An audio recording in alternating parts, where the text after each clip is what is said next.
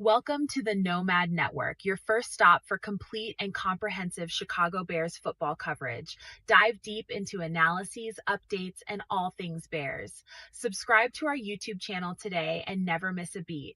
Thank you in advance for your support. We promise to bring you the best because together we're unstoppable. Go Bears!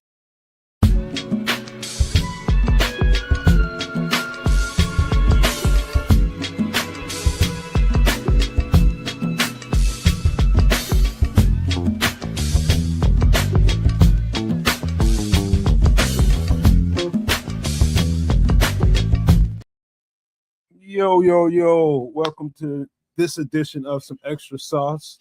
We got it all for you tonight. We got some Bears movement, some slight movement that we want to talk about tonight. We're going to discuss some of those young rookies and I'm just going to speak for me, and these guys get to speak for themselves about when and where we think these guys might be, integral in the Bears season this year. And I picked a handful of them, just to talk about tonight, because I think these guys have the quickest chance to get on the field per se. We're going to talk about that.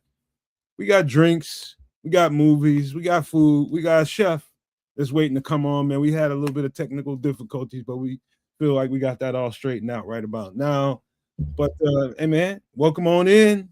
Canuck, and bounce pass to you. What it do? Go over the shoulder on that one. What's cracking, y'all? It's Wednesday night. Thank you for coming through. Thank you for spending your time with us for some extra sauce here tonight. Much like my man said, we're going to go around the planet tonight, do a whole bunch of different things, but definitely some Chicago Bears conversation will be had. But most importantly, we had to spend some time with a good friend of ours. He tends to wear a red hat. And he's going to do some special fare for us as per normal on that Wednesday night at the end of each and every month. So again, give him a little bit of love at Sports Chicago Style, and give us a little bit of love right here on the Nomad Network and at Keds the Canuck right here on YouTube. Well, you know what, Keds, let's not hold the chef up too long. Let's get human real quick. I've had a hell of a week. What about you, man? How's your week been? It's been pretty regular, you know what I mean? Like nothing special and spectacular, just kind of getting used to, again, life without the dog. That's kind of really where things are for me. I got a slice of pizza this week. I don't eat too much pizza at all in my diet as of late, but I got myself a slice, and I got to the end of the slice, and I looked for my dog to give him my crust, and I was like, damn it. And that's basically that's my week, man. Outside of that, my week's been pretty status quo, regular stuff on the job. Next week, as a heads up, a big shout out to Alicia Smith who's out there. Next week I'll be out doing the good old handshaking and baby kissing thing on the road again. But I will try to line things up and get in here on Wednesday if possible. So I'll let you guys know if that's not a possibility. Shout out to Smitty Q, who just jumped in the chat. And you're terrible. Alejandre, say what? You're terrible at not letting us know, man. You're awful at that. Awful. Well, I'm sorry. The world's a dynamic place. Stuff happens, and I'm letting you know. But like I say, either way, I'm going to try and be here on, if at all possible, but I will be on the road, so it will be a little bit touch and go. It's hard to say whether I might be at a client meeting drunk. So take that for what it's worth. Let me ask you a question, man. This is just a real quick, before we get to the chef real quick. This is a personal question. I just had a little conversation with Mom today. I was like, hey, you remember when you okay, let me just ask you. Did your mom ever offer, good parents will offer their kids at a certain age, hey, do you want to learn an instrument, or something? Is there an instrument you want to learn, something like that? It happened to me. I just wanted to see if it happened to you, if your mom offered you that opportunity, or dad. Both. Mostly my mom, though, but my dad wound up facilitating that. So I'm a vocalist, so I can sing. They offered me choir lessons, which I did. But if we're talking about an actual instrument, I played guitar for about 5 years and then wound up, becoming an MC and stopping with the guitar because, like, you know what I mean? Just Do wasn't. you regret it? Yeah, I do regret it. I will probably pick up a guitar here. Like, to be honest with you, don't be surprised if you catch me strumming on a guitar over the course of the next year. Just one of them things that I've been sort of looking at just getting back into and messing around with. So I have a strange feeling a guitar will materialize in my possession relatively soon. I also played alto sax for a little while too. That's cool. That's cool, man. I was more, and in hindsight, if I knew what I know now, it definitely would have been a keyboard. I'll learn the piano. I would have learned the piano, and I didn't really learn that until a little bit later on. And anyway, you've listened to a handful of my tracks. We hear my tracks every time we do a show, and it's not hard to tell that I'm heavy on drums. Mm-hmm. It's not hard to tell. I really specialize in that. You know what I mean? But I can make any other sound and go along with it. But she came to me. I stayed with my grandparents until I was like 11. Oh, does your mom? Let me just preempt this. Is your mom a fan of your grandparents? Does she like your grandparents? Is she a fan of my grandparents? Yes. Does she love her parents? Some people don't. Of course, man. Okay, I'm just laying the table because if she did not like it is a trick question. If she did not like your grandparents, she would set you up with a drum set and send your ass over there. Oh no. I never lived with my grandparents again after that. It was my structure is my mother was young when she had me, and my grandparents insisted that no, you going to school, you're gonna get your life together. We got him. And they just never relinquished me until I was like 11 when my mother basically had to bulldog the situation. She got, I guess, confident enough to tell them, you're not keeping my son, I'm taking my son. And that's how that happened. And, one of the first things I can remember me living with her was she was just really happy to have me. And she was just, hey, son, I was just thinking, are you interested in learning any instrument? Because if you are, I'm gonna get that instrument for you and let you learn it. If you need lessons, the whole 9 yards. I was like, you know what, Mom? Yeah, I want some drums. And she just abruptly, oh, hell no. And just walked out the room.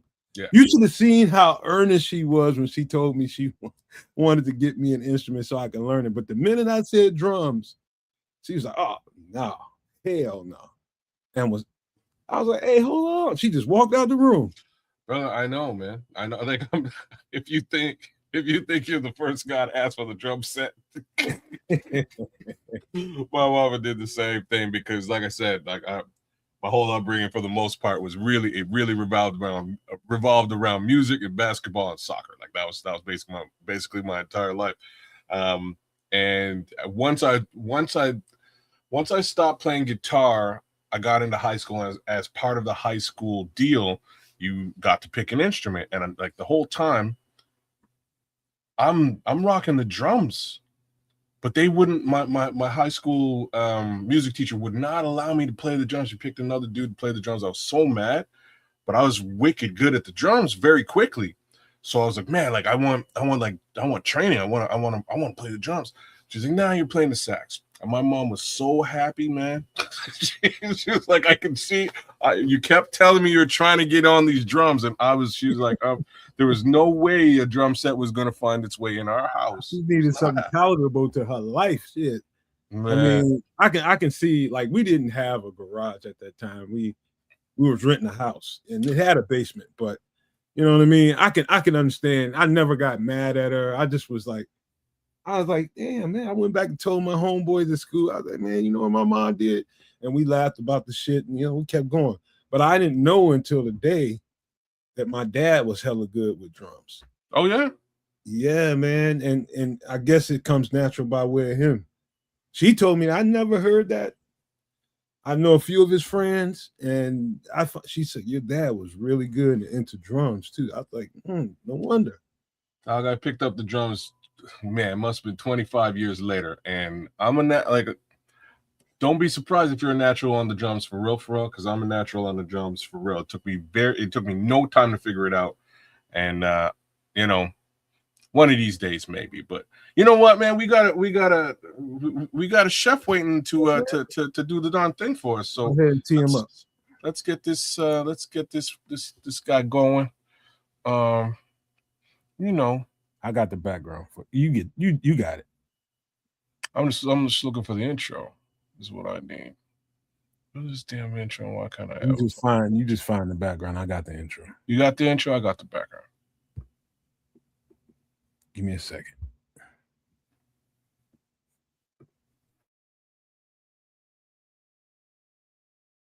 Chef Trips. Chef Trips. Chef Trips. Chef Trips. A motherfucker in the kitchen.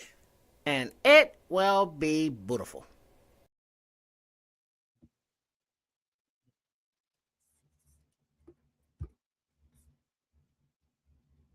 Yo, Chef, you hear us?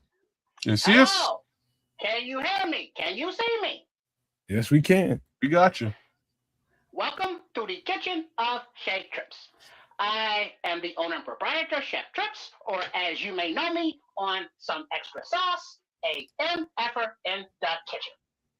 And I would like to welcome you for tonight's live cooking demonstration. On the menu will be a beautiful scraps with the butter sauce over a cheesy grits.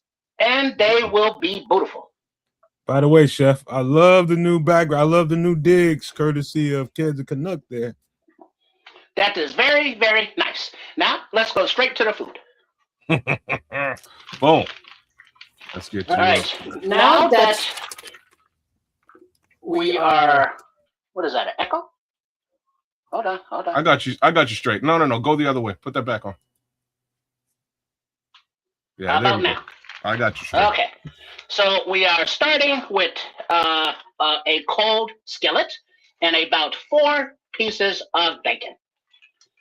And I don't know how many of you cook your bacon this way, but to get it nice and crispy with the rendering of the fat, so we can use that a little bit later. But we will start with a cold skillet.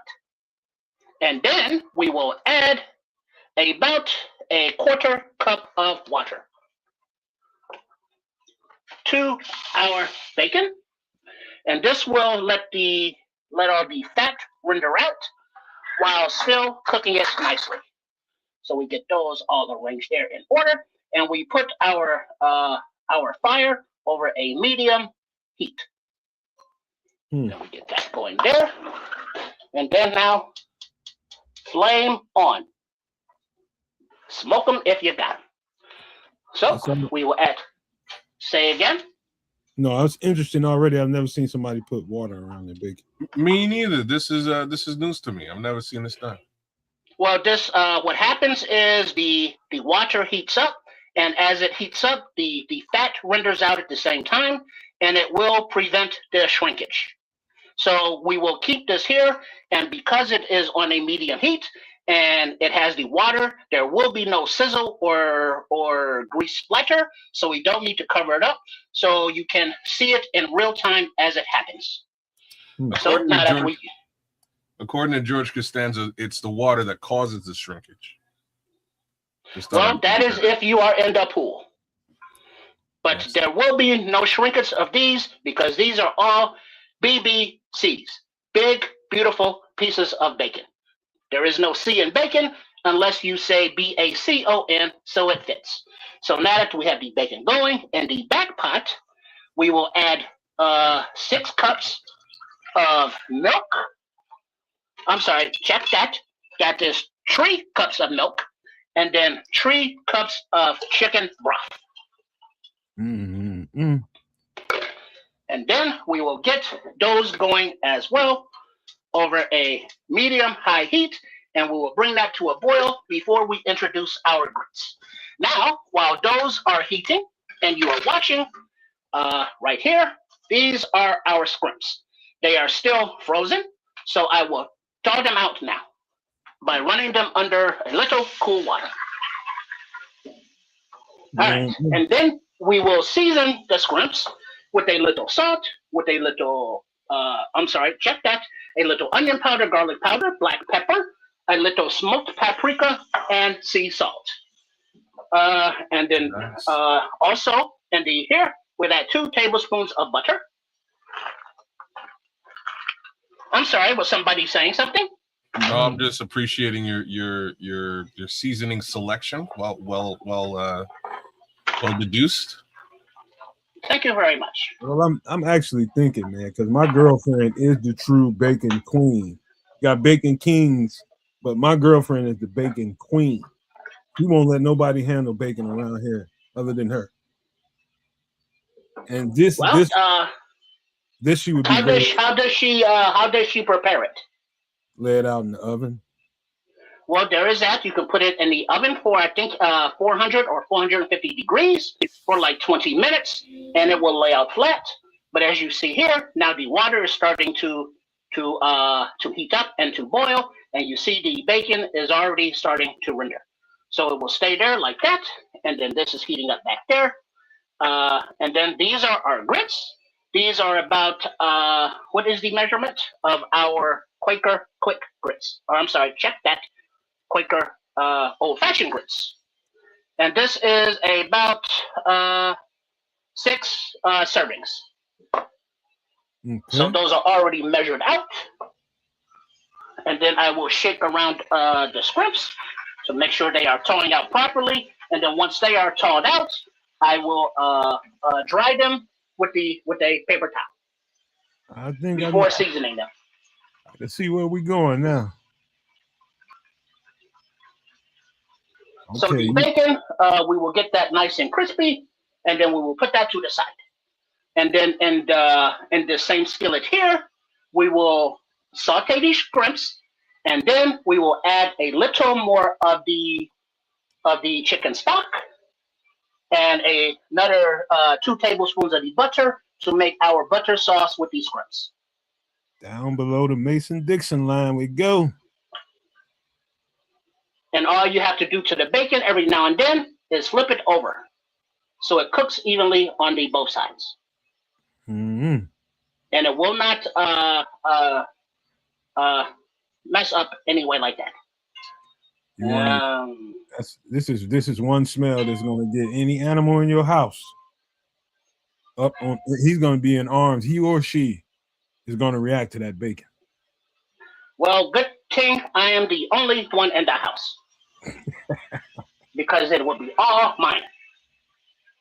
And now that our scrimps are pretty much thawed out over here, just making sure, separating them all. And then we will pat these dry because when we put them in the skillet, we want them to saute and not to steam. So we will dry them individually. Mm-hmm. Oh man, that smell! I know that smell intoxicating. It is very much so because there is nothing like the smell of cooking bacon, whether it's in the oven or you're frying it on the skillet. It is just a bacony smell, you cannot mistake it anywhere. I don't know if there's another smell in the world that can compete with it. Not that I am aware of. Even if you are at a barbecue or someplace over by there, that the charcoal and the charred meat always smells good, but it smells even better if you wrap it in bacon. And right. I stand by that. No, nothing's better smelling than bacon. That is very, very true. And now, as our scrimps are becoming nice and dry individually, because remember, you have to pat each one dry, no half-stepping like the Big Daddy Kane would say. And then we put these in there. And then we can see that our bacon has come along nicely. And the grit water, or I'm sorry, the grit milk and the chicken broth are also coming up to temperature. And then we almost finished with these scrimps. A few more. Are there any questions and or comments? I'm asking the chat who's getting hungry, because I can smell this through the screen. Who's getting hungry in the chat? Because man, I see bacon cooking. I'm gonna feel a certain kind of way. Somehow I'm okay because I had a nice meal this afternoon that did incorporate a little bit of shrimp, so I'm all right now. But I think I'm just overloaded with water, and that's probably what's saving the day. Otherwise, I'd be with you. And there go the shrimp. So now that these are thawed out, we will get them seasoned up. And as we do that, we will give the bacon a little adjustment. And then we will change the orientation like that so it cooks nice and evenly. I heard somewhere in Silicon Valley that smell-o-vision is getting more and more real, like soon. Well, with all of the data centers taking over the country and sucking up all of the resources, we hope that it is at least something cool out of all of that. Smell-o-vision. All right. Now that where did I put these shrimps? I just had them. I put them down somewhere. Don't you hate it when you put stuff down and you can't find it, and it's right there in front of me? Right so there. Now I will toss in a little of the garlic powder, then a little bit of the onion powder. I can't tell you when the last time I had grits, Chef. Probably since I was a child. What up, well, some people say that you can either have butter or sugar. And I say they can kiss my boo-boo because I enjoy both. Yeah. All right, so now that we get the scrimps a little seasoned, we're going to toss those around. And you can do all of this while the other part is cooking. So this is a good quick meal. As you saw that the bacon was raw, the scrimps were frozen. So you come in from work or wherever you are for the day, and then you can make some beautiful scrimp and grits to give you a taste of the Bayou or New Orleans, where I had it the first time, and it was like a party in my mouth, and everybody was there. So now we do this a little bit healthier because the milk I used was almond milk and not whole milk. And everything else is pretty much standard. All right, now that we have that there, we see our bacon is coming along nicely. We do not want to rush it. It is cooking beautifully.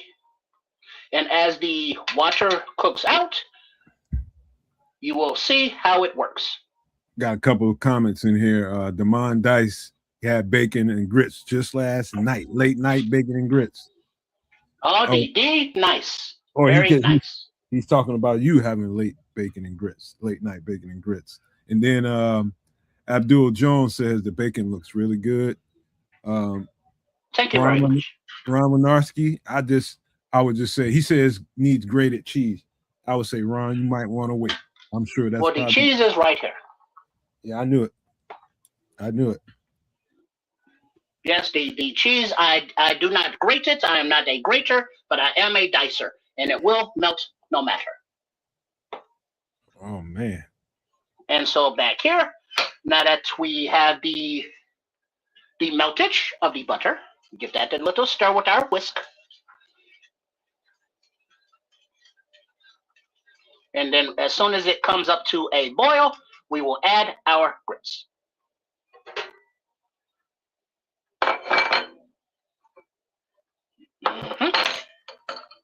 All right. I'm starting to see a meal come together now. That water is cooking out a little bit. It is, as I hope you can see it very well, that it is thinning out and cooking out and evaporating, if you will. The scrimps are all seasoned and ready to go. Woo. And we're ready. We just let it cook. And speaking of let it cook, a shout out to the coach Big Johnsons for the start of the new OTAs for the new iteration of the Chicago Bears. And that the 2026 season, they are even better than they were in the 2025 season.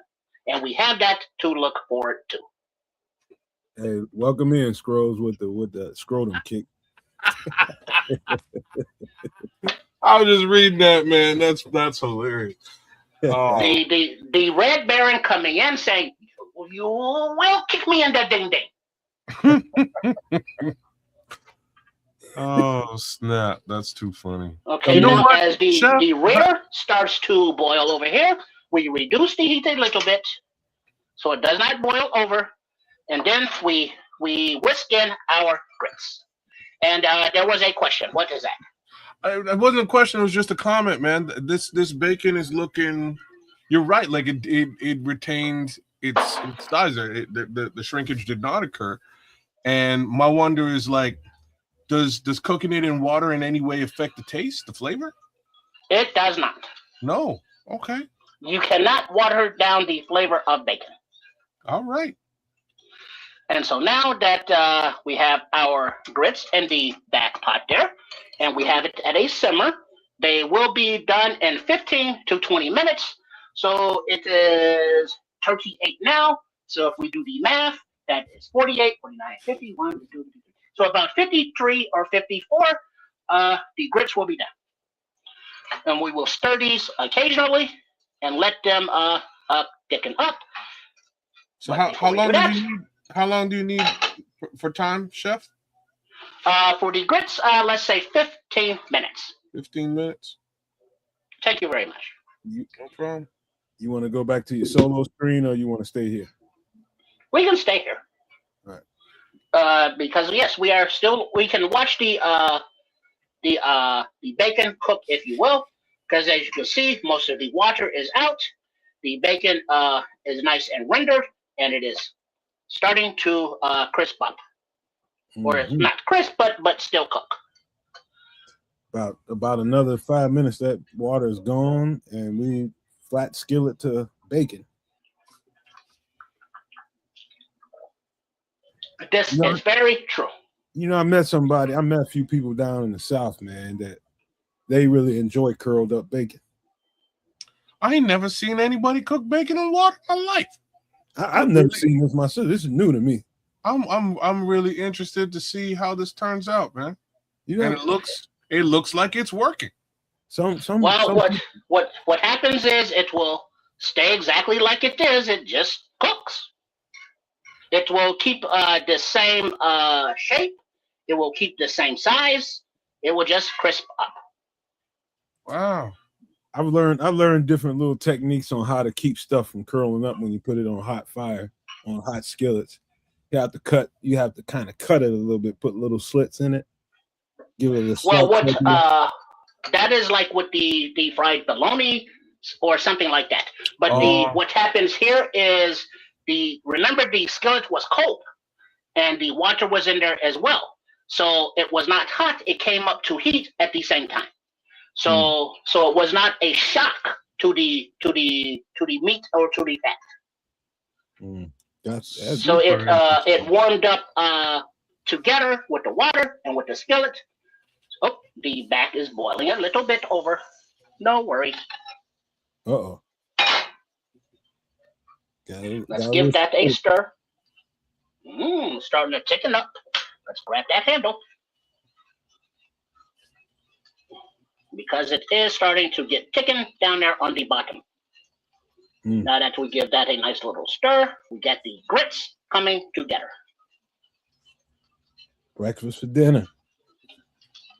It is always delicious.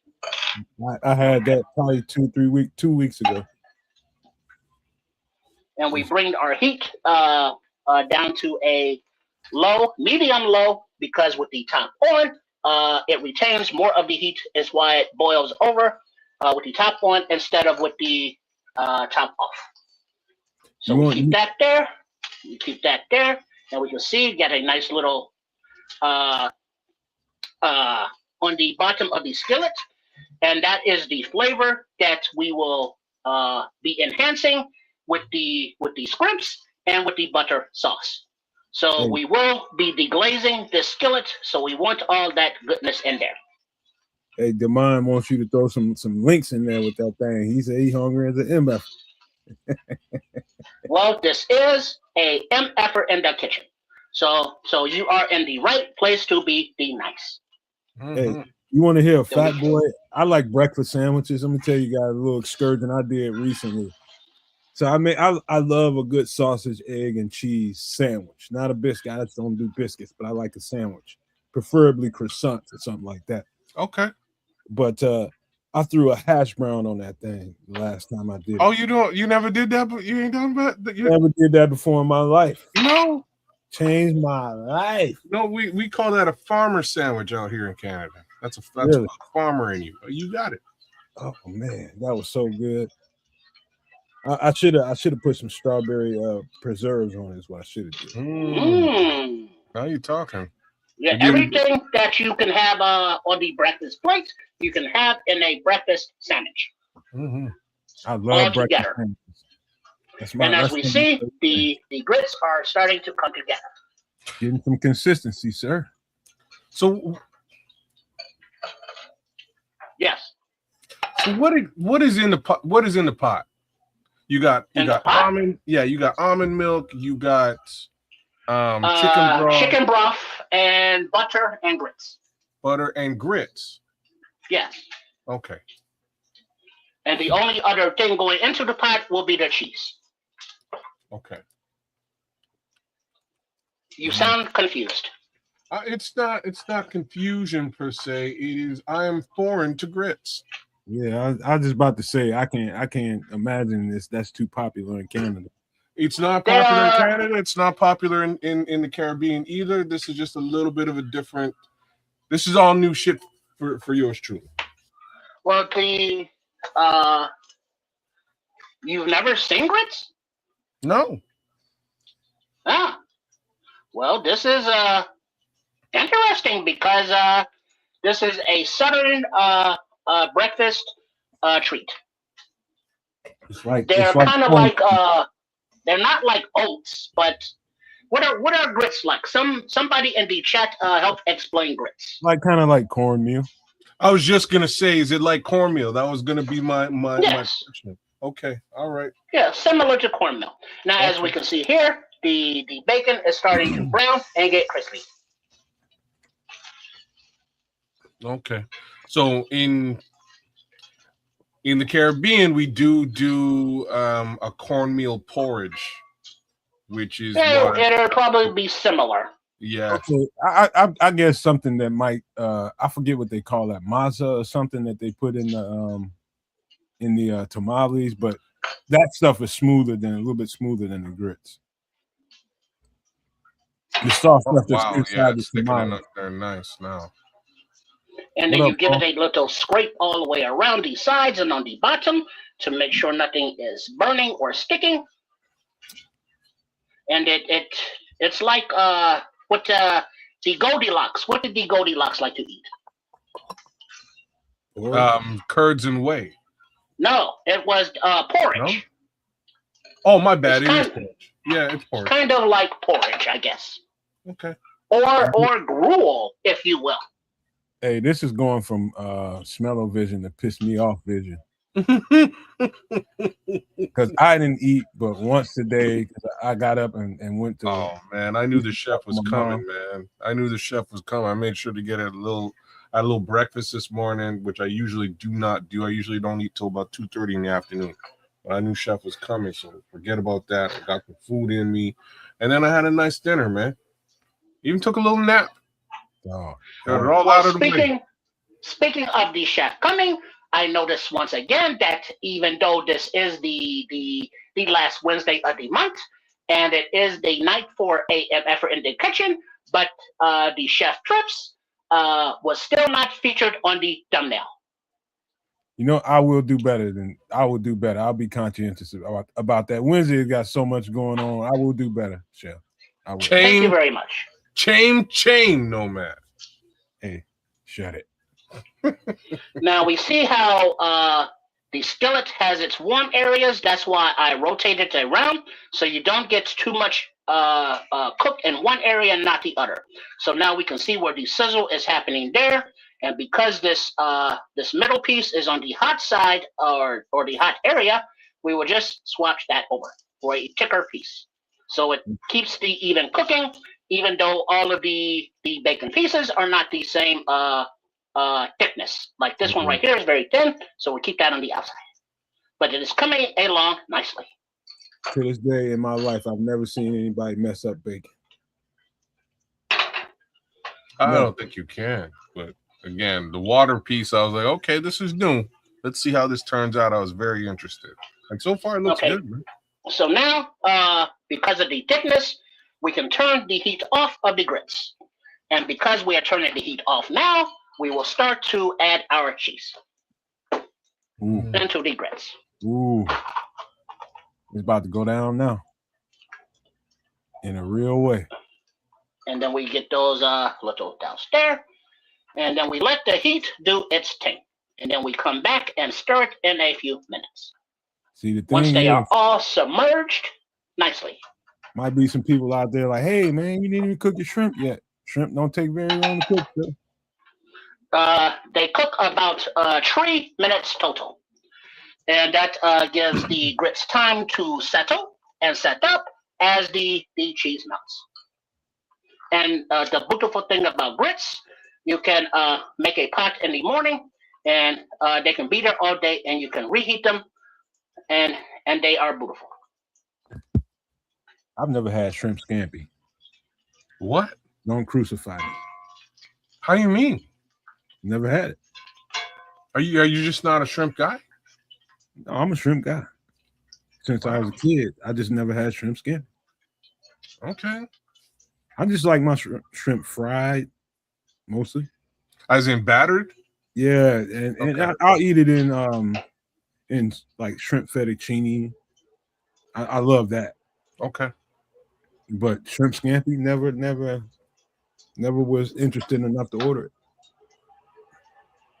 I don't think there's any. I've never had a bad shrimp dish, so I'll just put it like that. Oh, really? I've never had what kind of a shrimp dish did you have that didn't work out? A stuffed shrimp. What was it? A stuffed potato? It was a potato with shrimp stuffed inside. It was a stuffed baked potato with basically braised shrimp in it. Oh, it was too shrimpy for the potato. To me, it was just like it wasn't bad. I would just say it just didn't fit with me. It didn't work for you. Okay. Yeah, I've never had. I'm trying to think. That's as we can see here, all of the cheese is now melted. So the grits are that's like super savory, right? Yes, they are very much so. Okay. And so now those are hot and ready. And as we can see the bacon here and how brown it's getting.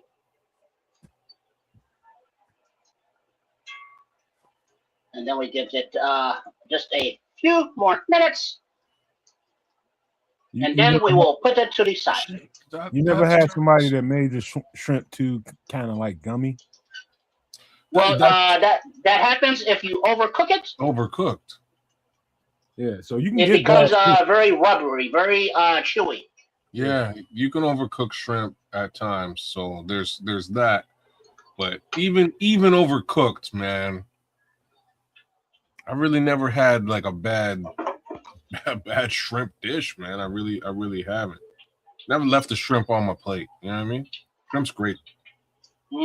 Very much so. I concur. Now, how do we see how the bacon is coming along? Bro, the bacon looks great. In a couple more minutes, you can put that thing on some paper towels or something. Yeah. Yep, it is all ready to go. So my I granddad, like to prepare.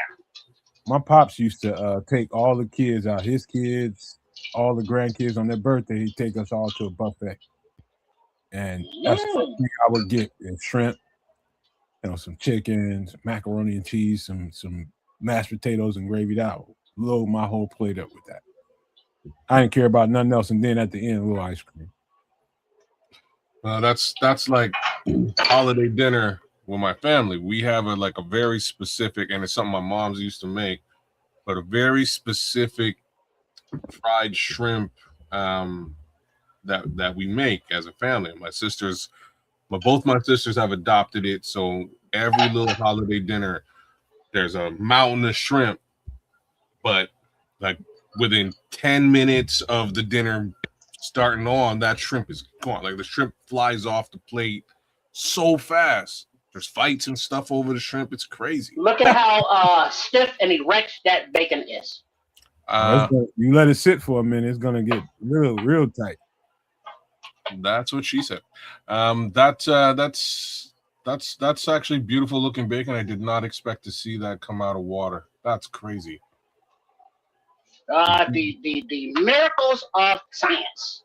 Indeed, I'm going to have to steal that. Doesn't look like it left a whole lot of crusties either. No. Not a lot of crusties, but there is still the bacon grease and the flavor right there. That is no more water. That is all bacon. So now we have a medium heat, and we will do 2 minutes per. Check that. 2 minutes on the first side, 1 minute on the second side before we add our sauce. I assume so. Once I get them all in, the kids, can you let me know when 2 minutes is up? Okay, so your 15 minutes will be up in 20 seconds. I'll restart the clock in 15 seconds. You can restart that because we already turned the heat off of the grits. Perfect. These smell beautiful. 2 minutes, we're on the go. Beautiful. Because you can overcook the shrimps very easily. And that's what the Nomad was referring to when they are rubbery or too chewy. That means they were cooked too long. It can happen. So we can leave those there. We don't want to move them. We just let them cook. Oh, it smells so good. I know you pissing somebody off in wherever you live at. Somebody's smelling this. Well, because they are used to being neighbors with this MFer in the kitchen, they are used to the beautiful smells. Either used to or just have accepted their fate in being pissed off. You might face them a little bit aggressive here, man, because I know this smells real good. And a lot of people, so they're not sticking. A lot of people can't cook, don't want to cook, too lazy to cook, and they want something to eat. And they ain't, I know it's pissing somebody off. I guarantee. As we can see, the tails, the tenor parts are starting to turn pink. And that's how you know the heat is getting up in there all good. How is our timing looking, the test? 30 seconds, sir. Thank you very much. And as we can see, the grits are done and beautiful and getting nice and thick. And they will hold their heat very well. So now that we see this going, we can start there. I gotta get some. We gotta get some shrimp now. Then we want to turn them all over individually. Oh, that little fella in the middle. That little fella in the middle got it. Let me know when you want me to start for another 1 minute, sir. 1 minute now, please. And then as soon as that time is up, we will add some butter. You missed some of them guys around the right edge. No, right there. All right. That one's good. Yeah, they've all been turned because I can tell because of the char right there. So now we will move those to the side.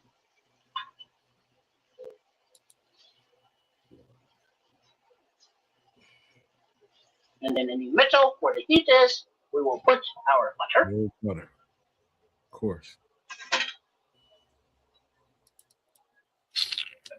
Sure.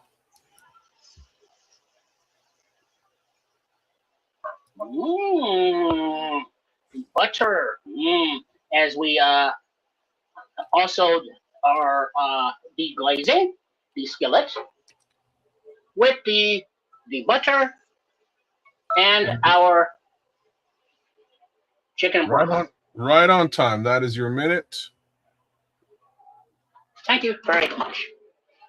Sometimes you use all of your senses to cook, and I could smell them. You know and I what? was like, yes, it is time.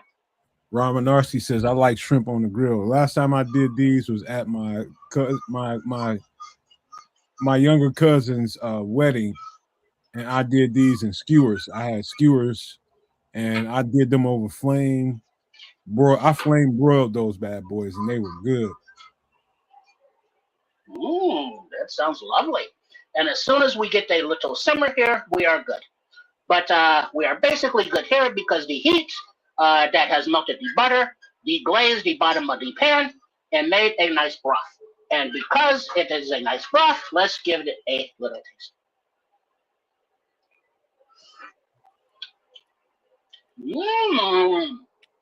But it will need a little something, something. In the name of a little bit of pepper.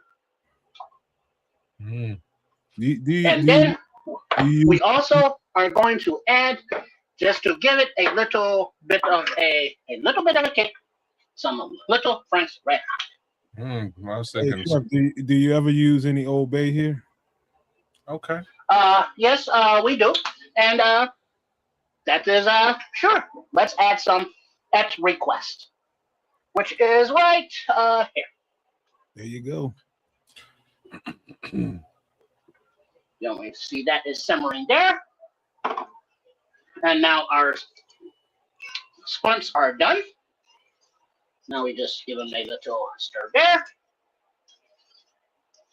Nice. Now that we got the simmering going there, we can kill the heat. Okay, all right, so now we have that there. And so we will remove these from the heat totally. But before that, we will set up our new grate. So we put this over here. We'll move this one over here. This one back here. It's kind of like Tetris, but different. Then we move the cool one over here. And then we use our silicone mat as the bottom there. And then our work surface, which is a cutting board. Add that there. So we can turn the fan off. And now we can start to dish up our food. Put that over there. And let's get a bowl. And let's get some of our beautiful cheesy grits.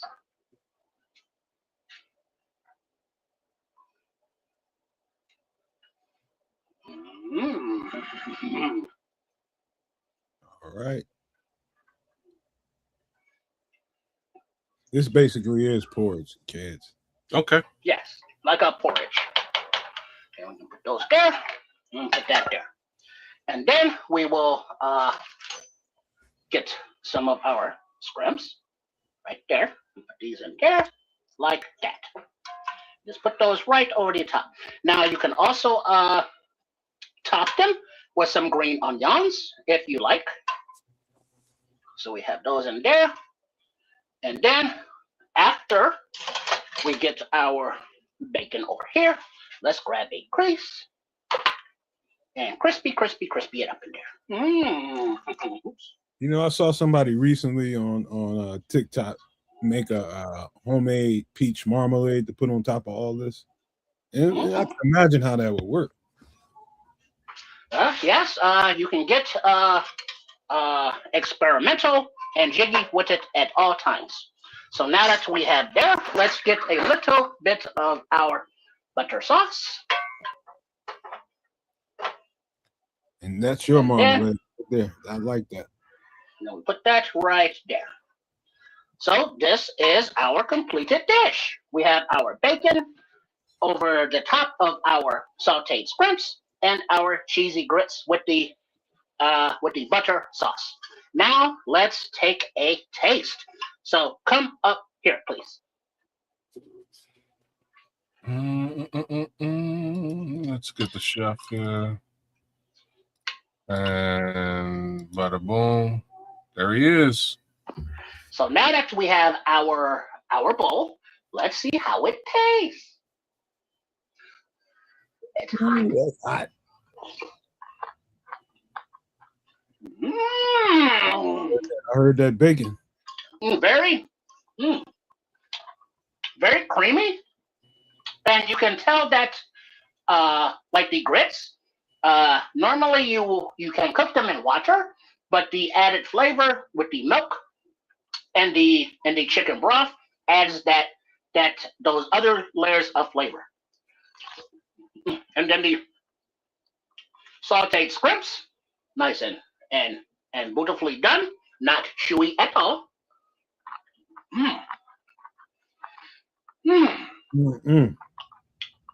These little cockroaches of the sea are delicious. Wow, that looks good, chef. And then the bacon as well. So that is how you make this dish: the cheesy grits with the butter sauce sautéed scrimps. It took however long it took, with just a few ingredients. The grits are, you buy them by the box, and that's like $4 or $5. The scrimps were like $10 frozen, and then the pound of bacon was like $8 or something, because the prices are ridiculous. And the rest were just kitchen staple ingredients. So you can make this on a budget as well as quite tastily. Any other questions and or comments? I'll tell you what, man, this is that's a good looking dish, man. Hold on, let me get you back up here. That's a good looking dish, man. That's a very good looking dish. It's not the Thank you very much. I can eat that. I can eat that. I don't know if I'd order it, but I'd eat the hell out of that. So I'd love to make this. I can't find grits anywhere in Canada. Would you believe that? That's hard to believe. They keep trying to sell me oatmeal.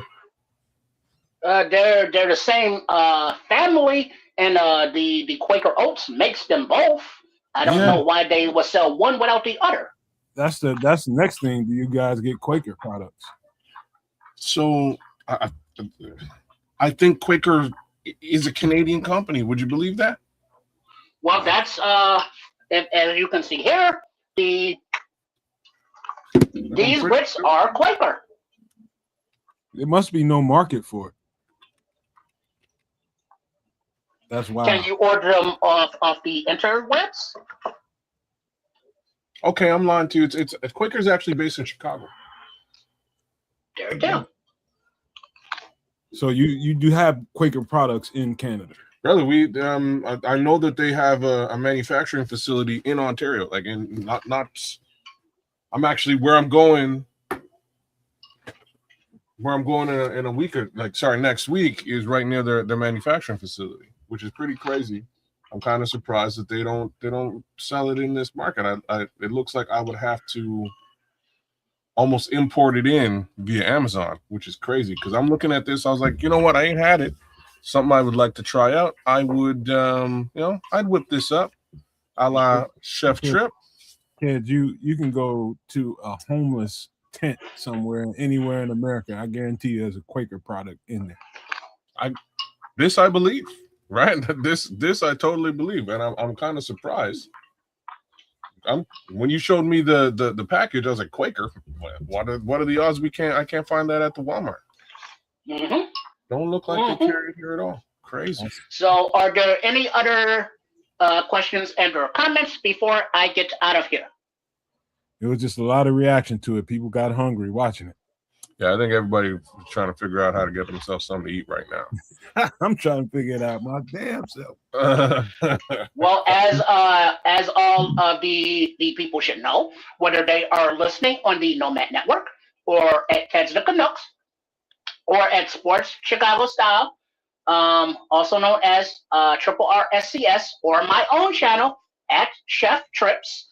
But on the last Wednesday of the month, on some extra sauce, a MFer in the kitchen will always make you hungry. So I do encourage you to try some of these recipes for yourself and see how easy they are, and flavor them as you will. So with that said, I'd like to thank you once again to the Nomad and to the Teds and to the Triple R for allowing me to come into your homes from my kitchen. So, with that said, any other questions or comments before I leave?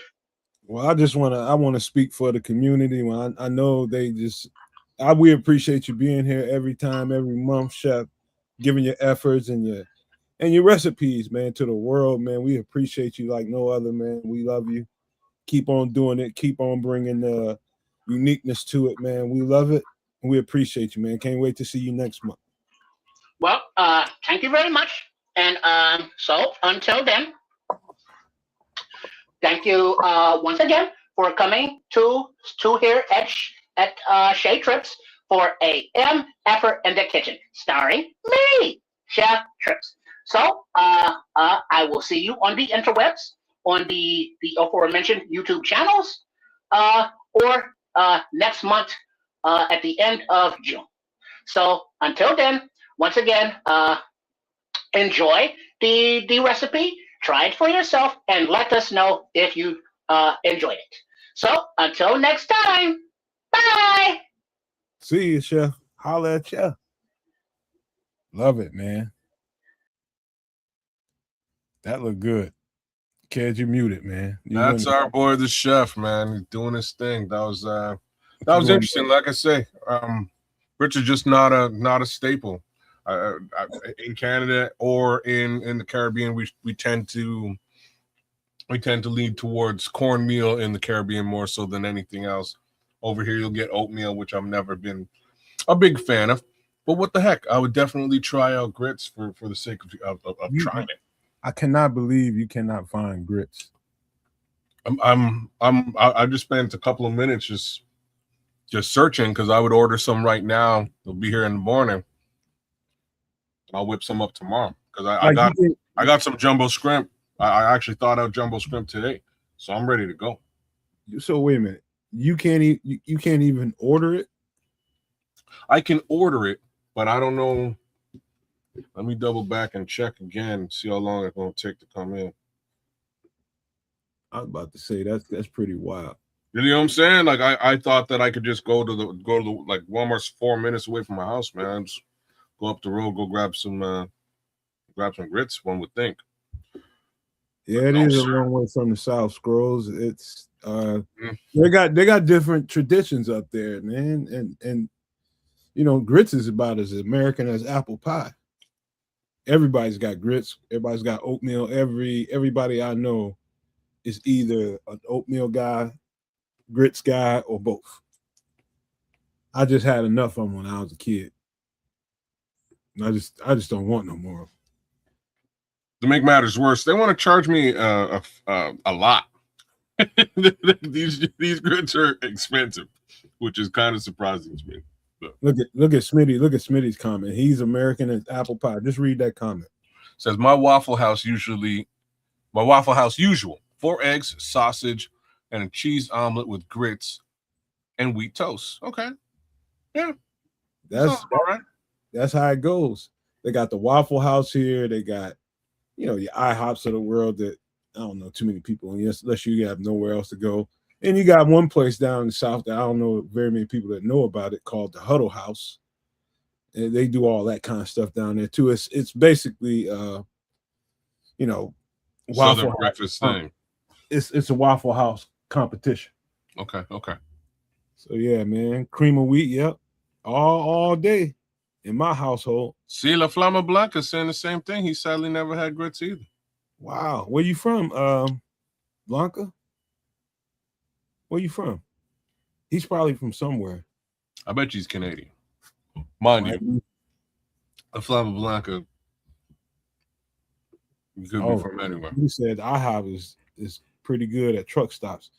Like people, like most people go to IHOP because they like pancakes. I don't eat pancakes. I just You don't? Nah, not since I was a kid. I don't eat no pancakes. Damn. Look, ain't nothing wrong with a good pancake, but I have my palate has changed to favor the waffle at this point. Waffles are dope. They're really good. Waffles are good. I'm just floury stuff and sugar. I'm very conscientious of, and I usually don't eat any of it. Like I'm saying, I just make my own waffles here all the time. But I even have a waffle maker. But it's been, man. I've had a crepe. Oh yeah, crepe. I had that a couple of times. It's pretty good. It's kind of airy, and I like that. Yeah, it's pretty sweet. Well, it's the stuff that's inside the crepe that's usually sweet, right? So you're looking at like some sort of jam usually.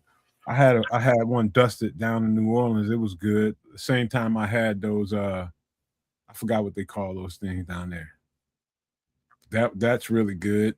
Damn, what do they call those things down there? Oh man, you got me stuck. I forget what they call them. It's a French name. Come on, y'all, help me out in the chat. What are you talking about? Oh, beignet? Beignet. Yeah. Beignet, that's pretty addictive, man. That's pretty addictive. I can see just a donut. I can see somebody with a sweet tooth way overdoing those. Overdoing them. So funny. I didn't even know that existed, but because I'm so close to Quebec, like the word beignet just means donut. Like it's actually what the translation is. Just that's what it is. But in down south New Orleans, they do it in a very specific way. But you can find that. I can find that right over in Quebec if I ever really felt the need. I've been to a couple of buffets over on the Quebec side, and yeah, they have for breakfast crepes, beignets, waffles. They do it up, man. The French cuisine buffet is pretty wild. Hey, remember that time I told you about one of my homeboys? We got in trouble with his girlfriend because we was up.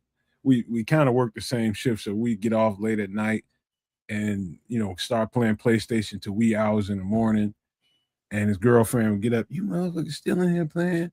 He'd be going off on us, and he'd be like, man, just chill out, man. Just don't even say nothing. I was about to leave. He told me, he said, man, just chill out, man. She's gonna make some breakfast. And so she would go in there and make homemade waffles. She would make pancakes, eggs, hash browns, and sausage.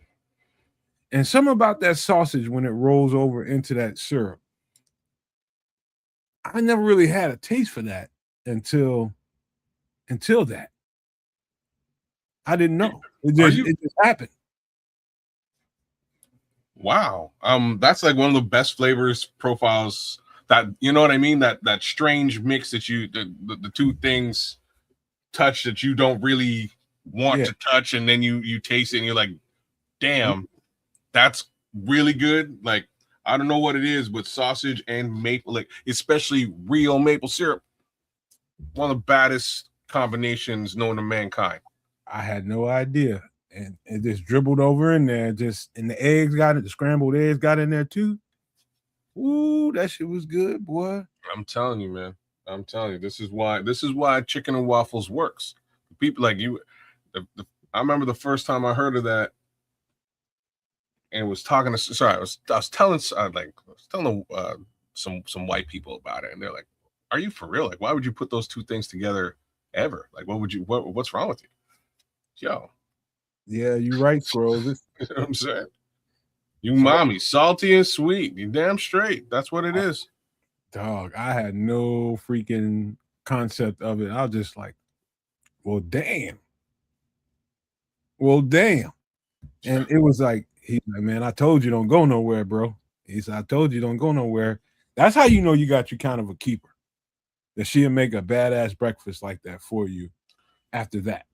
I've never had anybody make pancakes and waffles at the same time for breakfast. That's just crazy. Hey, Trip, what's going on? Your boy did it again. Yeah, no, I always enjoy watching them from backstage. You know, man, that looked like a kind of quick, easy, somewhat, I guess, inexpensive dish for the day and age it is. You know, so hell, I'm looking forward to getting a little taste of that myself.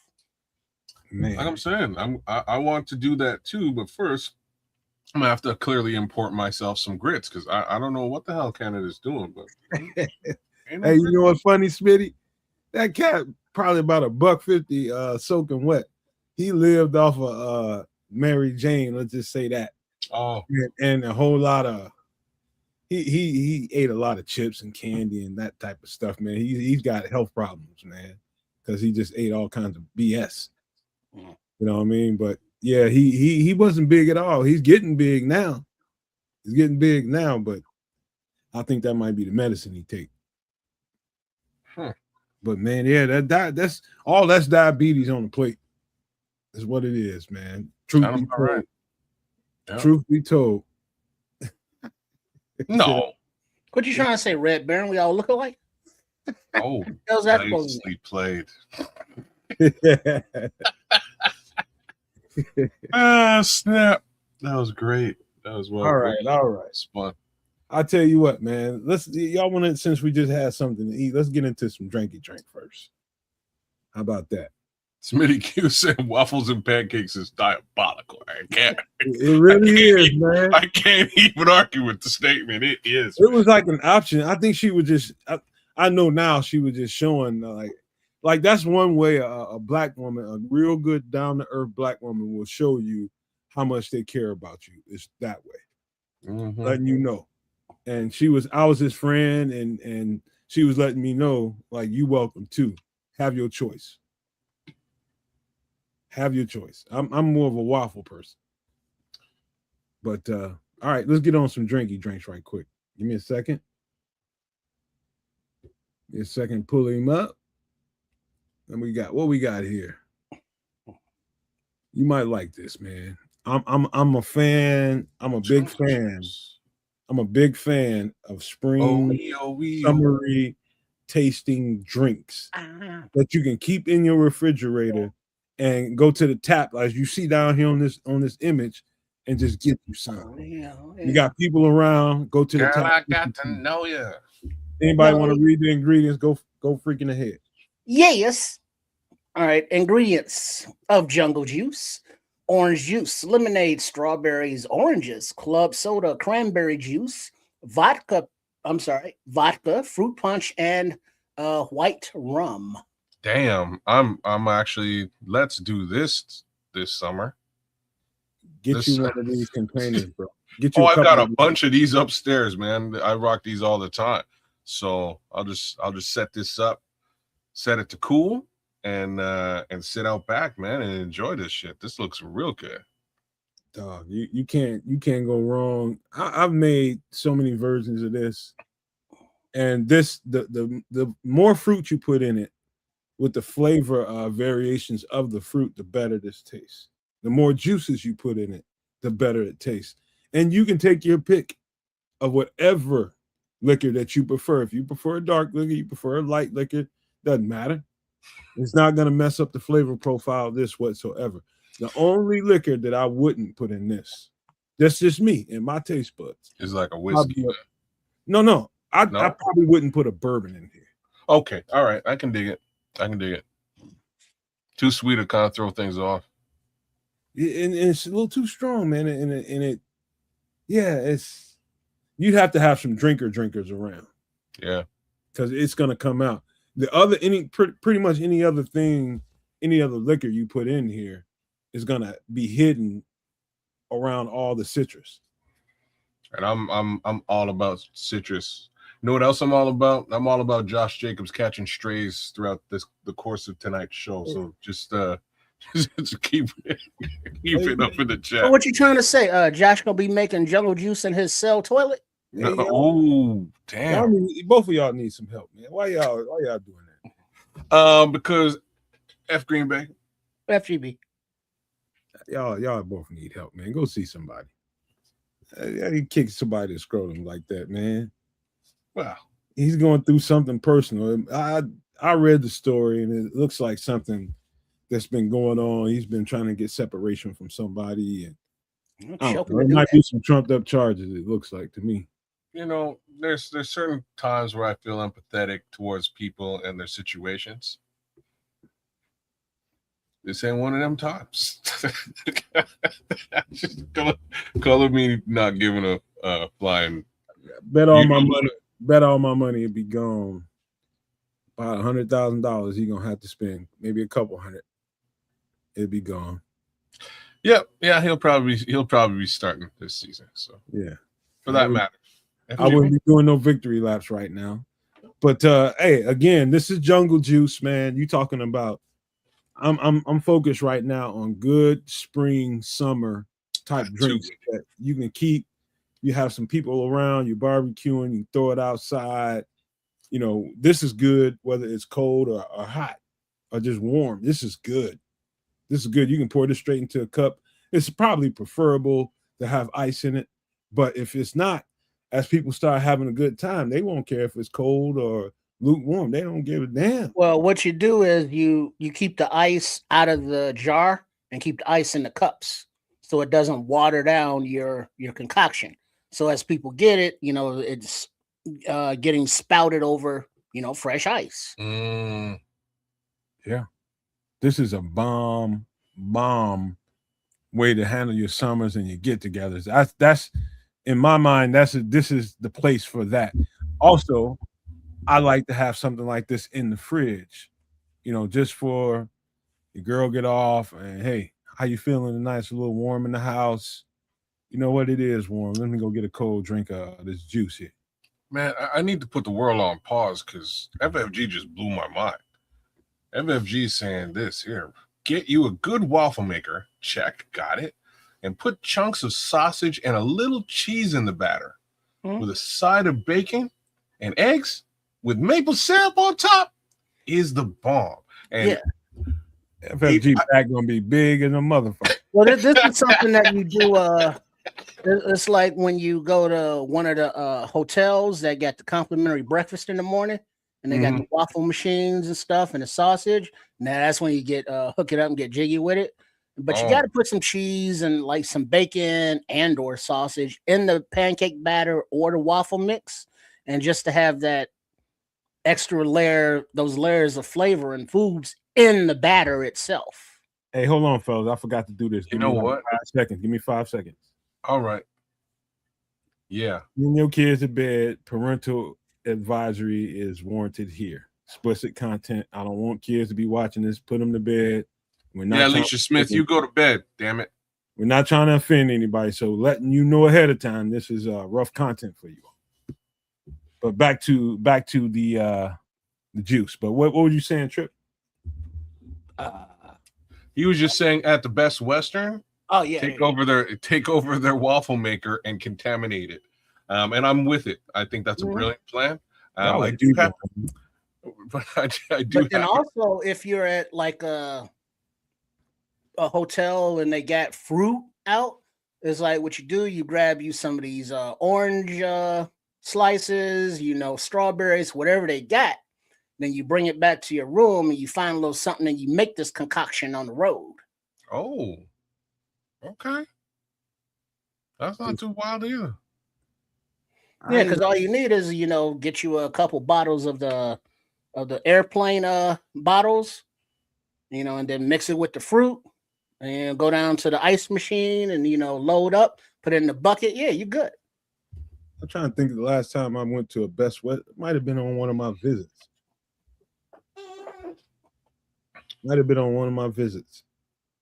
And it was, I can't remember even eating breakfast because as soon as I get up, people are there at the hotel to shuttle me on off. No, that's why you gotta get up early because I think they start breakfast like 5, 6 in the morning. Yeah, it's like 6 in the morning when they start up. Now, just a little side part to that FFG post is the cheese. So just like you were saying with the sausage, Nomad, cheese is an underrated mix that works with maple syrup as well that people would not have like. So my wife makes French toast with cheese on it. And the first time she made it for me, I was like, what did you do? Why would you know what I mean? Why would you put cheese on my French toast? Why would you do that without asking me? She's like, just try it. Shut up, eat it. You know what I mean? I was so mad that she's now destroyed something that I would normally have really enjoyed. What kind of cheese you know was what? But you ate like regular cheese slices. Just regular American cheese. American cheese, man. Or Canadian cheese. How was it? Just cheese to me, brother. I'm just letting you know, it works. It worked really well to the level that if I don't kind of get cheese on my French toast now, it ain't done right. Just saying. Hey, you know what? One of my one of my nieces, man, she told me she finally at that age now where she's getting in serious relationships and shit. And she told me, she's like, when women be cooking for you and cooking for you real tough, she probably want to apologize to you about something. Number one. Number two, she probably hiding something. Oh, well, that's just a given with or without the food. But continue. I'm not taking that as man, that's not always the case. Some people are just raised like that. Oh, snap. If I think she might be, if any of those two things are going on, I'm kind of reluctant to eat that shit. Wendy, that's the last. I don't eat McDonald's, but that is the last thing that I might eat there. It was definitely the last meal that I had at McDonald's. Is the one thing that I will potentially go back and eat is a sausage McGriddle with a little maple syrup on top of that. It's dope. It's a great combination. McGriddle. Last time I had a McGriddle once, and that messed my stomach up. That might happen as well, but I'm just telling you, delicious flavor profile. But, all right, what's the next juice, man? This jungle juice is crazy good, man. I think I'm gonna have to knock a couple of these out this summer for sure. Yeah, man. We got another springy kind of drink, but a little bit more, let's just say, a little more mature. Ooh. All right, I got this one. Black Magic. Ingredients: grape juice, raspberry liqueur, blackberries, squeezed plum, black grapes, crushed ice, and good old-fashioned whiskey. Yeah, I'm not a fan myself of raspberry liqueur. Blackberries kind of are all right as long as they're sweet. You can buy that. Yeah, but it's like it's got a whole lot of fruits in there I'm not a big fan of. You don't like blackberry? Yeah, they're all right. And plums are kind of okay. Yeah, and okay. I prefer the green grapes or even the red grapes. I love a really ripe plum, and this is a really ripe looking one. It looks super ripe. I'm not a big plum guy. I don't, man. Anyways, yeah, I'm not big on the plum. Blackberries I love. Raspberry liqueur. I would, if it was me, I'd probably be using the sourpuss, which is like a sour raspberry, which would give it a lot of kick. But that's just me. This is it's like if you look at the drink itself, you can see that there's cut plums in it. Like me, I'm gonna squeeze the juice out of that plum. I'm gonna squeeze it. I'm gonna squeeze all the juice out of that thing. I love everything on here. If it had to be one least favorite thing on here, and I ain't gonna say it's a bad thing because I wasn't always a big fan of raspberry. All this stuff grows natural around me. All of it. I can go pick this stuff off the tree in 2 months. I can pick it fresh. You have raspberry bushes growing? Raspberry bush, grapes. I don't know about black grapes, but you can get grapes around here. You definitely can find some blackberries. I got 2 in my yard. And yeah, man, I can pretty much do this anytime I feel like it. Yeah, I got a bunch of wild raspberry bushes growing in my backyard now too. Trying to grow strawberries. That's my next little move. But do you collect the raspberries? Yeah, and once they're ready to go, for sure. Yeah, the only raspberries I can deal with are berets. Like most people don't. I know a lot of people. The kind you find in a secondhand store. Oh, yes. And if it's warm, I know a lot of people who don't like grape juice. I love grape juice. You know what? Like, I used to swear by it. It used to be my favorite juice, especially Welch's. And I don't know what's happened to me over the years. I couldn't tell you the last time I had a glass of grape juice. I couldn't even tell you. Just doesn't work. Grape soda? I haven't had grape soda since I was a child. I hate it. Not in. Oh, I love. That's probably my a Fanta or Crush grape. #1 drink in the world to me. Yeah, no, I can't do it, man. Can't do it. Give me something citrus and I'm in. Period. I'm a citrus guy. Dark fruits, and I'm not talking about sodas. I'm talking about dark, really, really dark fruit is scientifically proven to have more nutritional value than any other. The darker the berry, the darker the fruit, more nutritional value to it. Yeah. And so just remember, I guess that goes for fruit too. Mm-hmm. Yeah. Remember that as you're making your choice. Anytime you're eating fruit or any kind of fruit, anything, remember that part. The darker that berry, the more nutrients you're getting, more things that can help your body. Is it more nutrients or is it sweeter? It's both. Really interesting. Some goji berries. So elderberry is another one. Very, very underrated berry. Blackberries, elderberries, but elderberry in particular. Just giving you guys a little, if you can, I don't care how you get them. You can get however if they're not natural to your environment, order something with strong elderberry content in it. It's very healthy. Just go, if you want to know, just go do a little legwork on it. Elderberry, very dark berry. All right. It got a lot of people I know through this whole COVID thing, man. People went to the natural, the very natural,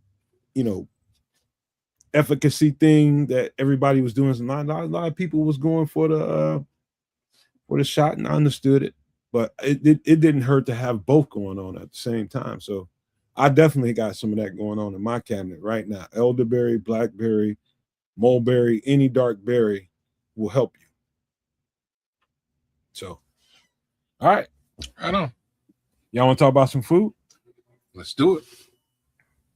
Let's get on it. I want to see how y'all react to this one.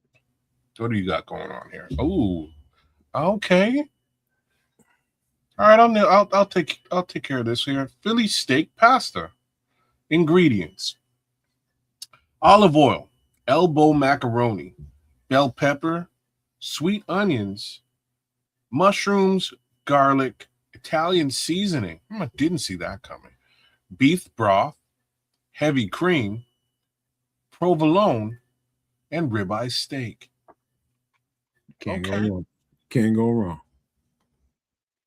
that you cannot go wrong. There's some people, like if you've had a good Philly cheesesteak, for sure there was yellow onions, sweet onions on there for sure. Mhm. And different people like I ain't that big a fan of a whole lot of bell peppers on a cheesesteak. I'm just telling you, because different places cook them differently. I like them to be really, really cooked. Mushrooms, that's another optional thing for a lot of people on a cheesesteak, but this isn't a pasta. So I'm not opposed to anything in this dish, but open to hear what you guys think about it. Yeah, it looks good. I'd eat it. Champagne fronting. This looks great. I'm not all the things you just sort of said. I have my little, quabbles with. I love bell peppers, love sweet onions. Not a big fan of mushrooms, but in this little scenario, I would actually just eat it regardless. You know what I mean? Like mushrooms kind of add a very specific flavor profile when Earthy. it does, like especially when steak is involved. I don't know what it is about mushrooms and steak. They go together so well. Savory. It took me a long time to get over the texture of a mushroom. Brother, me too, man. Like I say, I'm not a fan, but and it might even be like over the course of last year, but at some point this past year, I was just hankering for a steak, and it must have been November, and it'd been a couple months since I had a steak, and I was like, I damn it, I'm gonna go get a steak. So I went to the grocery store to go buy it, and the steak was like $30. And I was like, this is ridiculous. You know what? I can just go to a restaurant and get a steak for $30. Forget it. And somebody else cook it, like a professional chef. I have to waste my time. So I went straight to a restaurant, ordered my steak, and it came with a side of mushrooms. And I was like, all right, like I'm just gonna taste this and see how it goes. And the mushrooms added such a fantastic flavor profile to the steak. How were the mushrooms presented? Were they whole? No. Portobello mushrooms, or were they sliced? Sliced. And sauteed? And sauteed with like obviously some sort of steak spice involved. I believe there was some peppers and onions sort of mixed in with this saute, but it was mostly mushrooms, and it was delicious. I was like, this is like the first time I might be leaning towards eating these mushrooms more so than the steak. And every bite I had to have a little bit of steak and mushroom together. I powered down that plate. I was really proud of myself. But moving forward, like I'll do it. You know what I love about a dish like this? And I'm seeing it just I think the internet and the connection that people have through the internet, it's like a big ass small town is what it is. And it's pushing chefs like Chef Trips to, expand their variety a little bit, trying different things, because there's all kinds of dope chefs in all different parts of, whether it be Canada, United States, anywhere in Europe, Africa, wherever. They're all over the planet, and they can all come together and learn something from each other through the internet. And that's creating this. There's no boundaries no more. There's no boundaries, and I love that. The variety out here, man. You can use something from Vietnam, something that's famous in Vietnam, in a dish that you've been eating your whole life, and freak that thing out. And vice versa. That person in Vietnam can use something that we've been knowing about forever and freak a Vietnamese dish out. And so I just love all the togetherness that comes in the food products that come online, man. I watch these things sometime and piss myself off and make me want something to eat, but I just love the flavor profiles, like Ethiopian food, like people eating that stuff for the first time. What can you use in an Ethiopian seasoning cabinet to make your dish jump off a little different? Stuff like that. So a Philly cheesesteak pasta, I can imagine this being a bomb dish. Even though I've never had it, I can taste this. Yeah. Like I said, I'm with this. Philly cheesesteak, and under normal pretenses, if we're talking about a sandwich, for me has traditionally been hit or miss everywhere outside of Philadelphia itself. and in Philly, it's a hit for sure because they know what they're doing. This is something you can dabble a little bit with and mix it up and add some, some zest and zeal and seasoning to. And I think that kind of, helps the overall dish. So I might have to steal this one and whip some of this up here because I got me a freezer full of ribeye. All I'm missing is I got heavy cream in the fridge. All I'm missing really in this here mix is probably provolone. So that's something I could do one time. I might go with a little rigatoni here. As far as the instead of the elbows, the noodle. Yeah, I could. I'm starting to take a little bit more of a liking to that, and I don't eat that stuff unless it's on a cheat day for me. But if I do decide I want some pasta, which is rare, very rare, I'm going for a pizza or something like that on my cheat. But that's coming. I was just saying, I'm with you there, man, because I had my first pasta dish in gotta be 2 years this past week. But I would, because I have just about everything we're talking about here, I wouldn't mind throwing this down and giving it a taste. And I would use the butterfly pasta. That's the bow tie. Yeah, I think the thing with the elbow pasta though, with mac and cheese or anything with some kind of juice or sauce, is that it goes up in there and those elbows. Mm-hmm. As opposed to just coating, the other pastas because they don't have that opening. Like you're right. So I would go with the thinner ziti. Okay. Mm-hmm. Thinner ziti here because of that reason he just explained. Yeah, and for some reason, every time I say whole now, I finished watching The Boys, kids. Oh, okay. And there's a lot of mention of holes going on. Is that all good? different kinds of variations? I've been eyeballing that show for a couple of years, man. Is it good? Yeah, it was good. I watched like the first season or two, and then I got bored because they go on hiatus and all that shit. So now that they're done, I watched them all, and it was like, oh, okay, cool. See, I knew you'd like it because you a week ago we talked about this up behind the scenes, and he was like, I can take it or leave it.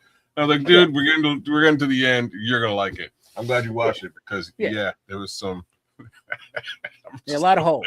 A whole bunch of holes. All right. Any last thoughts here, Trish? Let me get your thoughts on anything you would omit here, because I know you'll throw anything in a pot and eat it. No, everything kind of goes. The Boys was you got the Philly cheesesteak stuff, and then you got the kind of mac and cheese stuff. I mean, I would eat it all. My girlfriend would make me hack up these peppers and kind of make them invisible. Mm-hmm. Okay. I'd have to dice them up really small. Really? Yeah, she ain't really with seeing the peppers, man. It's just something psychologically, man. I was like that for a long time. Yeah, the flavor. I mean, is because you can have peppers and different things, but like somebody said in the chat there, I think it was Red Baron, like the mushrooms, they absorb whatever flavor it is you're cooking. The same with the vegetables. And so they kind of take that ribeye, Philly cheesesteak flavoring on, even though they're still, bell peppers. So whatever you're cooking, it has that flavor. Like if you stuff peppers with ground beef, let's say. I remember in a science class, Trips, one of my earth science teachers, I'm talking about 6th, 7th grade or something like that, grabbed teaching us about mushrooms and different things about all I know is on the surface, they don't look like a very fibrous plant, but they are very, very fibrous under a microscope. There's a lot of, let's just say, pores in that vegetable. That's what we call it. It's a vegetable. It grows out of the ground. It's a lot of pores in it. So the part where Red Baron is talking about how it absorbs, the flavor of whatever you're cooking, that's exactly true when you look at it under a microscope. And that's another vegetable that, the longer you cook it or have it submerged, it's gonna shrivel. So if you want a nice big whole or big meaty chunks, you want to hold off adding it to the cooking dish until last. So, all right. Any last thoughts, kids, before we get out of this one? No, let's see what else you got up your sleeve. All right. What I'm about to put on the screen now is very basic, very, very American. I just want you to know this is my recipe that I suggest when you're doing it. Here we go. This is my recipe. Go ahead. We'll talk about it afterwards. Anybody? Yeah, right. We got buffalo wings. Ingredients of flour, cornstarch, peanut oil, butter, hot sauce, salt and pepper, lemon juice, garlic, and wings. Now, I'm not a huge fan of buffalo wings because everybody makes them a little different, and they always kind of burn my boom boom on the way out. So I'll go with like a honey barbecue or something, a different flavor. Unless there's like a crap ton of like blue cheese and ranch. Oh, it's gonna be a lot of blue cheese in my house. That's the only way I won't eat them no other way. If you gave me ranch dressing, I'll eat it, Bobby. I will curse your damn restaurant to hell. Mm-hmm. Because once you eat over blue cheese, man, you gotta have blue cheese, man. Yeah. And ranch, I agree. Ranch is no substitute for blue cheese. No. Mm-hmm. It's just no substitute. It's just the best, the flavor variation, the way it hit off of each other on your palate. It's just the hot and the cold of the blue cheese. And so let me just tell you. And so people might be like, hey, man, what's all that flour, cornstarch, and peanut oil? Listen, I'm gonna batter mine first. I'm gonna batter mine and then dust them in the I'm not gonna overbear my wings with too much. I'm gonna spin them in a bowl, mix them around real quick, put them on a plate, and by the time you get them, they're gonna be crunchy as shit, hot. And I'm gonna water mine down a little bit because the hot nowadays gets to me a little bit more. And so mine I'm gonna cut it a whole lot with the lemon juice and the butter and put a little bit of water in it to kind of tame that hot sauce a little bit.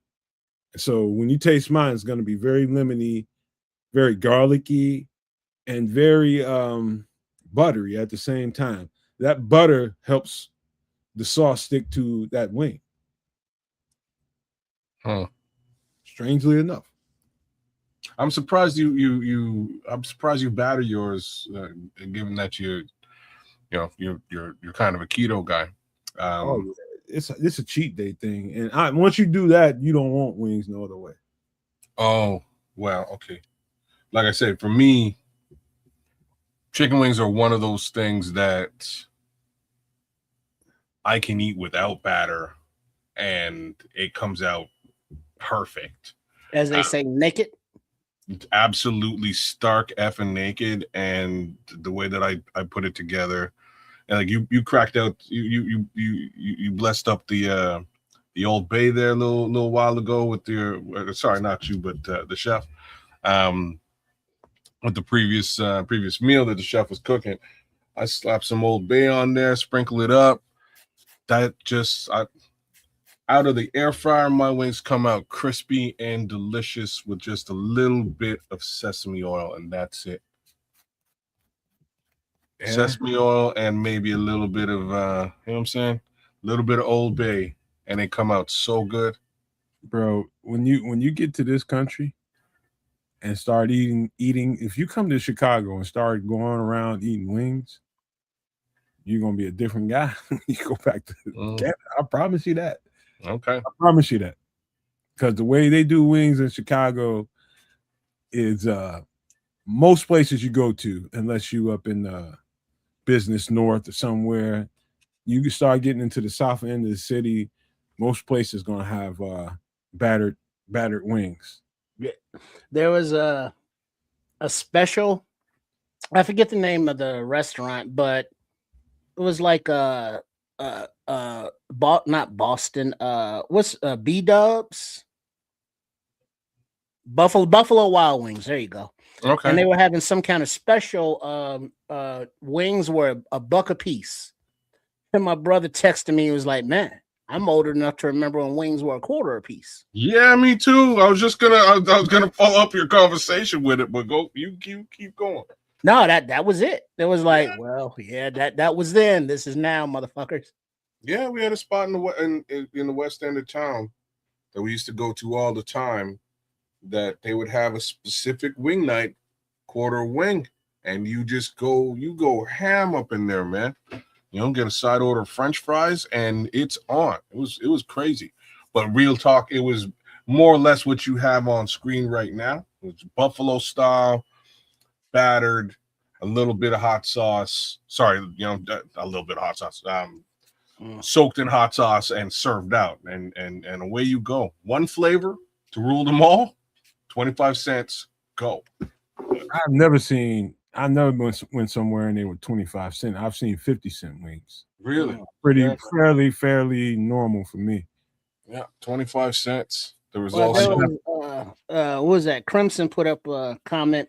Hooters over Buffalo Wild Wings, and I was actually for some. It was a birthday from my youngest brother, and we went to Hooters, and I just feel out of place there because all the young weight crew is like, how old are you? No, I'm too old to be up in this piece. Well, I ain't got my Chester card like that. No, I don't get down. That's why you misunderstood, homeboy. That's where you misunderstood. Because I remember Hooters from back in the day with the boobies and all that. Now they just got regular old chicks in those made up in there. And most of them on meth now, but well, there's that. Ouch. No, but a lot of these were like, it's like you can just look and be like, I got clothes older than you. You know what? I on another note, I've never seen guys get smashed to the ground by police more than I ever have at Hooters, and it's always white guys, man. They have a little bit to drink, and they just get touchy. Can't keep their freaking hands to themselves, bro. Dude, at the Hooters restaurant. At the restaurant, man, I've seen so many guys get smashed to the pavement by police at a Hooters restaurant. Damn. And I've only eaten there maybe 6 to 7 times, and 3 out of the 7 times I've seen cats get smashed, multiple in one night. I'm like, dude, it's just a girl that's wearing some skimpy clothes. Calm your ass down. And Kez, I was not dropping my napkin on the floor on purpose to try and smell them as they walk by. So get your mind out the gutter. I don't believe you per se. Vicious rumors. Were they wearing open-toed shoes? Because if that's the case, no, I think that's a requirement. Because they serving food. Okay, all right. So it's a bit more believable now. Hey, bro, I seen a white guy throw a pitcher of beer across into the mirrors of Hooters, across the bar into the back where the mirrors were. Smash that, throw the food. I mean, just because they told the police that this guy touched me when I went by. What? I'm like, dog, it is not that serious. I'll come over there and whoop your ass myself. I don't know where you're getting off at the Hooters, like touching people. Right. Because we've all been kicked out of strip clubs, so smacking that ass. No, you on your own. Oh, okay. Well, actually, it wasn't. We weren't removed. Here we go. One of those. I was with somebody who had like a membership, and the next time he went, they was like, "Oh, your membership was revoked because your previous guest had smacked one of a few of the girls on their ass." It's like, "Well, don't put your ass in my face. You don't want it smacked. How about that?" Damn, we all. Unless you, hey, Trish, just know, man. Unless you gonna pull out the guap, don't sit on your goddamn hands, man. That's just protocol in the strip club, man. Oh yeah, no. I see. That's the thing. During security at those things, you kind of get that attitude, like you don't give a shit because it's not my club. I don't even live in this damn city. You don't give a fuck. So you let your hair down. Let it all hang out. Smack a little ass. You'll be all right. Yeah, you might get smacked up by the bouncers too. So but that's part of the fun, okay? They're waiting on you because they've been watching your weird ass since you came in there. They ready to put hands on you. But guess what? They didn't say shit to me. Well, all right. Then it all worked. Then it all worked. It's like smack now. In one of my establishments that happens, that they will be addressed directly. But this one's that last time you was here, your guest did some shit. It's like, y'all couldn't say shit though. But I was young, living kind of wild like that. Now I'm mature, kids. Is there any other way to eat wings other than bone in? I don't know. Well, wings without bones are called tenders. Yeah. Yes, I agree. Or flings. Yeah. Come on, Crimson. It was a couple of hefty heifers up in there. Man, I've seen it's funny how we ended up in this conversation about strippers and loosely. It was 3 weeks ago. Paul, you caught him. That's what wings. And you in an environment where they're selling wings, you might have somebody that can't keep his hands to himself and get especially when they're trying to pump you with shots of tequila. All right, man. Limit on the alcohol. This is my thing with the when you're gonna make buffalo wings at home. Take these instructions, but also season the butter as you're melting it. Season that butter, salt, pepper, garlic, that butter.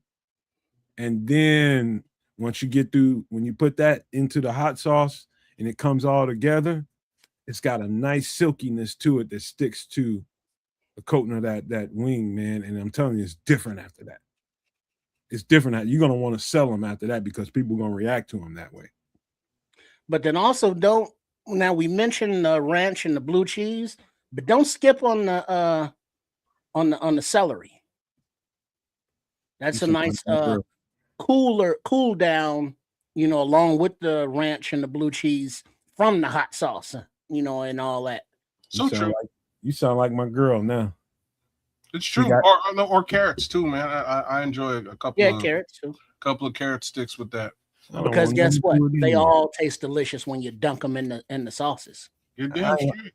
Every time I make them, they're all over around me, and I literally don't really have nothing to do with it. I might eat them the next day or something like that, but while I'm eating those wings, I don't give a damn about it. Who has always reheated wings if they were cold, or do you eat them like pizza right out the fridge? Well, depends who you are. You can do either and or. Some levels of savagery are acceptable. Oh, yeah, this is definitely acceptable savage. There's every other man. There's a Conan, the barbarian, that just don't give a damn. Hey, look, I'm just saying, in this particular realm, Conan is welcome. You can be Conan. It's fine. Savagery is acceptable. Personally, it's going in the air fryer for me, man. That's where it's going. It's going in the air fryer. Get a couple of minutes. You reheat it, get a little crispy again, and it's on again. Chicken wings come out the air fryer like. It's not the same when it's cold, Trips. It don't jump off. The flavors don't still come off at you when it's cold. You gotta open the flavors back up. See, and Scrolls is nailing it. Always air fry leftover chicken. Microwaves make them taste gamey. It's so true. And I hate leftover chicken in the microwave. Real talk, I only use the microwave for like 4 specific tasks at this point in life. I own one, but I seldom use it. I use it to melt butter. I use it to make popcorn. I'll have to get back to you on the other 2 uses. You know what I'm saying? Like I never use this machine at all. I hate it. But man, reheat rice.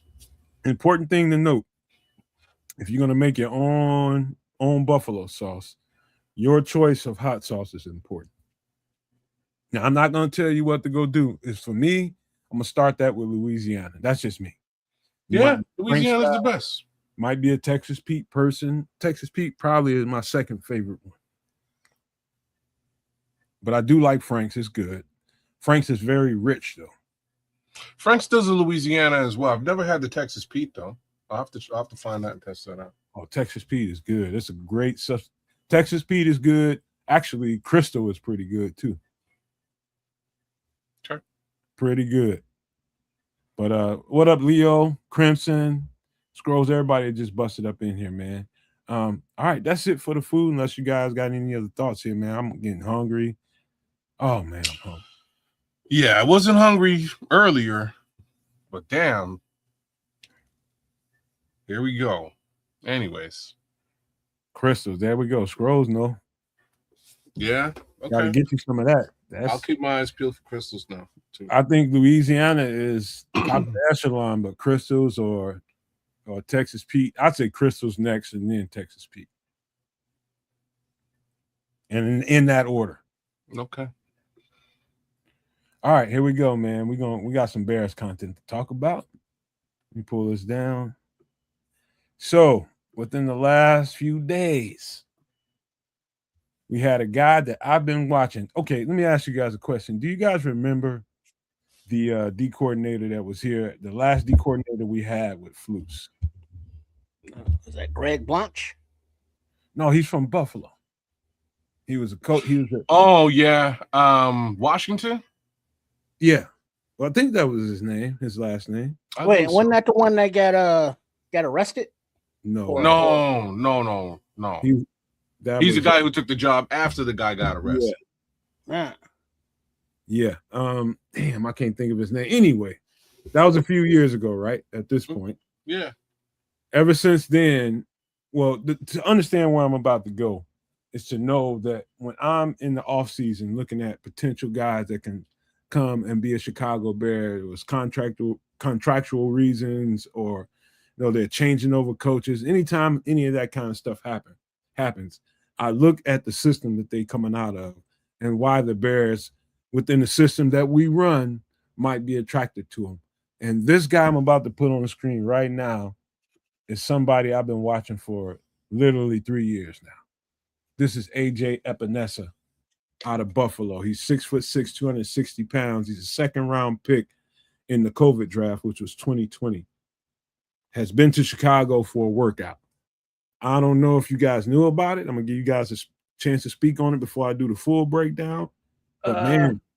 Yeah, he signed with somebody. I don't remember who, but he failed the physical. So he was put back on the open market and then brought in to Hallis Hall. Eric Washington. Yeah, maybe that was him. Eric Washington. But yeah, AJ, he was defensive end out there in Buffalo. I don't think he has a history, let's say, quote unquote, with Dennis Allen, but the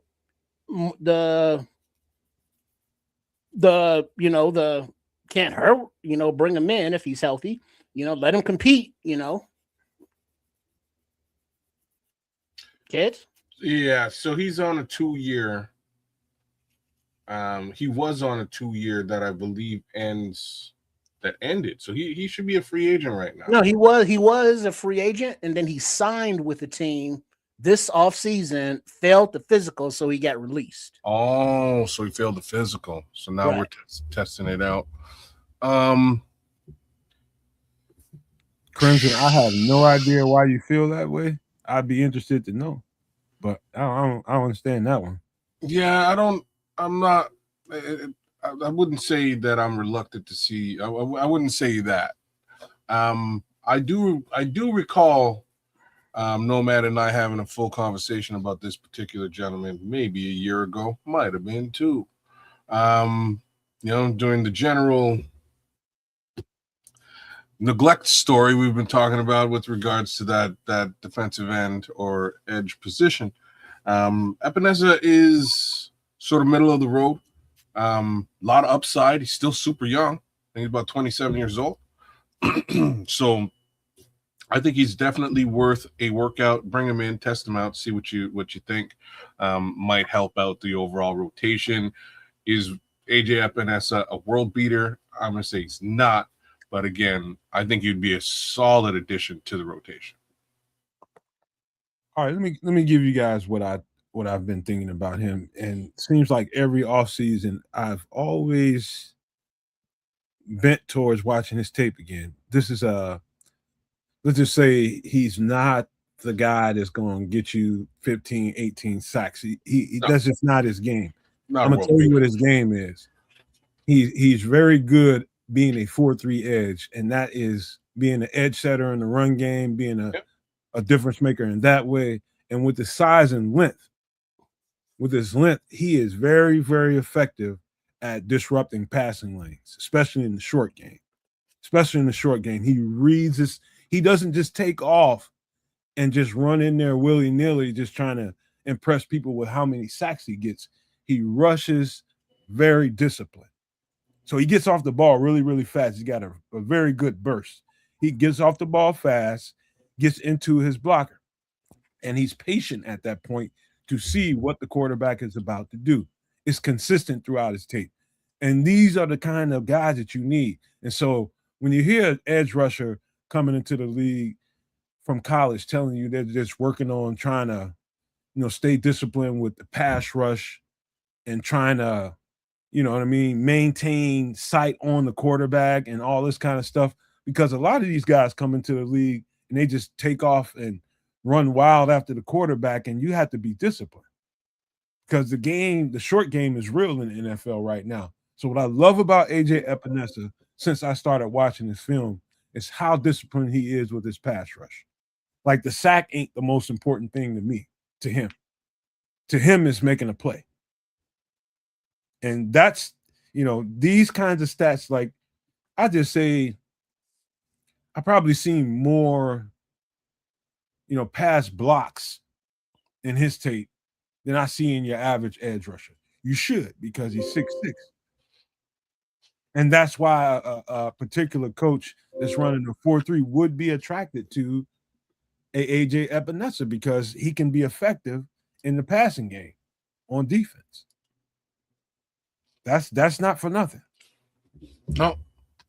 No, like he's good at what he does. He sets that edge. Again, I would not he's not a world beater. I would not expect that 15 sacks from this guy. It's not what he's there to do. But I do think, again, just overall, I'll say a couple of things. I do think after losing Joe Tryon-Shoyinka, I think he might be a good addition to that overall rotation. I'm still kind of surprised that they let him go after spending a draft pick on him. But here we are. In any event, I think he'd be able to set that edge and really help out from a rotational perspective. The real downside to me is I don't know what the dollars and cents to bring in a guy like this is going to cost. He's coming off more or less a,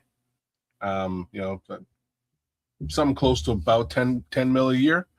And I'm not so sure the Bears are really looking to spend that at the edge. Here's a particular note about AJ Epinesa. Like, it's you have to watch enough to see it, but if you can make that quarterback, if that ball is going in the direction, now he takes, I don't know if I've seen too many right side edge reps. He takes most of his reps from the left side. And so he's at the, a right-handed quarterback typically throws the ball better going to his left, right? And so that's where he's always in the trajectory of the ball. I don't know very many edge rushers outside of maybe, say, Josh Sweat or even at times Montez Sweat, with the kind of length that makes quarterback tuck the ball. And he just blows up plays that way. That's almost as good as a sack sometimes. Yeah. When you make them tuck the ball, make them dirt the ball or something, throw it out of bounds, just because he just threw off the timing, because he's right there with play recognition, knowing where that ball is supposed to go. And he's right there in that passing lane. So he's valuable in a lot of different ways, that being one of them. And it really sticks out on his tape that I've been looking at for a while here, man. He's got some qualities to him that may not show up on the stat sheet that you like, but he's got some really good qualities to him. Epinesa was set to sign. Was set to sign with the Cleveland Browns on a 1-year, $5 million contract back in free agency, but the agreement fell apart after he failed a physical. Now, in late May, Epinesa still remains on the open market. Bad for Cleveland, good for us. Whatever happened $5 to him, million. whatever happened to him, and I do believe I can remember during that playoff run, he got nicked up somehow. I want to say I remember hearing about that or seeing it during the playoffs or something, but somewhere in that playoff run, I think he got nicked up, and maybe he just didn't have enough time to recover, and he needs to show and prove, being out here on the free agent market, and he went out there a little too early. Gave himself some time and went and performed. I've heard no indicators out of the Bears workout that he didn't pass the physical or any of that. And you said but he did leave town without, a contract offer. So that don't mean nothing. So you said that he was signed to Cleveland for $5 million? Yep. Yeah. That is. Now you can get him at $3 million. Well, we'll have to see what the Bears really want to spend on this position, because again, that's fucked up, man. You gonna lowball the man? I ain't gonna lowball him, man. I'm just reality of it. That's probably where it's gonna be at, somewhere between 3 and 5. Yeah, man, if he was getting 5 and he was supposedly healthy, I guess that $2 million off. And Wendy's saying still holding out hope for Cam Jordan. That's the thing with the veteran defensive ends that are still on the market. They ain't gonna sign with nobody, till camp, because they ain't trying to do OTAs and all that stuff, because they're vets. They'll roll in the beginning of camp and start to gear up so they're ready to go by the first game. I just like this particular player for a lot of different reasons. I always thought he was a fit, even when Flus was here, but he's definitely a fit. In the same reason he was when Flus was here. The length, the quickness off the ball, the play recognition, his style definitely fits what we do. As you talking about supplementing the edge rusher room, and I don't care where you have him in the rotation, you just upgraded your roster. You get this guy on the roster, however you get him here. If he's healthy, he's an addition to the roster that's going to help us deep in that pass rushing group. And it ain't going to cost you an arm and a leg. No, I think the price tag is probably more commensurate if you're talking between 3 to 5. That's what they want to spend on an edge rusher.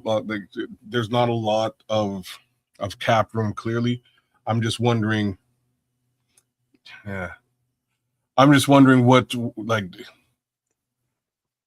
do you want to spend it here or do you want to spend it elsewhere?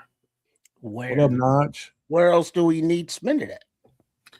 No, not with respect to position, but with respect to player. You mean like extending Darnell Wright kind of thing? No. I'm thinking I don't know.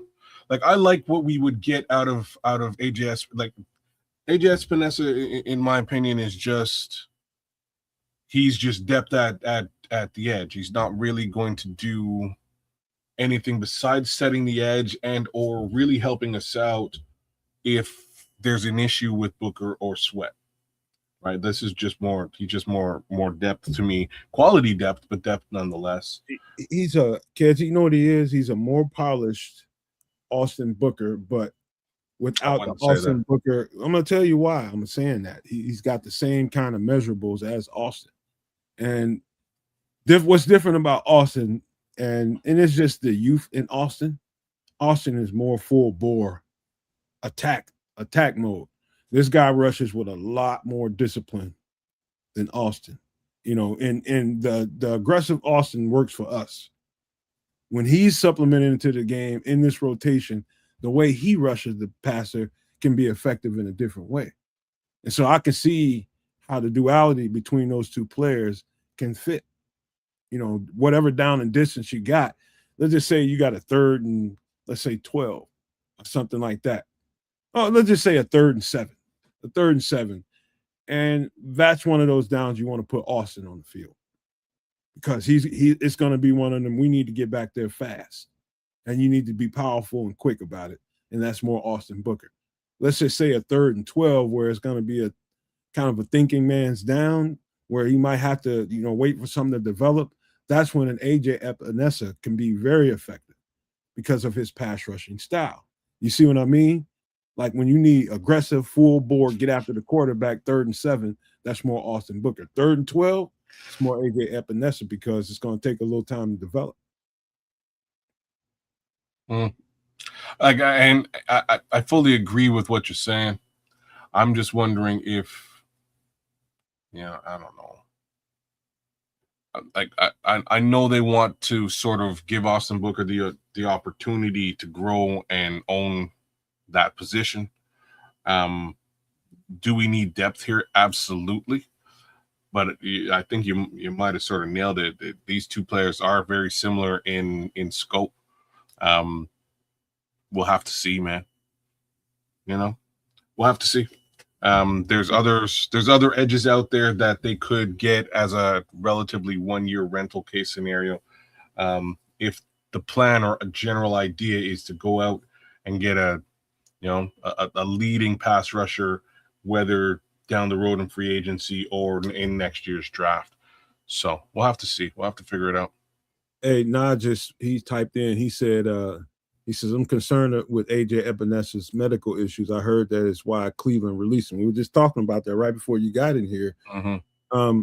Obviously, whatever went down in Cleveland, he gave himself some time before he went and worked out for anybody else. And I haven't heard any residuals to his workout. If it didn't look good in Chicago, I think it had leaked out by now. Well, it would have leaked. Now, it's been a few days since he was here.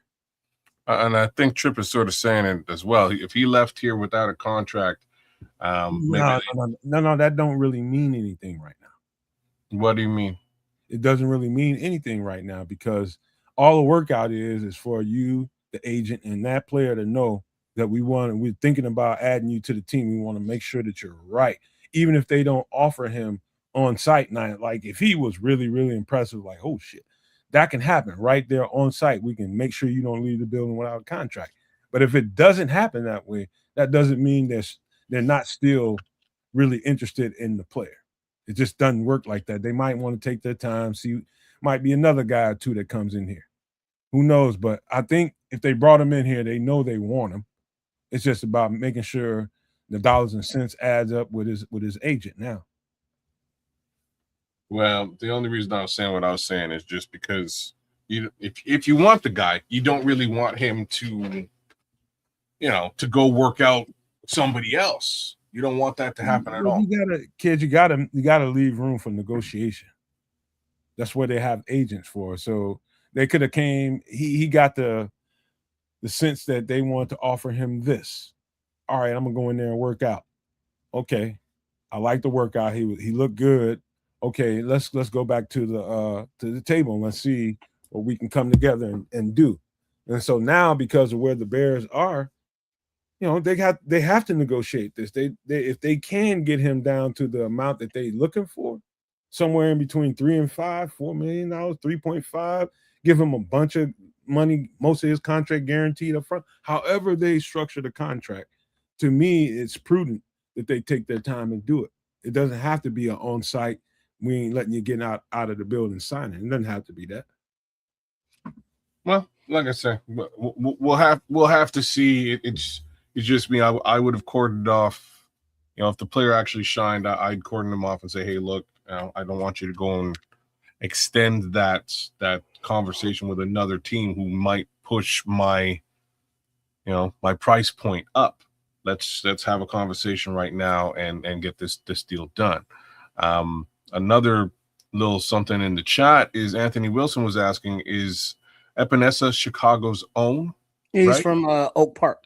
You got it. Which is the first suburb to the west, connecting suburb. So he's also he also went to school at Edwardsville, Illinois. So you got that going on, kids. Yeah. You got the hometown thing going on. You also have, likes those. you also have a guy that's coming from a team that's right there at the edge of a Super Bowl, getting ready to get an opportunity if he comes here to sign with another team that's right there at the edge of the Super Bowl. So both of those are factors, guaranteed. Now it's about talking turkey right now. That's what's going on behind the scenes. And, the agent's going to play it the way he's going to play it, try to set up other workouts to get the Bears more interesting. That's why they get paid. Well, they could also be waiting, because June 1st, cuts are Monday. Yeah. There you go, Trip. So they could be like, well, see who else might shake loose before, we commit to AJ. Now you're thinking. Well, and the flip side of that is, who knows who gets cut? Exactly. Right? We don't. So it might be somebody's completely different, separate. And so that works better for the organization than it does the player. Of course. And because the obvious reasons being that, there's a limited market before June 1st. Yeah. So if they can come to a deal before June 1st, it's probably a little bit more advantageous to AJ Epinesa before the market gets a little more littered. Right, because all the current street defensive end free agents will be joined by who knows how many more. And usually the June 1st cuts are the expensive guys. So veteran, experienced otherwise. You got it, because they don't want to pay that bonus, that roster bonus that they have to pay on June 1. So, yeah, a couple of heads may roll and potentially roll in Chicago's direction. So we'll have to keep our ears to the ground on this. June 1 is Sunday. So we're getting real close, right? Monday. So is it Monday? Monday. I thought June 2. I think I think I heard Greg Gabriel over there on the bar room, what the pod fathers say, that they won't be processed until like June 2nd. So that's Tuesday. Yeah. We can get structure done, before that and get something, we're agreeing to terms, but they won't get inked like Greg is talking about until the next day. Mm-hmm. So I mean, AJ or whoever, as long as we see that, Ryan Poles is doing his due diligence, just checking out what's to be checked out. So see where we go from here. Well, the show is all about Greg. It ain't really about Aldo, but yeah, that's how he is, man. Greg is he's into the weeds when it comes to football, especially X's and O's and dollars and cents. He knows that shit. Well, I think isn't the name of the show Greg Talks Football? Mm-hmm. Sometimes. No, GTF. That's the name of the show. I know. Scrolls is being facetious if you Red Baron's just being Red Baron. Yes. I've seen a couple times Aldo just like, God damn, Greg, you're a little much right now. But they do this. He's old, he's spicy. You don't give a damn. Very, very much. All right, this is AJ Epinesa, man. I'll say it again. I've been off and on his tape for the last few years, literally. Every offseason, I'm on AJ Epinesa's tape, seeing how he's doing, because we run a certain kind of system, and he's coming from a system that fits what we do. And so it made sense to always look at certain players with certain measurements, and he definitely fits, right or wrong. No, you're right. Yeah, no, he would be a good depth piece in this scenario, especially if we can get him at a cost-effective rate. We'll really see what that looks like, as well as whether he's healthy enough to, to compete. But I think we hit the nail on the head by understanding we got about 5 days between now and next Monday to really find out whose head might roll. And if nobody's head rolls that looks better than AJ Epinesa, potentially maybe he might wind up being a Chicago Bear. This is a good job by the Bears front office, GMs and scouts, checking this box before all the flurry happens after June 1. This is a good job here, making sure that you had somebody identified that you know fits and you would really like to have. But let's see what else happens and keep your fingers crossed here, kind of, because it can go either way. It can definitely go either way. But what we're here to talk about tonight, as far as the Bears go, in for the most part, is how these guys, these young rookies, let's just start with the obvious guy. What I was thinking about, kids and trips, and you guys can tell me if you think I'm off or on, but I was over the last few weeks of breaking these guys down. One of the things that we keep running into, whether it's in the chat or us amongst each other, is when do you see these guys playing a particular role with the Bears? Do you think it's going to be early? Do you think it's going to be later in the season? We keep running into that a little bit. So let's just go ahead and break this down tonight. I just selected a handful of guys that I think will probably be a part of the rotation, like right now. Like, of course, Dillon Thieneman is the most obvious one to talk about because there's 99.9999% chance he's a starter. There's 0% chance that he's not a starter. And so let's just talk about that and get that out of the way. He's starting. Yeah, as long as he so far, they were impressed with his physical ability as well as his mental ability and processing of the defense, the offense, where he's supposed to be and such. And from the reaction of Ben Johnson and Dennis Allen on the last, 1920 Hallis Hall Drive or whatever, when they showed the live war room shot when they drafted Thieneman, and it was like, all right, they were pretty much like, all right, day one, play one. This is our guy. We're penciling him in, and it's his job to lose. Trips. I'm not one to do. Samo used to tell me all the time, man, you need to take you some victory laps. And I'm just like, man, that's just not me. I was all over this cat the entire offseason, telling people, all the No Maniacs, everybody that watches Kids of Canuck, everybody that watches Sports Chicago Style, support all of us. But everybody knows that follows us over here that we them dudes, man. We told y'all. This is the best safety in the draft, all around. All around. And I was the same way they said Dennis Allen was feeling about Dillon Thieneman. I was smitten that way throughout the entire time watching this tape. And I let you all know that. I let you all know that openly. I was like, this cat has got it all. And lo and behold, they draft him. But to see the 1920 football drive and to see that the feeling was mutual inside Hallis Hall, yeah, it makes you feel good because all the work you do to prepare for these shows and do these breakdowns, it was warranted. But I ain't one for no victory lap. Everybody knows that anybody that follows the Nomad Network and what we do over here, they know we for real over here. And they know we for real, so I ain't got to do no victory lap. Don't need to, but he is the best safety in the draft, and we got him. Yeah, because the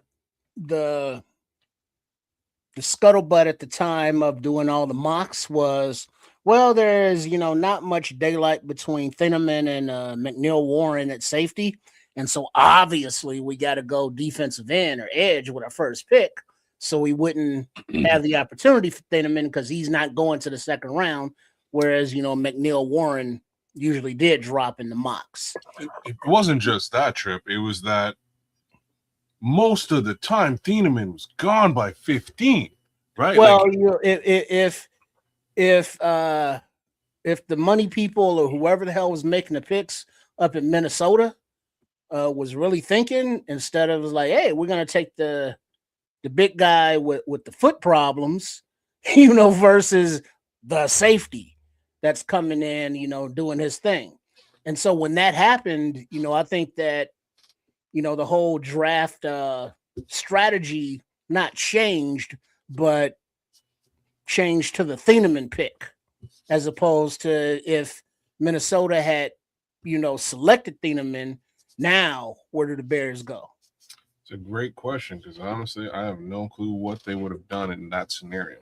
But thank goodness it didn't rear its ugly head, and we got ourselves a safety to start in 2026. There is no way in hell. I mean, we're luckier than pigs and slop right now.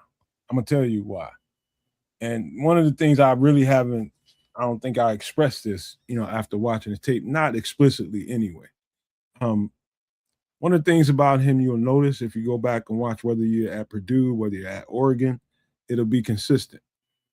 It's one thing to be really, really good at coverage and really, really good at play recognition, knowing how to be, where to be with your leverage. What do we mean by leverage? I'll say it again. It's how you position yourself on the field to make a play, whether it's left, right, in the middle. It's basically space and distance. And, how you can react to the play and how much time it's going to take for you to get to the play. Very impressive with this cat. Super impressive. It was professional. And what's even more impressive when you watch more and more tape is when he does have to come down into the box, whether he's coming from out high or whether he's already positioned in the box. When he comes down to finish a play, because remember, when you're playing free safety or any safety, you're pretty much the last line of defense. When he gets to the ball, he doesn't miss, man. He does not miss. That play is over. That play is over. You hear me? Great finisher. Great finisher. I can say all those attributes about Kevin Byard being the same kind of guy. And so what I'm saying to you all is, yeah, you're using a lot of memory bank, a lot of knowledge of the game, a lot of understanding of the game that came with Kevin Byard that can't be replicated in a rookie. But this guy is very advanced for a rookie. Very, very, very advanced. And that's particularly attractive to somebody like myself or Dennis Allen that's looking at this cat's tape. It's like, a lot of guys bite on this or bite on that. No, he stays steady, and when it's time for him to get downhill and go make the play on the ball, he's just not biting shit. He's very, very knowledgeable and really, really field smart. FBI is incredible. I'm telling you guys, it's very impressive, man. And you have to be that as a safety. You can't be herky-jerky, biting on this, biting on that. You have to be steady. You have to be steady. And this guy, I'm telling you, we got a steal here. I said it throughout the offseason before we got him. We get this guy, this is one of the steals of the draft, and we got it. And Red Baron, FBI stands for Football Intelligence, not Female Body Inspector. So settle down. Oh, I'm telling you, I can't wait to see. I can't wait for Bears fans to see how actually good this guy is. It's just, anytime you're learning a new system, it's just about recall now. It's about making sure you know what the checks are. If you see this, you see that, you know exactly what the check is to make sure you got your discipline on the defense. And that's just muscle memory. It's just recall. And it just takes a certain amount of reps, for him to get to where he needs to. But he's going to be a great one. I'm telling y'all right now. This is going to be a great one. Not a good one, a great one. I know. Any last thought about Thieneman before we move on to the next guy that I think is going to play a significant role? Yeah, let's keep it moving. Looking forward to it. Okay, here's another guy. I don't know. Now, this one is interesting because it's going to all have to do with his bandwidth. Xavier Thomas. Depending on how quickly he can get this, it's a lot different for somebody on the offense with the verbiage in these plays. A lot different than playing on defense. It's not that complicated at all, but it's still a lot of getting used to. But on the offense, it's a lot of volume. A lot of volume. If you heard Ben Johnson talk about the offseason and where they were at when he got in here, you heard him say, he said, we spent the entire year just installing. Think about that. You did mini camp, you did OTAs, and you did full training camp, and you still were installing new plays all the way at the end of the season. Think about that. So every week he was coming out with new stuff. And so that gives you some kind of idea. And every play that he's coming up with has similar language with it, but it's different. And so when you start asking how soon can a receiver really, really be an effective member of this team, it all has to do with his bandwidth. It's all about his bandwidth. We hoping it's early, but I know it's going to be at some point. He's going to be a huge factor in this year. Yeah, I would agree with that because his skill set is multi-dimensional, so he can come in, right away, and he's battling, Khalif Raymond for primary kick / punt returner, either or. And then I'm quite sure Ben Johnson's going to have, a package of plays for him, 10, 15 or so. And then every week, adding on and or different positions. And he's going to, have him in the backfield as a running back. He's going to have him out as a wide receiver. He's going to have him all over the field because we know how Coach Football Psycho does. And kids will go into it more after he's watched the tape of how, Xavier and Thomas will be utilizing this offense. Kids? Man, I've watched it. I get it. To me, it's just a situation where he's going to start out playing special teams. Much like you mentioned. I think that's where he's going to cut his teeth, and really not just get his initial start, but start to put that fear into the hearts and minds of defensive coordinators league wide. He will not waste away on the bench at all. They will find a way to get him involved. No, he will be starting as a special teamer, guaranteed. And once you sort of get an understanding as to, holy smokes, this kid's lightning fast. He's shifty. He's doing things in special teams that are admirable. And then you start to line him up. And then you start to put him in the backfield. You line him out right wide. You put him into the backfield from a wide position. You line him in the slot every so often, and you get him on a crosser or a drag route, reverse jet sweep. Any and all of this stuff is things that eventually a team is going to have to start to take notice, and a defensive coordinator is going to have to adjust towards. Meanwhile, Luther Burden is still out there doing his thing. Roma Dunze's doing his thing. The tight ends are out there doing their thing. It just creates a little bit of havoc and draws eyes to this lightning fast player in the middle of the field. So I can't wait to see it. I'm super impressed by Xavier Thomas, but there's absolutely nothing stopping this particular player from starting, at the very least, in the return game. But I don't think we're going to go 3 weeks of football without seeing him involved in some level of play / package of plays. Let me just say this.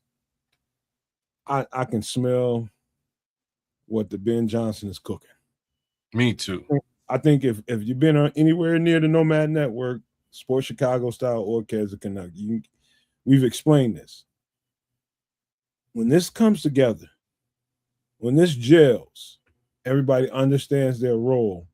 The beautiful thing about being a good team and not necessarily needing a powerful piece like this right away, because you have the other guy that we just got. This is going to be really, really good when it gels. When I tell you it's going to be good, the pieces that Ben Johnson got, including Xavier Thomas, along with these tight ends, having a plethora of backs to throw the ball off in the short area, we know we're going to be able to get the ball over top.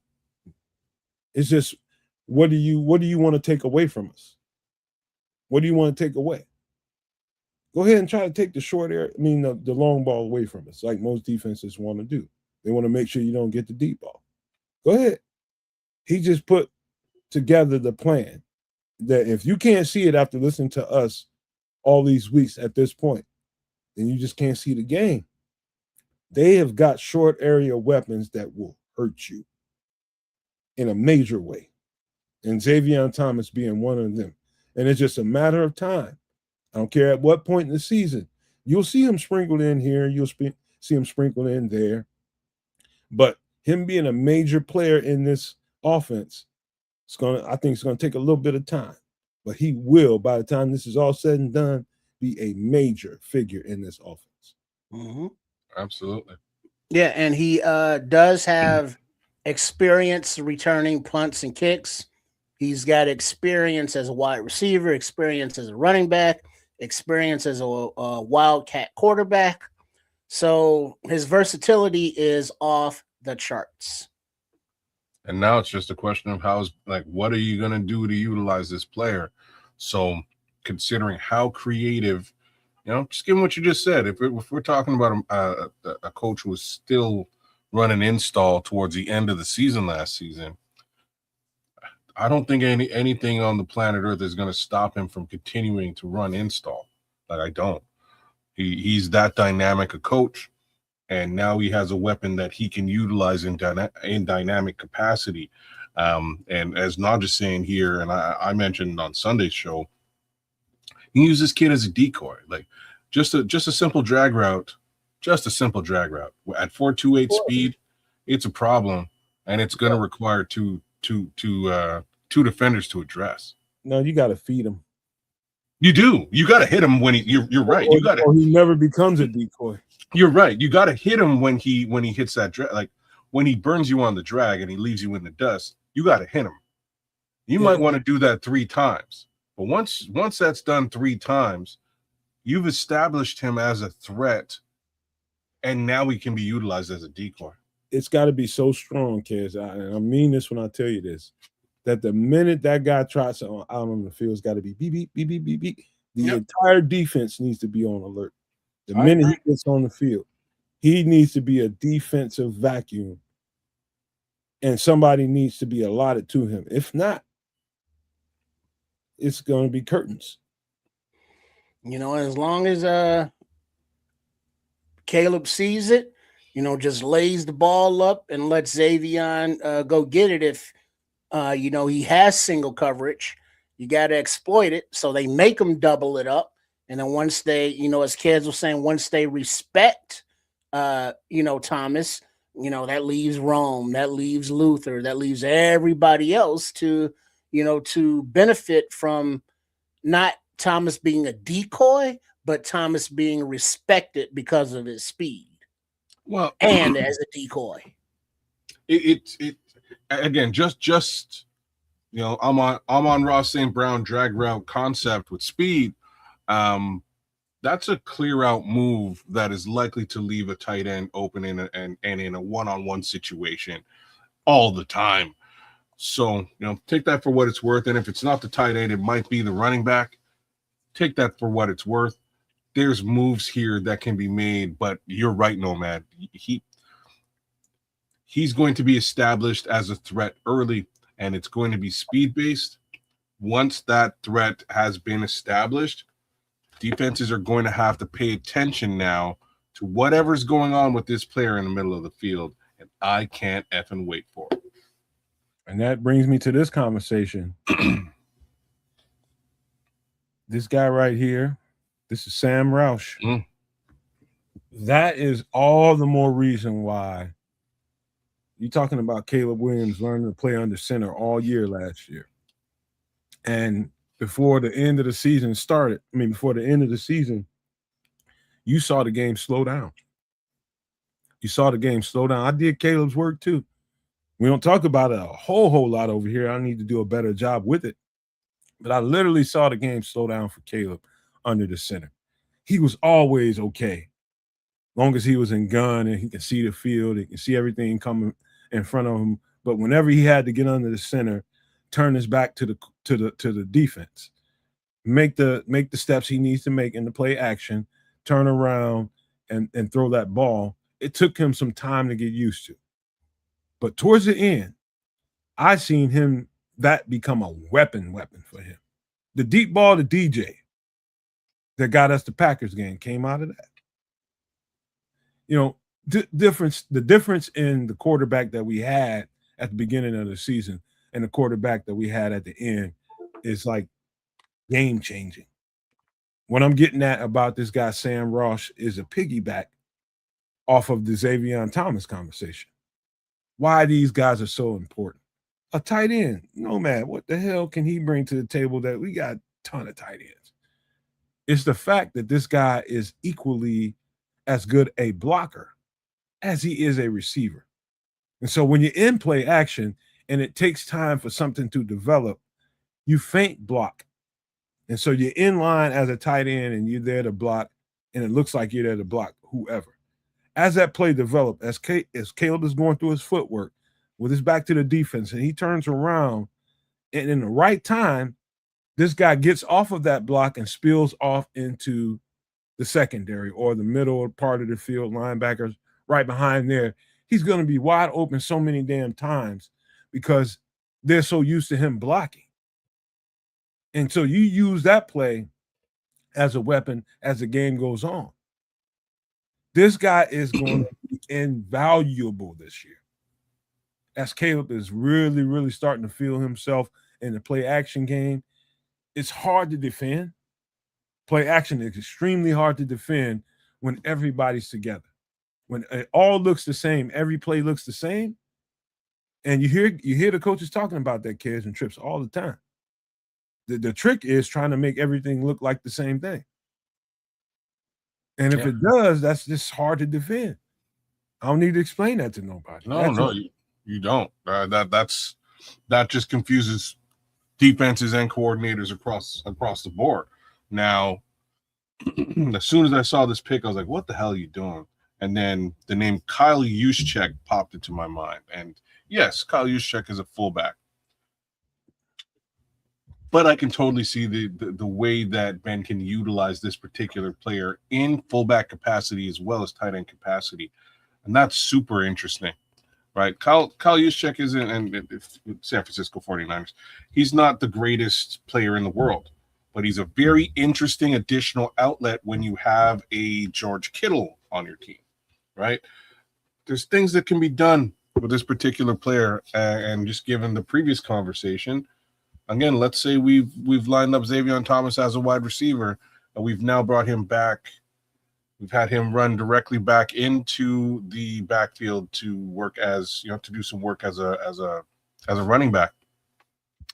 Handoff happens, and now you've got a 6'6" blocking tight end in front of him. Crazy, huh? Well, right. I'm thinking not only that, but Roush is going to start, day one, and that doesn't mean he's going to replace Loveland or Kmet. No. But in that fullback / tight end, role, however many reps that is, that's going to be his job, I'm pretty sure. He looks like a good athlete. He's a big guy. Yeah. He's not let's say a receiving tight end. He's a blocking tight end that can receive. Well said. He's going to be very instrumental in that, 10 yards or less area after blocking a little bit and the play breaks down. And he has a history of, being able to, flow either side, whichever way, Caleb escapes to if he has to. Roush can be that little, well, not little, but big safety blanket, short. So, yeah, he's another piece that went kind of early, I guess, as some quote unquote prognosticators say, but we see the run on tight ends and how many got drafted in this past draft, and how the league, is now all going to, 12, 13 personnel, being a copycat league. But many of the publications, draft prognosticators, all of that are really complimentary of Roush and his skill set and how he would fit in a Ben Johnson offense. You know what, man? Let me say something to you. Night, Crimson. Hang around for a second for this take. Let me tell you something. They drafted him. I think he's so unique because it's hard to find a guy that big and heavy that can run with the kind of fluidness that he runs the ball. I mean, he can run. He's not like a big plodding guy that's like, oh, it's nice to have this big old dude. He can drop the ball off. No, he can run routes. Not only that, but they drafted him to be an extra offensive lineman, which is what his primary role will be. You make sure that you punish people in the run game, and we will reward you.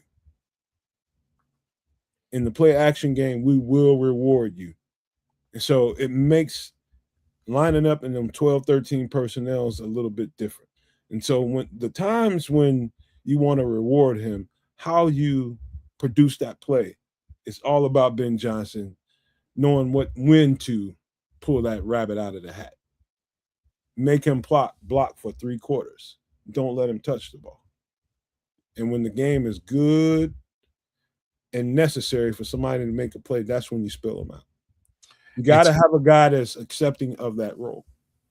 It's funny you map it out like that because it's sort of like the opposite of the Xavier Thomas theory. You want to establish this guy as that blocking threat and then sneak him into a pass catching scenario when they ain't paying any attention to him. They think he's there to block. His role has been traditionally blocking this entire game or for the past 2 or 3 games. Now you utilize him in the passing game. Boom. Ain't nobody really looking for Sam Rouch. And there he is. Boom. You hit him a couple of times. Go back to blocking. Rinse, wash, repeat. And this is like what I'm describing again is exactly how Kyle Shanahan utilizes Kyle Juszczyk. Once in a while, break out and get a bunch of yardage in the passing game just because ain't nobody looking for no Kyle Juszczyk. Next thing you know, he's on your ass. That's it. That's how it works. That's the psychology behind the game of football. You get enough dynamic weapons, and if you got him primarily to be a blocker, he will execute those blocks at a high level. And right when you're not even worried about it, when the defense is hyper focused on all these other weapons that the Bears have, that's when you slip them out into the secondary and make them make hay. Make them pay the taxes. Mm-hmm. Yeah, and that was kind of the funny part about the run on tight ends, because I remember when it's like Sam Rouch, tight end, what? And everybody's kind of like, wait, what? Well, we got Loveland, we got Komet. What is this Rouch fella? And it was then right after that is like tight end. Every round, tight ends were just flying off the board. So it seems as though Ryan Pohl's scouting department kind of had their finger on the pulse of the draft and when they wanted their players. It's like, well, Rouch was overdrafted, but he wouldn't have been there later because we saw the run on tight ends. Well, Xavier Thomas was overdrafted. Nah, not with that speed. And we see that he went right when he was supposed to go because that's where he went. So the selections, like Rouch may seem redundant or repetitive, but, that was kind of the same thing we said when Loveland was drafted. Same thing we said when Burton was drafted. And we see how they contributed. So looking forward, and Ben Johnson and Sam Rouch and even JT Barrett and Press Taylor said it in their interviews to a man that they want to start the game early. They would love to get a lead and then to be able to just take what the defense gives you in the fourth quarter, second half. Sam Rouch can be a big part of getting started fast because for what Durham Smythe was, he missed a lot of damn blocks in the run game and in the pass game. So if, Rouch can come in and just kind of, as a rookie, feel his way out and give us at least what Smythe was, it's a very bright future. Sometimes I question my bandwidth trips on a lot of things. But when it comes to football and certain things and that I do, I have a really good recall, man. And I can remember probably a couple months before we actually got into the draft. I can remember us talking about when we was reviewing the season, and I was talking about some of the things that I detected in Ben Johnson's offense after reviewing and watching the reps. And it became clear to me that this guy really, really valued tight ends. I remember those conversations that we had. And knowing that, going into the draft, it didn't surprise me one bit that they selected another tight end, and this kind of tight end for that matter. One freaking bit after watching all that tape.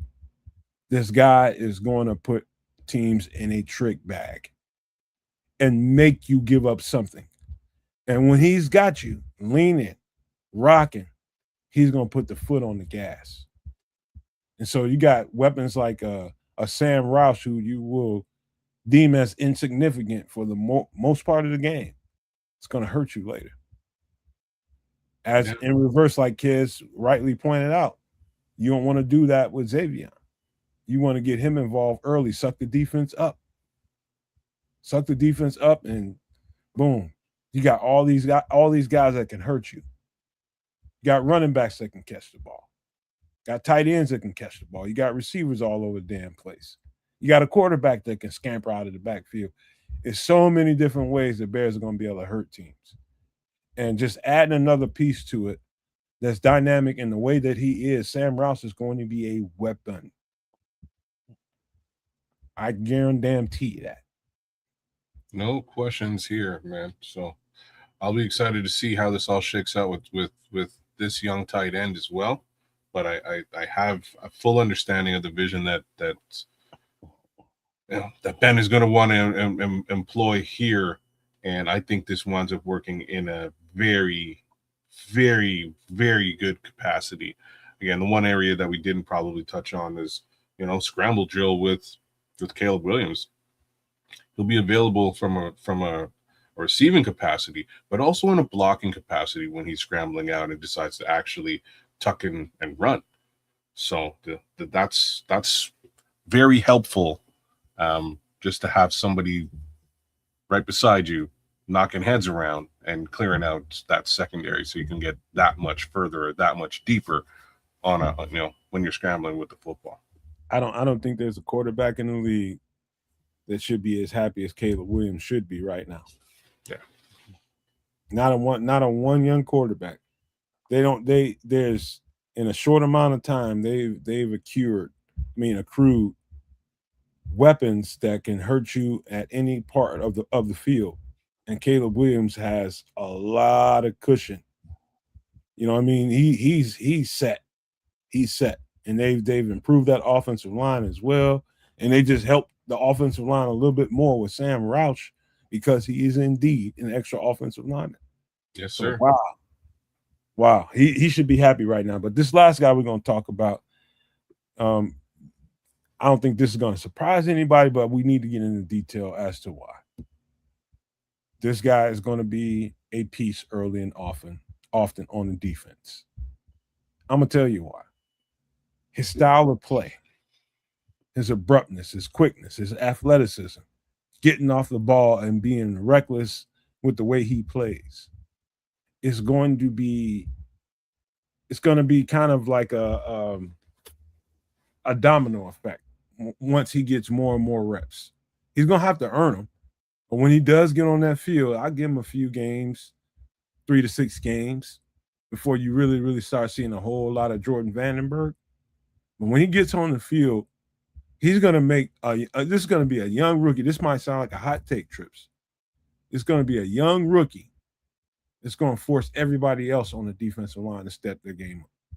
That's how infectious he plays. Yeah, that would be a beautiful thing to see. The exuberance of the youth, or the Utes, as it were, coming in to push the older guys, which everyone is. And I have heard the comparison that Vandenberg is like a young, bigger, taller Grady Jarrett, which is weird because Grady Jarrett's on the team as well. And so, given the opportunity that Vandenberg does not have to, start day one and play every rep, he can be, brought in on the different D-line swaps, which I'm sure this team will do, because that's the going thing in the league to have at least 2 D-lines. So this kid is going to be, in the mix to do a little something. But part of the knock on his college game was that he'll disappear, for plays or a quarter or a game or whatever. And whatever that's about, I don't know.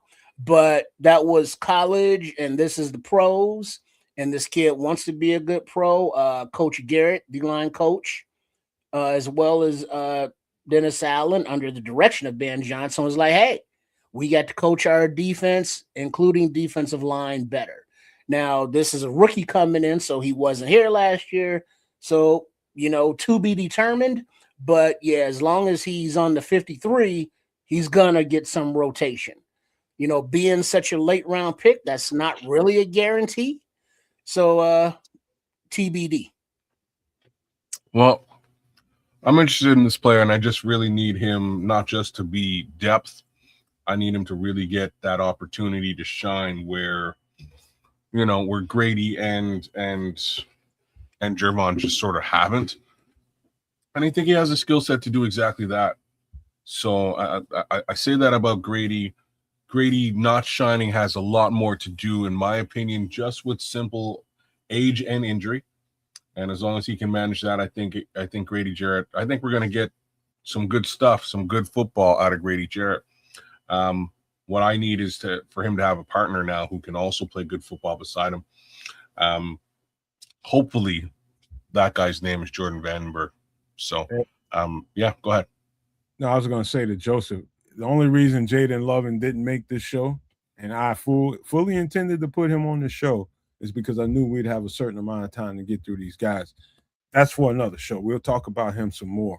I definitely think he's making the team and he's going to be an impact player, but we'll get to another layer of, some of the UDFAs and different guys like that. Yeah. But anyway, man, I'm going to tell you what I think is going to be Jordan Vandenberg's hurdle.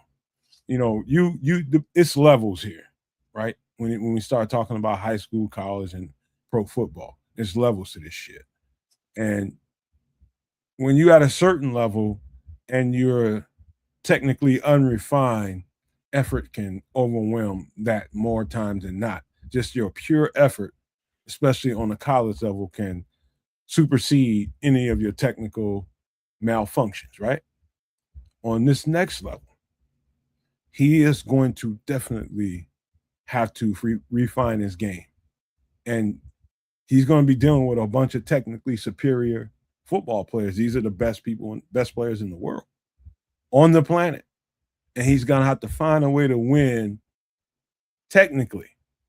And it didn't have to be so much that when he was in college. It was effort that got him most of those plays that he made on film. That's going to be his biggest hurdle. I guarantee you that, is refining his technique. And given his willingness and effort and his love for this, I know that's not going to be as huge a hurdle as it would be for a lot of players like, say, Zach Pickens, that he took Zach's number, that needed a whole lot more motivation. This guy doesn't need that. All you have to do is show him. And once you show him, you just put in the muscle memory and the work. And that's where I'm a little bit less worried, is because there's guys on this team. And again, Grady Jarrett is the prime example. There is, Grady Jarrett's a guy who's been around the block, has done this, has refined his technique, and knows exactly what he's doing. You line him up alongside Grady, you give him the opportunity to be in a room with Grady. I think he gains that, just sort of a level up with respect to his technique relatively quickly, just by having that veteran right in close proximity to him. So hopefully that helps him leap that hurdle and make short work of it. This cat has such a ton of upside. It's incredible, man. I mean, I mean, the pure effort, heart, determination. You know, some of the I see in the chat people are saying, you know, he disappears for, you know, spurts in the game. That's usually probably when he's running to more technically superior offensive linemen that can handle that effort. This is why I just said that that's the first thing he's going to have to do, clear that hurdle. Because all of these offensive linemen, 99% of them are technically superior athletes. That's why they're NFL starting offensive linemen, because they know what to do. And they deal with all kinds of different guys. Jordan Vandenberg won't be different. But why I know he will supersede that little hurdle, that effort, that determination, he will find a way and hone his skill to win. And that's the point. Get off the ball fast and win. You do that enough times, I don't care how technically superior a guy is in front of you, and he knows that you can, you know, defeat whatever technique is in front of him. If you're using arms and leverage and legs to hold him up, he's going to figure out a way to consistently beat you. He's going to get there. He's going to be one of the better players on the Chicago Bears for a while. Just telling you that right now. You got that kind of heart, that kind of determination, that kind of love for the game, and relentless effort like that. You can't do nothing with that. You can't buy that. You have to have that built into your DNA. And that's the kind of football player we're looking at here. He's not going to be somebody that's just going to be able to just put you down at the end of the bench and he's going to get in there. And he's going to show some cats up at times too. Yeah, can't wait to see this guy play and line up with Grady, man. Line up with Gervon. Really give Gervon a push, give him a run for his money, because we know he needs it. All right, here we go, man. We that's the end of the Bears conversation for now. Any last thoughts before we clear this Bears hurdle? Anything we talked about that sticks out to you want to give a last thought about? Go right ahead, man. No, I think I'm good with this Bears situation. We'll see what it looks like again this time next week after the June 1 cuts, and we have a bit of a better understanding as to what may or may not transpire with respect to the Chicago Bears at that time. So in the meantime, I think we've done a great job. Bear down, and we'll see what happens next week. Yeah, because Sunday on Nomad at Night might be a little early. We might hear some rumors of, possible players shaking loose. But then, next week we should know that for sure. And, just another week closer to actual camp going. We're looking at these rookies. We're seeing how we think that they'll fit. And we're getting excited, y'all, with good reason. All right, man. Now we got to get into a little more important things, and that is life outside of Chicago Bears bubble, which we all live. You know what I mean? Whether we, play this Bears thing in whatever fantasy we have to do all this stuff. We all have fantasies. That's why we do this content, because we just love being in this fantasy world of the Chicago Bears and breaking down what they're doing. But in the real world, there's real world stuff going on that needs to be discussed, and we need to start, having conversations about it. And we're going to start with this right here.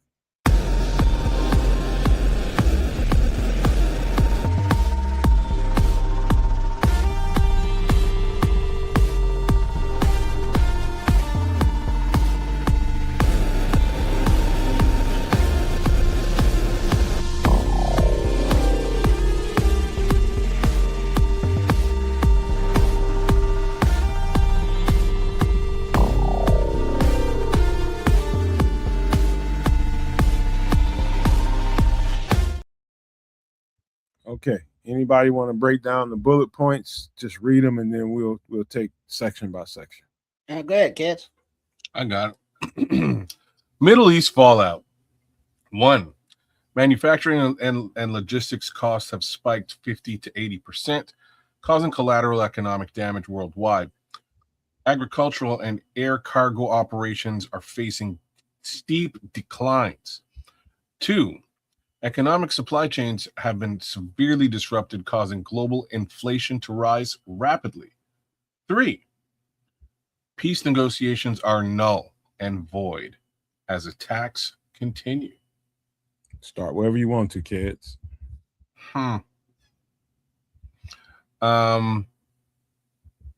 Peace negotiations. Let's actually start with number 3. How do we they just don't give a shit to have this, to negotiate for peace anymore? Like, wait, who's they? I mean, the obvious, the 3 theys that are there, right? Nobody really wants to talk about potentially not doing this war thing. Well, supposedly there were, like this close to a deal, but then I saw like 45 minutes ago, the U.S. bombed an Iranian airport or something, within the hour. Israel is blowing up apartment buildings and schools in Lebanon. So the whole peace in the region is not there. And other countries are also, getting involved. So this whole thing is, advancing a life of its own. And so those negotiations between however many countries were involved have obviously gone to shit. So we'll see how many more countries get involved in that region. Well, kids, since you started at number 3, wondering why peace negotiations have failed and all this stuff continues, you have to ask yourself at some point, who gains the most from the conflict? Who gains the most from this war? And when you get through asking yourself this, I've already gone through this too many times in my head, and it's clear to me the country in the Middle East that shouldn't be in the Middle East has the most to gain because they need perpetual war in order to exist, in order to keep dragging other people in it, namely the United States. They need a perpetual war. Number one, because the person that's in charge of that entire operation has his head in a guillotine right now. And if it ever stops, he stops. His power stops. Without a perpetual war, he has no power and he will be treated as a common criminal. That's why. And they have also the way they've set people up and got so much stuff on other people. Like, let's just say the people in this country, we all know who we're talking about, has no choice to be led around but to be led around by the nose because of his corruption. And if that guy says jump, you're gonna goddamn jump. That's what it is. It's about corruption and how thick and deep it is. And this thing that we have going on in the Middle East is causing everybody so much pain. Is because it's hiding corruption that would be in the emphasis if this thing wasn't going on. Period. I have to just sigh because everything you said there makes so much sense. Yet at the same time, like, we're well aware of the corruption. You know what I mean? Like, the corruption is kind of out there already. We're aware of it. It just hasn't been corroborated or outed by, like, you know what I mean? It's like just to give like a stupid analogy, it's like you went in the fridge and you stole your sister's your sister's pie. You stole the pie, you ate the pie, and like, she knows you ate the pie. Everybody knows you ate the pie. There's only 3 people who live in the house. She asked your mom. Mom said no. Mom didn't. So you know who's done what and what's up, but still you're going around denying the situation. Yeah, no, I didn't eat the pie. I didn't eat the pie. Everybody knows you. Everybody knows. Anyways, we don't really need the guys those guys in the Middle East to tell us about the corruption or that there is corruption. It's here. It already exists. Whether they decide to out it or not, whether they decide to hold it over, certain people's heads or not, it exists. It's here. Where we are in society is just in a position where we can actually go and, continue to go to work and be slaves. What? Keep going.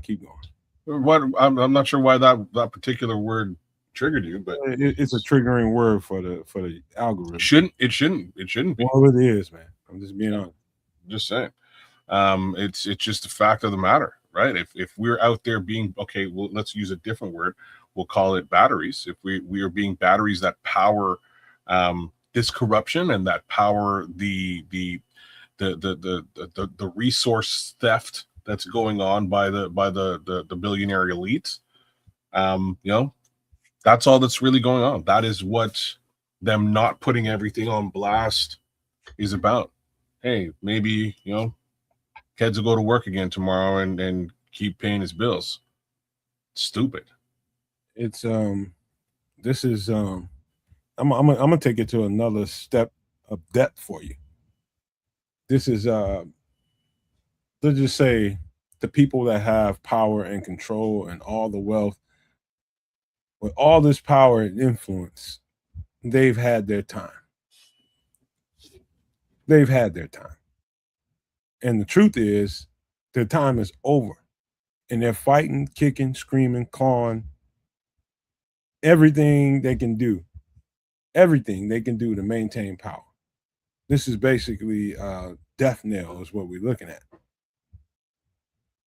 We ain't gonna have to deal with this SHIT much longer. It's gonna be years and years, maybe a decade or so of running these guys down wherever they are in the world, putting them in front of justice and letting them see what they did and serving them justice for it. That's what it's gonna be. We can't see that right now because we're in the thickets of it. But wow, this is what happens when you have, a certain percentage of the population with so much money, so much power, so much collateral, and so many people with really nothing but clawing and trying to survive. This is what it ends up looking like. This is how empires die. Because they never should have been. That's the truth about number 3. But, we move on to number 2. And, economic supply chains have been severely disrupted. Global inflation, let's just stick to that part. To me, it continues to rise rapidly, and we're starting to feel the punch of the stickers at the stores, or at the gas stations. But the inflation is definitely, I don't know what it feels like for you all, but I'm definitely starting to feel that inflation, man. It's real. Well, points 1 and 2 are sort of the same. I'm just sort of rereading it and looking at it a bit more directly. That global inflation is strictly due to the cost of oil, the cost of transporting the oil, the cost of Iran not wanting to play ball with the petrodollar. It all of those costs have been increased, and unfortunately, much like tariffs, on a global scale, it's all passed back down to you, me, and Trip, and the folks in the chat. So that's just sort of the reality that we're going to have to live with, which makes the rest of us think about change and potentially shifting away from the utilization of some of the things that we've become accustomed to. And I think that's a conversation that sort of needs to be more prevalent, more front face and center, because quite clearly we can't,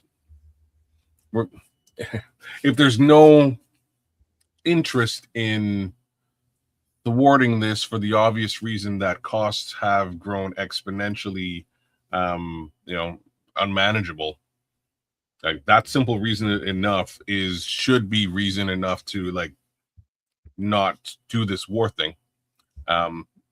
If not, all scrolls okay, press pause, and in the meantime, yes, people are losing jobs with respect to the war, but people are also losing jobs with respect to the AI advancement. So let's roll all of that into a ball and fast forward 5 years from now with these prices and with jobs disappearing. I don't even know how the average Joe is going to get by. Joe Average has to make in some capacity through the AI advance, the bare minimum about $150,000 a year. That's crazy talk. You know what's interesting about all of that is about one of the things that we should layer into this conversation is choice. Choice. And, making a sound, sage choice about where you spend your dollars, how you spend your dollars. And I think at this point of the conversation, with all this going on, it really comes down to that. It really comes down to that. I'm talking about regular Joe Schmo citizen. How and where you spend your dollars. I'll give you a perfect example. My mother, again, is rehabbing a house at the worst time ever, but ad-libbing while she's doing it. Going to the regular box shops to get the materials that she needs for what she's trying to do. At this stage of doing what she needs to do, we're down to tiling parts of the bathroom. And in the store, the sticker tape, crazy. However, when you start looking around and start, investigating on social media, seeing some of the smaller companies or smaller stores that have discounted prices on this and been having that going on, you find a way to, she cut that thing more than half. She cut off probably about 3/4 of the price by just being patient and not jumping out there and getting what she really wanted and getting something as a substitute, but is as good. Talking about a ceramic tile, you know what I mean? So it's about ad-libbing as well. I'm just talking about what we can do as people to try to, navigate this whole mess that we find ourselves in. Trips, you have to, whether you're at the store, you got to find marketplaces that suit what you have coming in. And so, yeah, and then you also got to make sure you want to find what you're looking for. And I saw something, I think today, that they're like, hey, just FYI, food prices are going to be going up because of future things in the supply line. And it's like, wait a minute. They've been going up for the last couple months. And now you just telling us they're going to be going up? So it's an inconvenience because everything's so much more expensive. Everything. Whereas, in other countries, they ain't even got this stuff. They are just doing without. There are countries that are doing rolling blackouts because they don't have the fuel to turn the lights on. So it's degrees of how bad things are depending on where you're at in the world. So inconvenience versus, oh shit, we don't have our fertilizer because it couldn't get through the Strait of Hormuz, so we couldn't, plant our crops. Now we have no crops, and what do we do with crops? We eat them. So that means now we won't have a lot of the, the food and the resources that we had. So things are only going to get more expensive. And there is no forecasted way out. There is nothing industrial saying, hey, this industry is going to be hiring all these people. They say, hey, we built these data centers that hires a lot of people. And it's like, sure, to build them, but once they're built, you need like 2 people to make sure everything's just plugged in and cool. So it's a future that does not have an industry that are going to be employing the masses. And there is nothing coming down the line that says anything different. Let me give you hold on for a second, kids. Let me give you a real world thought. Every now and again, I'll turn on C-SPAN just to see what people are talking about on that phone line. It's just a known call in. It's really nothing, man. It caters to a certain demographic, but I always look and see what they're talking about here and there. When I get bored with it, and they won't see me for months, but I'll go and listen to what's being said. Now we're talking about. Now remember, these people are trying to in the office are trying to F over people on Social Security. Remember that. People that have regular benefits coming in that they're used to, that they've earned their entire lives, and some of the people that really need them because they need them for different reasons. These social benefits, right? You got people that cannot maintain their social benefits because everything is going up. The prices of an electric bill, water bill, insurance, and all this kind of stuff has gone up, and the inflation has spiked so tremendously.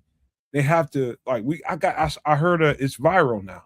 I heard a caller talking about she lost 28 pounds, not because she needed to. It's because she had to make decisions with her dollars.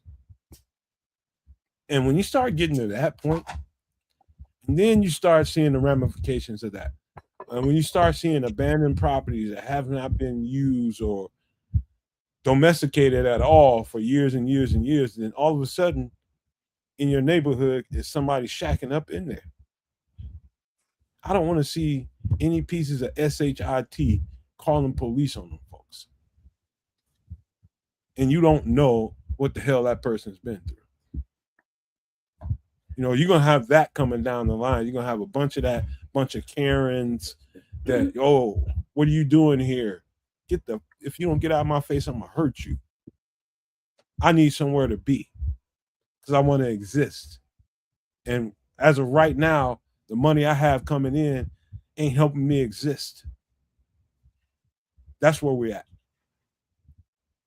Well, what you just did is you mapped out a situation where, you know, you can look at the Karen and be upset that she wants to be a part of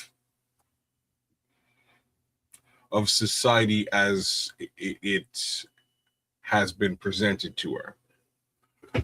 And you can be upset by that if you want. To what end? Well, to no end, man. There's no real positive or negative to come out of being angry about it. The flip side here is that the more that the masses embrace the system and believe the system will somehow correct itself, the more likely the system is to fail. Like I don't know how else to repeat yourself. Try to give you a better. No, just repeat what you just said. Sure. The more likely the more the masses lean on the system to fix the system, the more likely the system is to fail. It's not perfect. We all know the system isn't perfect. So wait, well let me stop you right there and ask you this question. Yeah. The system so far has been able to handle the heft of society and deal with societal issues, and they do it well in different parts of the world. But however, in this part of the world, there's a certain mindset that they see people lesser than, and they don't want those people to see those benefits. So in turn, what they do is try to exhaust those benefits so that nobody can get to them. No, I understand. I was just going to ask you. So, like, did those people, for the most part, invent the system?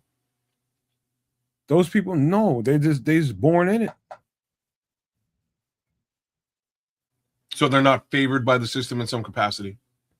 Which class of people are you talking about? First of all, Whoever you were leaning towards there. I'm talking about supporting the heft of a society, people that have societies, big societies that, set up social structures to be able to handle the heft of those needs very handedly. But all of a sudden, in this society, oh, we don't have the money. No, because you're doing other shit with the money. You're effing over the money because you can, and you're greedy and you're effed up in the head. That's what's happening. That's the truth. So you're saying that more or less the same thing isn't happening elsewhere? Oh, it's happening. I don't know, because what's happening here, and who is that? Somebody, Montana. My 401k is booming, and that's because the stock market is being propped up. Yep. House of cards on a bubble. Homie. What? I was telling him it's going to F you over. Yeah. So it's being artificially inflated for those haves, but when it goes quick. And the haves, it's like a little blip. Sure, things may go up a little bit more, but no big deal. So whereas if you are, depending on your paycheck or 401k for retirement, for the average person, yeah, that's going to take a huge blow, whereas the silver spoons, keep getting richer and richer and richer. What was it? Some space thing, gave Elon Musk and the Amazon guy Bezos like another few $1 billion or something to build a base on the moon or some shit. And it's like, yeah, cool, money gone. So there's a lot of that going on. There's plenty of money to go around, except it's being hoarded, stolen, and used for other purposes than the actual people. I'm going to tell you exactly, Montana. I wouldn't just tell you that just because it's just to counter something you said. I'm telling you this because I do follow the trends and I do follow the market. I'll tell you exactly when it's going to happen. It's going to happen in September. It's going to happen in September. So if you don't have that 401k exhausted in your favor, you're going to lose it. Why in September?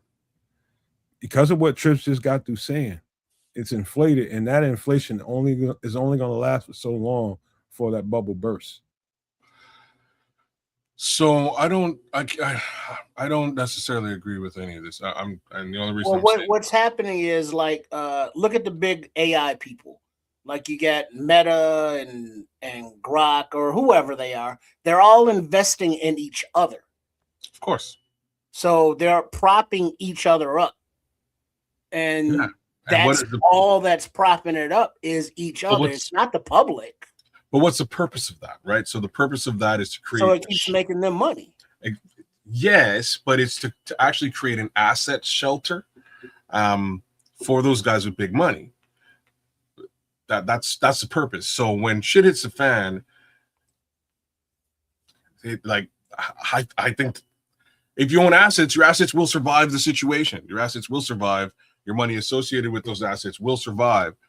It is just the general dollar itself will be more or less worthless. Like, you know what I mean? If the dollar, let's just imagine $1 is actually worth $1,000 less than it is today, in September. I'm just throwing crazy numbers out there. Technically, it means that your assets are also worth 1,000 times less across the board. But you still have assets.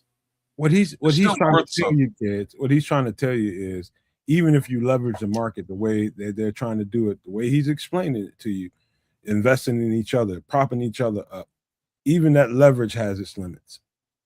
And at some point, it's going to descend, and it's going to descend hard, because how much of your assets do you want to leverage here? Just to prop each other up.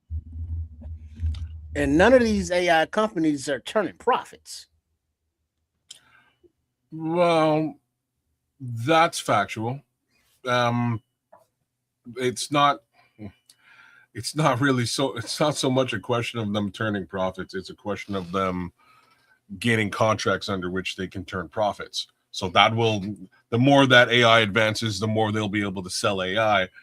It's a good place to park your money. You know what I'm saying? Like if you have a bunch of cash, what you gonna do with AI when you need goddamn $80 in gas just to get you through the week? Hey, you sell your stock, you go buy your gas. Like that's what an asset is, right? I mean, come on, man. This what you're talking about is financial, basically juggling.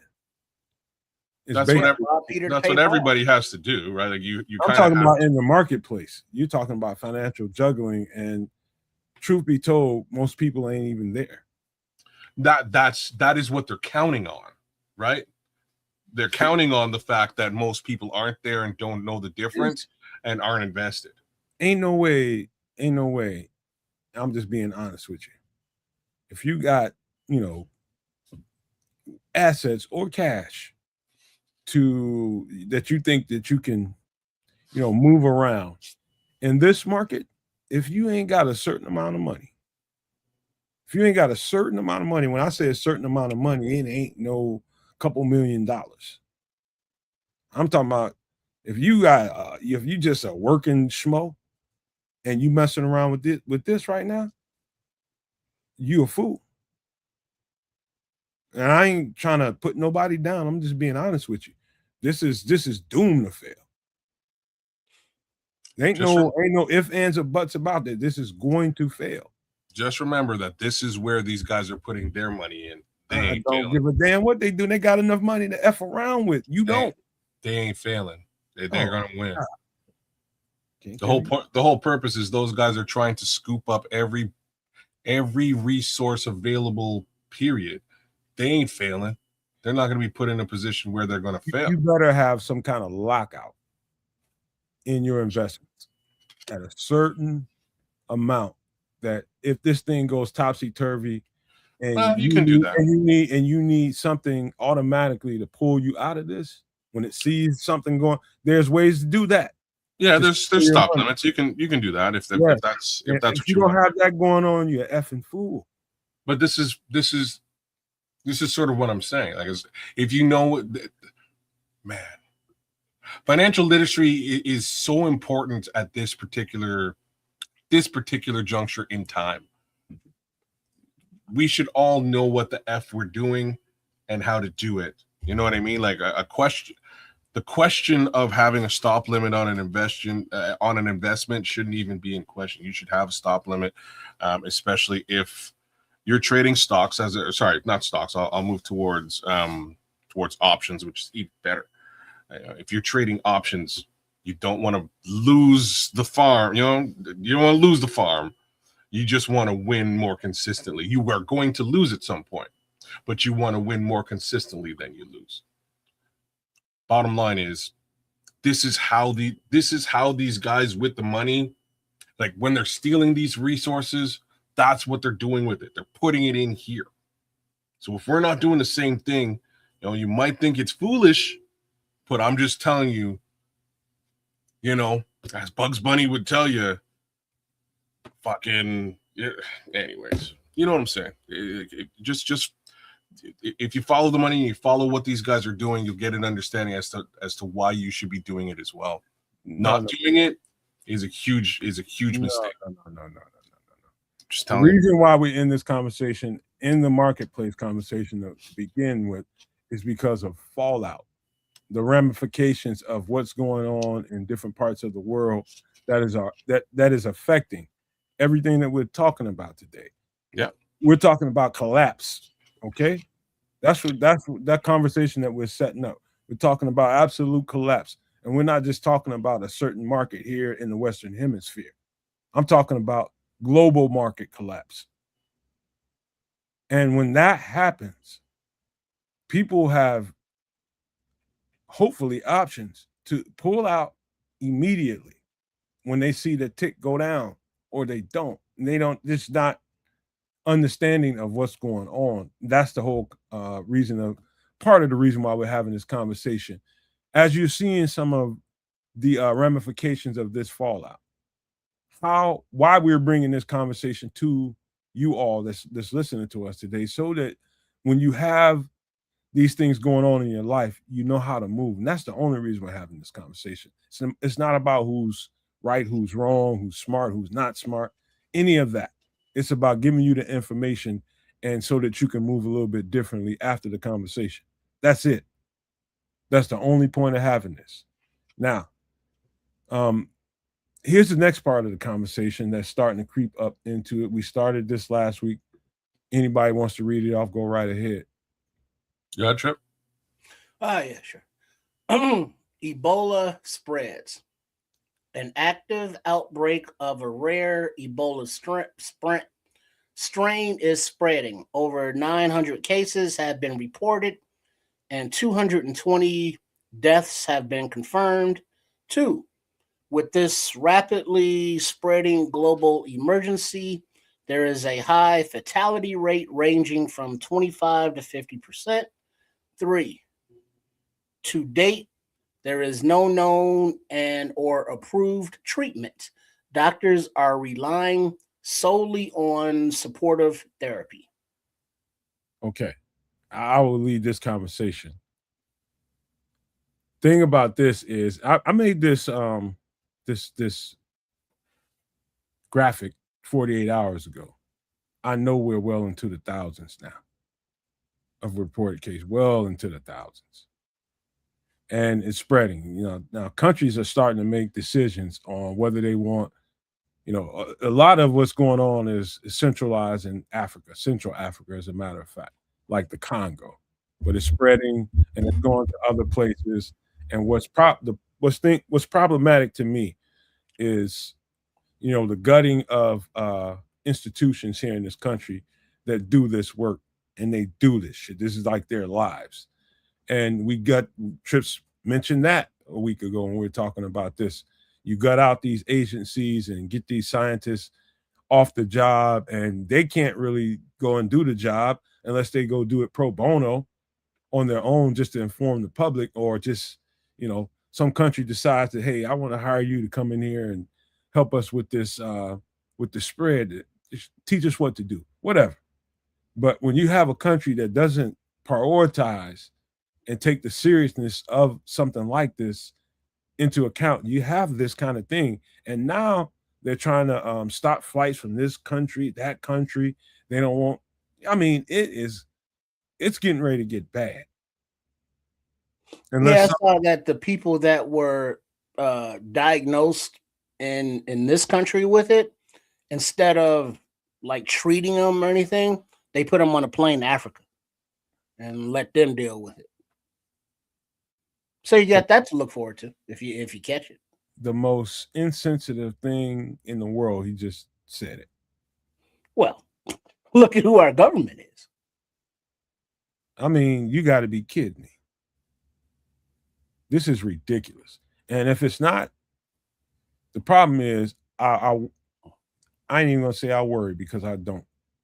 What I know is when it starts to affect people next to people in a real way, that's when the alarm's going to go off. Right now, it's somewhere else to a lot of minds of people. It's somewhere else, and we don't need to worry about it. Why do I care about what's going on in the Congo? Because there's no known ramification. There's nothing approved to treat this right now. That's why. And it's spreading rapidly. That's why you should care. But here's the thing. Because all the agencies like the U.S. left the World Health Organization, the disease control people, that agency's been gutted. Now you got a lot of, conspiracy theorists fucks in those offices. And so there is no warning, hey, maybe you should do this to avoid it. If you catch it, we're going to ship your ass off to Africa. We have no guidance. We have no, governmental support. We got nothing. So they're just kind of like, not our problem. And if you get it, we ship you off. Still not our problem. I mean, the worst people that you can physically imagine are at the levers of government with all this going on. Yeah, or back to the boys, you get all the Homelander wannabes. Just it makes me sick to my stomach, but this is what a lot of people ask for. This is what a lot of people gonna get. So what you're saying is this is right now mostly centralized in the Congo. Mostly, as far as this strain is concerned, I believe there's actually been a case here in North America. I think there's cases everywhere now, kid. It's not just because there was something that somebody was in proximity of someone who was affected, but instead of quarantining or whatever they do, that person got on a flight to like Denver or something. And so, they were amongst the, the public, the population. And so whatever, level of contagious this stuff is, many people are exposed. And I'm not sure of the incubation time. So it's like you can get exposed, but, show symptoms until, X amount of days or weeks later. So there's a lot of people traveling who've been exposed. And it's like, we got nothing. So yeah, good luck. So the 25 to 50% fatality rate should be explained a little bit. So just like with any communicable disease, it's generally going to affect the elderly and the people more at risk that have, pre-existing conditions. Of course, that's naturally going to be the people that get bit by it first. Your older people in societies, but the other 25% is more like, people that's, I think it takes a lot of, let's just say promiscuous people that, sleep around, different kind of things like that, just out there, sharing whatever, people that use drugs and all that kind of stuff. It's going to be a lot easier for them to get it, than more safe people. If there's any kind of I don't even know the word, but if there's something that's a light in the tunnel, it's got to be that. If you can try to keep yourself safe, watch how you move, you can still get bit by this, but you have a better chance to survive this. So there's been Ebola outbreaks before. Not this strain, kids. Not this strain? Not this strain. I don't think it's a rare strain. I don't think the strain makes much difference, and it does, man. I'll explain why. I'm gonna tell you why it does make a difference, kids. Okay. Because we don't have a vaccine for it. Yeah, but why I'm saying it doesn't make much difference is because of the way that this particular disease is transmitted. It's not an airborne risk like COVID, for instance. Like COVID is airborne. You just catch it walking around. 6 feet, motherfucker. You know what I mean? Like exactly. Like that's COVID, right? If we're talking about Ebola is something that is actually like you have to like bleed on a dude or like cough up in their face. You have to actually like, it's communicable, like sexually transmitted. You have body fluids. You know what I mean? Body fluids have to be exchanged in order to get this. So much like what you were saying a minute ago, like if you're sharing needles or if you're just, sleeping out around, there like Red Baron tossing stranger salads. Yeah, like you might catch it in that scenario. But let me tell you why what you're saying is right. I know on a general, but I'm gonna tell you where it gets wrong. It's because there's no known treatment for this. It gives it a chance to mutate. And as it mutates, it takes on a different personality. So, for instance, if it was just you can only obtain this disease this way, as it mutates, we don't know how that virus is going to react as it gets in a different state. And so let's just say, it's not like a COVID virus now. It can become a COVID virus as it mutates. That's that you might not believe like that. No, what you're saying isn't impossible in the realm of possibilities, but it's yet to be known to happen. Like this particular disease is a communicably transmitted disease. It's not airborne. It's very doubtful that it's so far. No. But I wouldn't want you to say that out loud. It's not. It hasn't mutated yet, man. I'm just saying, but that's like super fear mongering. Like it's not fear mongering. That's reality. It is. If it's out it's there, not. That's not. But Nomad. But that's not the reality. It has not yet, kids. But no. You're imagining this. You can't just speculate that it's going to mutate and turn into an airborne disease. That's what viruses do. They mutate, man. When there's not every virus mutates into an airborne virus. Not everyone, but it can. In the realm of possibilities, sure. It could also just immediately attack us all and kill us all immediately. But that's likely not to happen. You know what I mean? I don't want you. It's a situation. I hear what you're saying. Let me say something. It could mutate and all of a sudden just be attracted to trees. Sure. And just stick to trees, and humans are really, unless you're, logging or something like that, you really don't have no needed fear of this, right? However, if it mutates in another kind of way that we are unfamiliar with or haven't seen before, it happens. I'm just saying, let's mutate like that. Let's stick to the existing facts about the virus as opposed to the fantastic.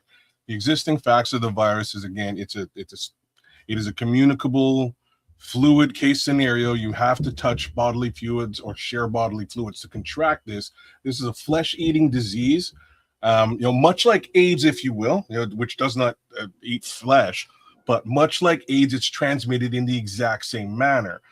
There was no cure for AIDS for decades. I'm not sure if there's a quote-unquote AIDS cure today, but people can live with it.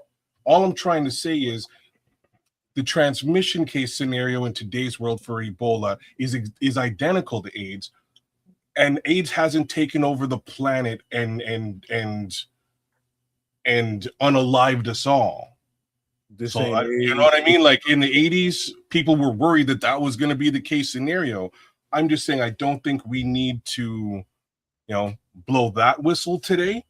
I think we're far away from it mutating into something wild and fantastic. Montana. It's like that doesn't mean it can't, but it's not there. Sure. Yet. Again, in the realm of possibilities, anything could potentially happen. I'm just saying, let's not go so deep off the diving board here. It's deep to you, but not so much to me, because anytime something like this is unchecked, you just never know. But Montana, but Nomad, we SHIT on home, kids. We SHIT on the government when the government deserves it. This government doesn't deserve any kind of protection or any kind of come on, man. I mean, if you the type that wants to support this, you support it, but just know what you own it. This is some shit. But go ahead, kids, man. Anyways, all I was saying, like, this is it's not good that this thing is spreading. I'm saying that this has spread before in the past in major capacity in Africa. It never wound up leaving Africa. It was rampant in Kikwit, really destroyed the population there, but for the most part died off. It's now back. It's been in existence since then, and like I'm talking about, when did I write that rap? Like that would have been like 1992. Like, this stuff has existed for quite some time, and it's never really made its way. I understand why you're reserved about how you speak about this. I understand it. What I'm telling you is the people that led the charge in defeating and fighting these viruses and diseases have been gutted. Yeah, I'm not. The protections that societies had by way of agencies that knew exactly what to do and how to handle this no longer exists on our side of the pond here. And I'm telling you now, no matter what happened in the past, don't compare what's going on now to it, because it ain't the same ball game no more. I think the ball game is not as dire as you might make it sound. And again, the reasons I'm saying dire, because you're saying it can mutate into an airborne disease. Reality, that's fantastic. It's not reality. Okay, it's a possibility. You have one way of looking at it, and I have another. How about that? I didn't call your way at it any kind of name. I just said this. I'm not calling it a name. You're saying that it is a reality. It's not, because we have historical data to prove that it's not. That's all right. We can get lost in this. I mean, we're mincing words right now, but it ain't necessary, because the fact is that it's spreading, and it's spreading rapidly, and we have no known cure nor therapy for this to deal with it. And how, if this thing gets wrangled and just rodeoed to the ground and we can deal with it, we'll see, man. But right now, I think people should be concerned. I'm not going to say be alarmed or be afraid, but just keep an eye on information being given to you, and you make your own decision from there. But it's just knowing. That's the whole point of this conversation, is just knowing. So that's it, man. Any last thoughts about this before we get out of this? Yeah, shit. Just cover your mouth when you sneeze, cough, and take your vitamins and get plenty of sunlight. Plenty of hydration and sleep. Take care of yourself and keep yourself as healthy as possible. And if you get something like this, stay the hell away from me. Famous last words. All right. Anything, kids? No, like I say, like this is in my opinion, again, if it is a communicable fluid transmitted disease, I just won't stick my Johnson in other people than I have been sticking my Johnson in, and I should be okay. That I won't take on a heroin addiction, and again, I think I should be okay. Come on, you want to shoot up a little smack, kids? No, thank you. I will. Just on the weekend, like Saturday morning for the cartoon. No, I'll just watch the cartoons. Come on, man. Stop that, man. I'm talking about trips, man. Stop. I know. I'm laughing with them because this is where there ain't no time to be laughing at that, man. We're on a YouTube show. What? You can't say smack? No, you can't be saying stuff like that, man. Come on now. Okay. What kind of stories do you have that I've never seen? Do you do that shit on Sports Chicago style? No. All the fucking time. Come on, man. No. Anyways, do that, I'm just saying, AIDS exists. There's no cure. It hasn't wiped out the population of the planet. There are other diseases in similar vein that are transmitted via this means that I think I've done a great job of avoiding, contracting. I've done a great job avoiding it, and I think we can all wear gym hats and things along those lines to prevent this type of stuff from going on. So be vigilant, take care of yourselves, and you know what I mean? Like that's all right. That's my 2 cents. All right, man. Just be alert, be active in information gathering. To be vigilant is the best thing I can tell you right now. And as we know, and best thing we'll do is try to compile the information and give it to you, on the show as best we can, so that you can move in a different way. But after this, we got a album to review. You know why? Because we had a movie last week. I think we're just gonna go back and forth. I think that's probably the best thing to do, fellas. Unless y'all have some other suggestion, I think that's how to go about it. But I think you guys are going to enjoy this, particularly Triple R, because I think he's this kind of native tongue kind of guy. Let's review shit. this. Tribe Called Quest, Low End Theory, classic. You know, Fife Dog, who you know, did spend time with. He came to the station. You know, his sickle cell was fucking with him, and he wasn't feeling good. Yeah. But he still hung out all night. Q-Tip, he wasn't there. He was doing his own thing. But Ali Shaheed was there. But this album, I mean, shit, classic beginning to end. Many quotables, you know, beats that you'll hear, and it's like, oh shit, yeah, that's from Low End. You know, she had the t-shirt and everything, kids. Yeah, this is one of my favorite albums of all time. It almost goes without saying, from beginning to end, classic. And I say that as somebody who went out on a limb. I was in Watertown, New York, and I purchased their first album, which is People's Instinctive Travels in the Paths of Rhythm. Picked that up, loved it, loved the album, worked my way through it. But you know, in most people's opinions, there's maybe you know 5 or 6 songs that's really popping on that original album. This album here. Can I pause you for a second? Sure. Trips, can you pull up the track list on this song? Because I think we need to talk about particular tracks on this one. Oh, and yeah, we'll do that and check that. It wasn't sickle cell; it was diabetes. That was somebody else with sickle cell. Yeah, no, you're right. He was sickle cell would have been Mobb Deep, Prodigy. Yeah, Prodigy. My bad. That's right. He did have he was a diabetic. He was fighting it for quite some time. I spent an afternoon with the gentleman as well. He's super cool, man. He's from Trinidad, so we kind of got that that Caribbean thing going. We had a little bit of a cipher, me and him, and I'm trying to remember who else was there. Q-Tip was not there, much like your story, but we did have. He's a Hollywood. You know, well, it was sort of during an after. It was during an after show. I've told parts of this story before. I've told the De La Soul part, but you know, in walks Fife Dog with a couple members of Souls of Mischief. The show that was being put on was Souls of Mischief, De La Soul, and Tribe Called Quest here in town, and we wound up going to hang out with A+,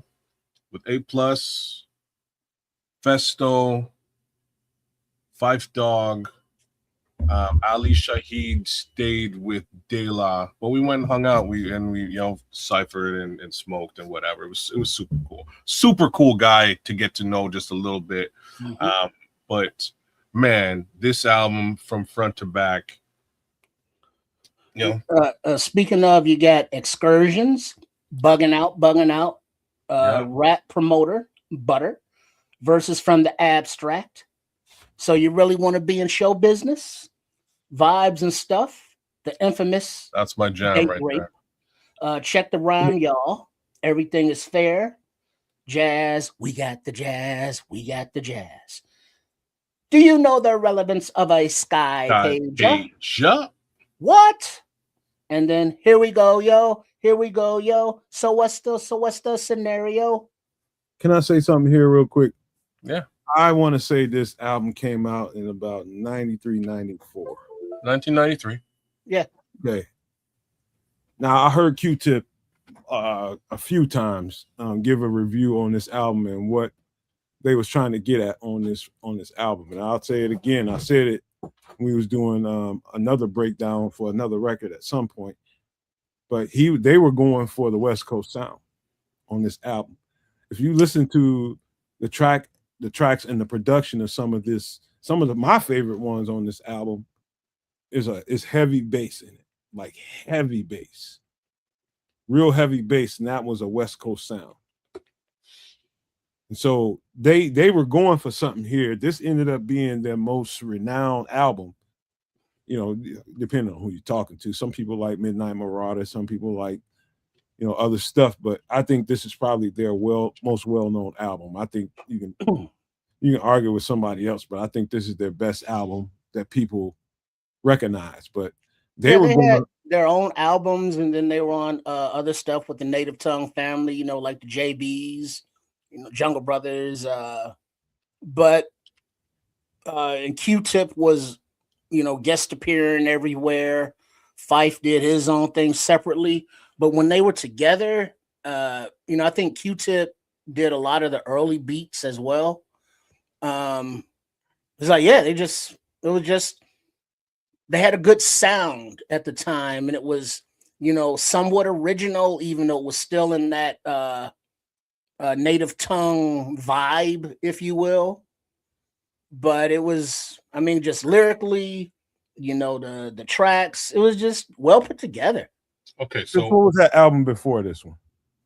People's Instinctive Travels in the Path of Rhythm. Now, so if you listen to that record and then listen to this one. Yeah, that was the one with Left My Wallet and El Segundo, right? Yeah, it's a much more fluffy, bubbly production as opposed to this one. Now, I think anybody could agree with that. The production is definitely it definitely differs between album 1 and album 2. Where I was incorrect is that this album is actually done in 1991. That's when this album came out. I would have assumed 93, but it's a little bit earlier than that. That being the case, I don't hate to refute. I don't. There's nothing West Coast sounding in this album to me at all. I couldn't. Really? Oh yeah, nothing. Oh my God. Absolutely zero. Yeah, because especially when it hit Scenario, and that was all East Coast guys, and well, I'm really strictly talking, not rap style. I'm really strictly talking about audio production. Like the audio production on this was it's. If you listen to West Coast stuff, you're listening to more synthesizer, analog, more played out stuff than you are samples. There's one thing with your ears, kids, and how you recognize a West Coast product. And there's another thing when you have Q-Tip himself saying that.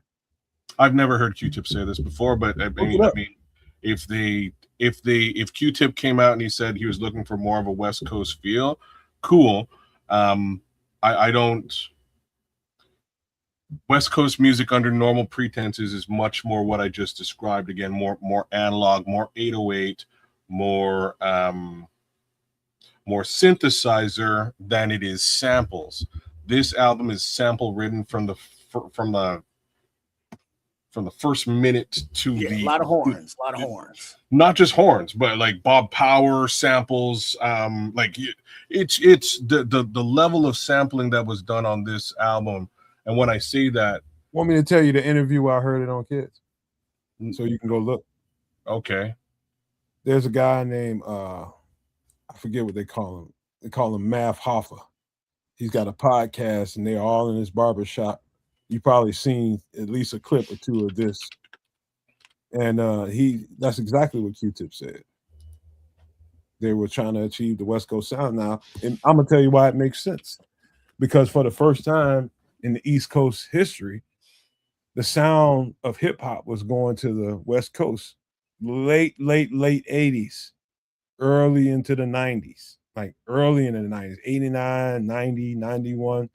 I could be a hip hop historian because I just love watching this stuff and how the sequences played out. And they knew it. The people on the East Coast knew that this was the more popular sound now. And so it doesn't surprise me when I see Q-Tip on that podcast saying exactly that.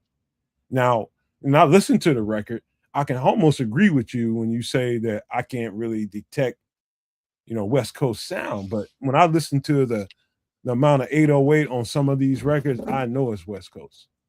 There's not a lot of 808 on this album, bro. Oh man, there's some 808 all over this one. Trust me. I'm a producer. I've produced music myself as well, sir. Man. Okay. Continue with the breakdown. I don't like. Are you you're trying to say that they didn't use drum samples and cut them up on this album? They used 808.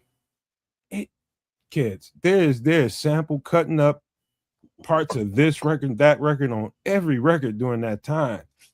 I'm telling you, when I listen to this And in hindsight of listening to what Q-Tip said, I can definitely hear exactly what he's getting at there. With the amount of 808 and different things that he did, he's the main producer on this record. So when he's telling you this, I'm forced to believe it because I wasn't there when he was cutting it up, but I know what the sound sounds like.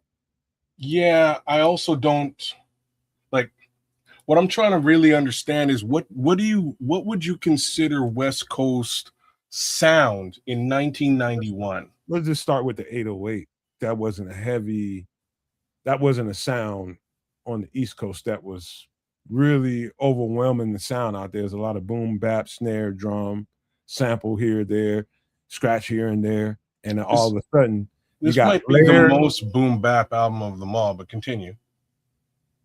I'm just trying to tell you the difference between the East Coast sound and the West Coast sound during that time. You had a bunch of cut-ups, James Brown breaks, loops, and things like that really drove most of the records on the East Coast.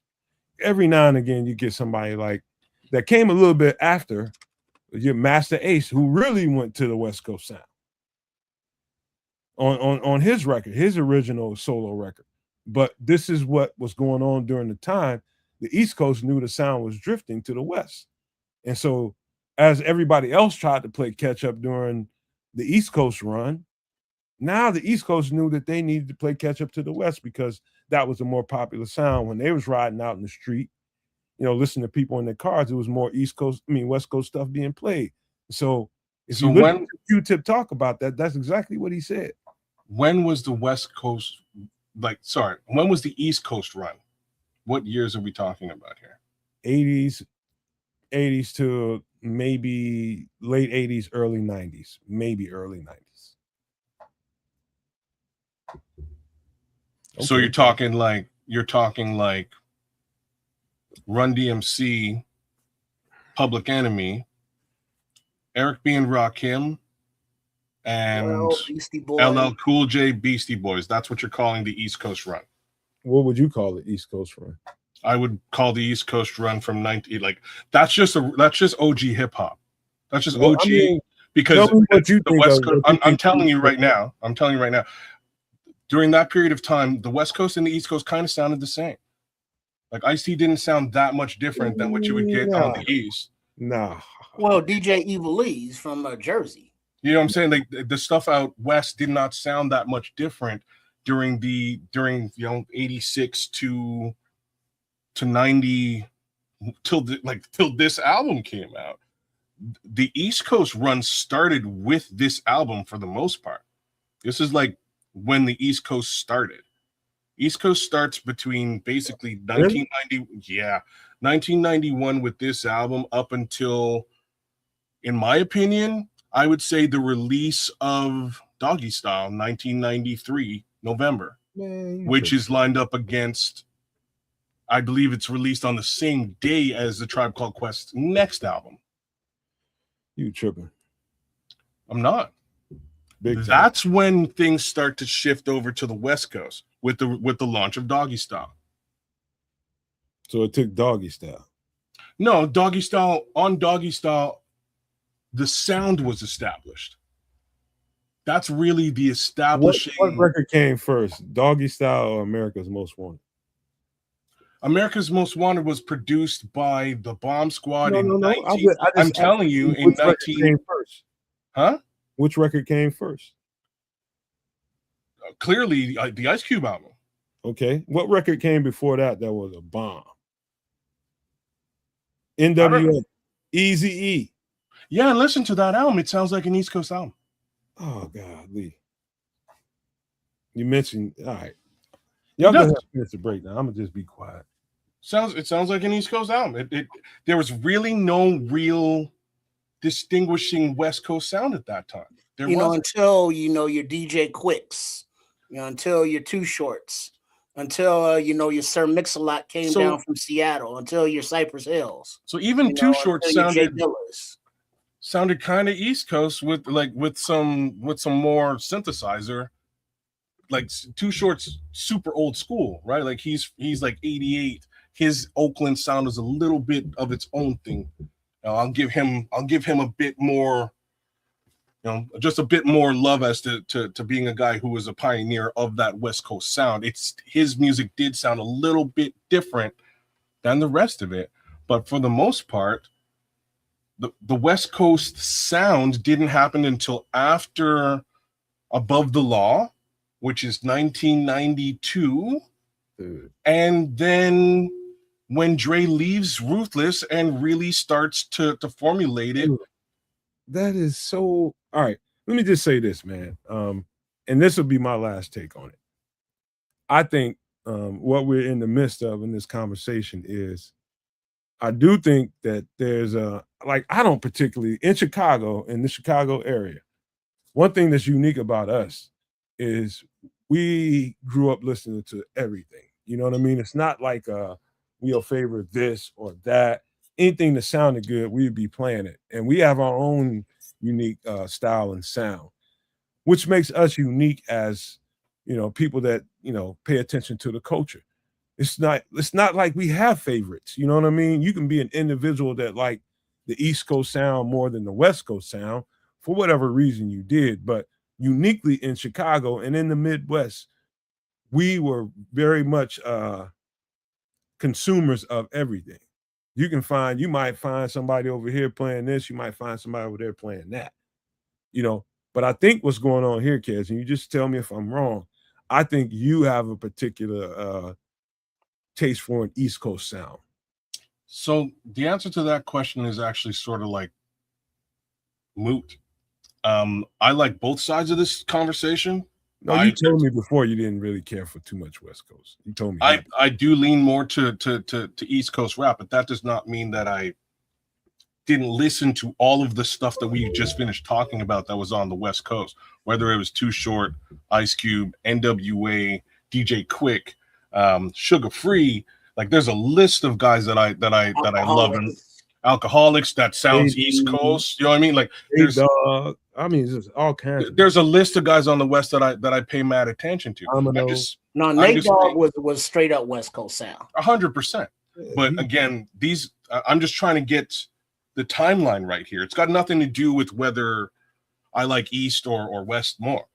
I'm just saying that from when this album drops, you then get hit with a whole different sound of East Coast rap that isn't old school.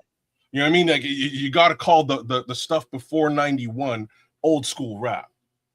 That's just the easiest way to call it. After 91, you're looking at the birth of the East Coast stuff, which lasts basically up until 93, which includes groups like like the Fushnikins, like you name what rap sort of was coming out of New York at that time, and there is a plethora of groups that all of a sudden just came out. Right quick. Can I ask you a quick question? Yeah. Now, when you listen to the beat that we use for Nomad at Night, the victory music or the intro music that we use, what do you think when you hear that? Which song are we talking about? Which beat? The beat we use for Nomad at Night.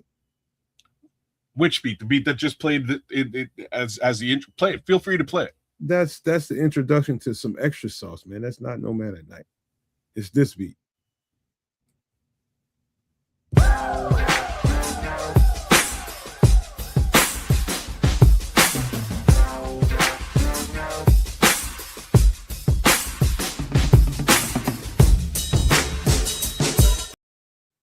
Now, what do you think when you hear that? Any particular coast, any particular... You muted, kids. I would say it's probably a bit more West Coast leaning with the Roger Troutman type. You know what I mean? Like that's where I would say it's a little bit more West, but it does have some, some old school wop to it that you could call sort of old school as well. What you think about it, Tris? Where's your head go when you hear it? Ow. Isn't that Roger Troutman? Isn't that his thing? It's that vocoder on there for sure. Yeah. Where you got that kind of, what do you call it? Synthesizer and It just got that feel to. I wouldn't really put it to a coast. It's kind of androgynous to me. Like where I would agree with it being androgynous is you could find, like, I could almost guarantee you could find an Eric Sermon produced track that sounds a lot like that. So without the vocoder and the Roger Troutman sound on it, you take that away from it, I don't think you would hear anything West Coast at all. That's fair. And just listening to you two guys describe what you're hearing, and now that I never really thought about it that way, I just do what I feel sounds good to me. But I can understand exactly what you mean when you say that. Both of y'all. Yeah, same thing. Like the I say, difference in flavor is what I'm trying to get at. Like, what do you hear versus what I hear is what I'm. Well, let's see. Raymond here sounds more East Coast inspired, and Kids Bingo sounds like a EPMD joint. Yeah, it could be an Eric Sermon produced beat if you really wanted to sort of drill down. Eric Sermon, it has been, because of sample clearance, he's been known to truly sample Parliament P Funkadelic, which is a heavily sampled which is heavily sampled in on the West Coast. On the East Coast, with a lot of East Coast track, like it's just sort of fact. So like it could fall into EPMD, EPMD's portfolio if you really wanted to look at it. For the record, if you want to put some truth serum in me and figure out what's more influential on me, I'm just being honest with you. And this has really nothing to do with the conversation, but I'll just tell you, I'm definitely more East Coast influenced than any other thing in the world because I just studied it more heavily. And so I don't have a particular, I would prefer East Coast because I love beats and lyrics. I love lyricists and I love hardcore beats that they lace up. That's just me. That's what inspires me. Now, when my sound sounds a little West or my conversation sounds like I'm West leaning, it ain't that. I'm telling you, I'm East Coast music, hip hop, hardcore. Again, I'm not, like I said, whether you lean to the East or the West, in my opinion, doesn't make much difference. I'm just trying to establish a timeline here, right? The West Coast, the sound didn't really take over rap until Doggy Style. Like Doggy Style changed the sound. It was a multi-platinum album, and folks sort of started to look towards that sound once that album was released. And that sound was different, in my opinion, than 100 Miles of Running, which is like the previous real big NWA record, right? And that would have been just before that. America's Most in Wanted between, is right there in there. You got to remember that America's Most Wanted is right in there. I'm ignoring that album completely because it's an East Coast produced album. There was West Coast tracks there that went crazy.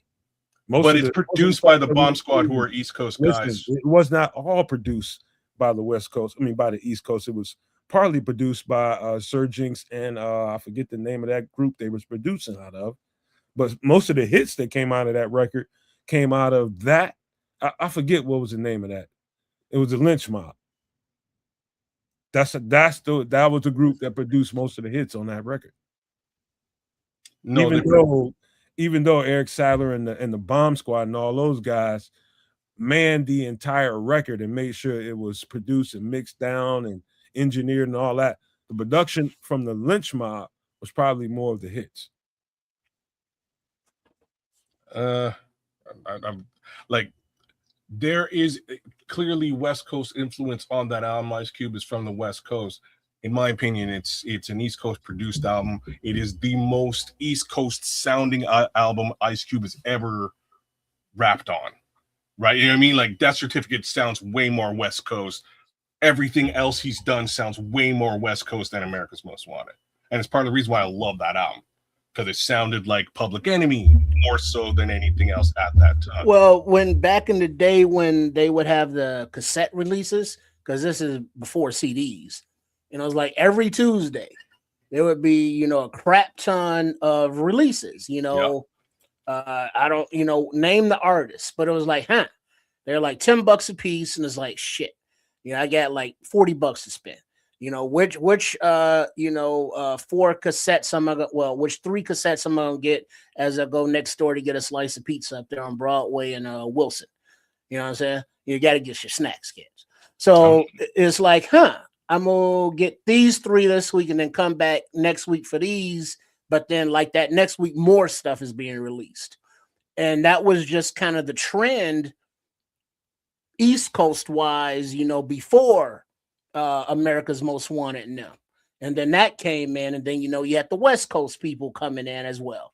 So it was East Coast thing for me, going back to the days of, what was that, 1982, in the back of the school bus with Sugar Hill Gang, Rapper's Delight.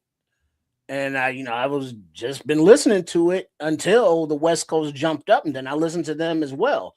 But, by then I had been listening to East Coast shit for 10 years, before the first West Coast album even came up. So, there was no competition. It was just something different. It was just, at that point, it was just rap music to me, regardless of side.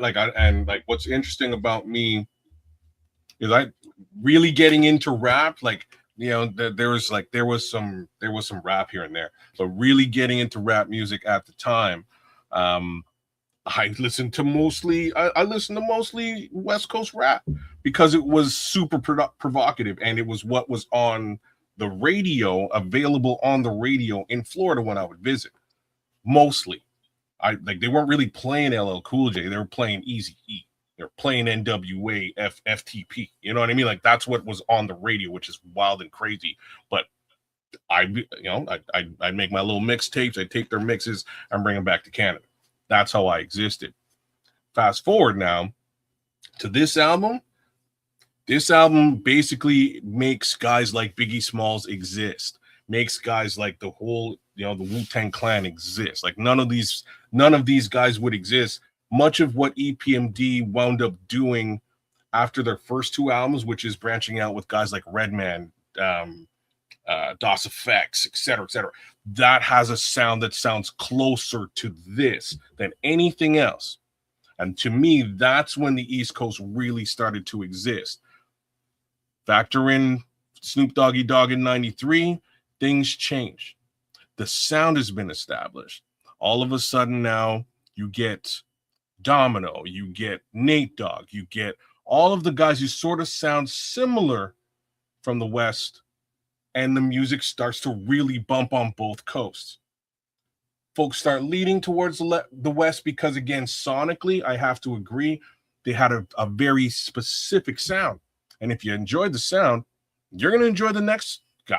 You know what I mean? You're going to enjoy the next rapper, the next LP. That sound more or less started to take off again after that Doggy Style LP, and that's my. But who is West Coast that I always thought really sounded East Coast for the most part?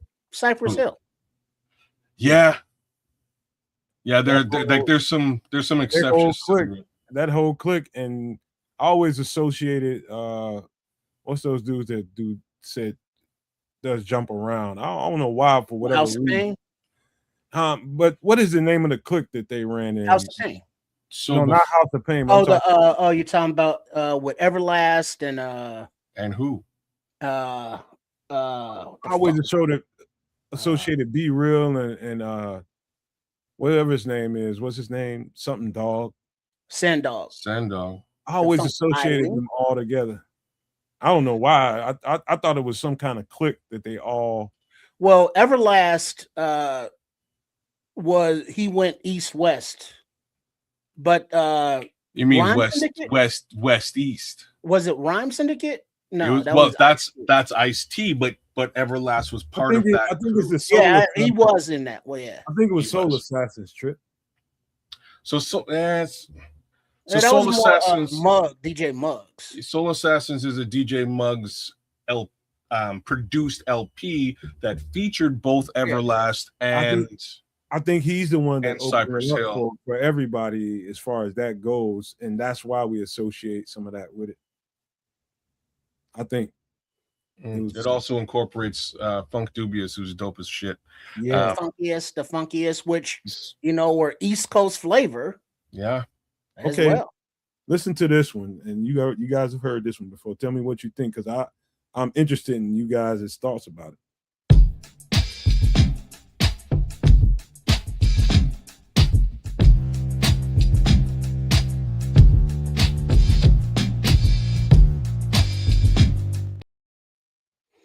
Sounds like some kind of new age jazz.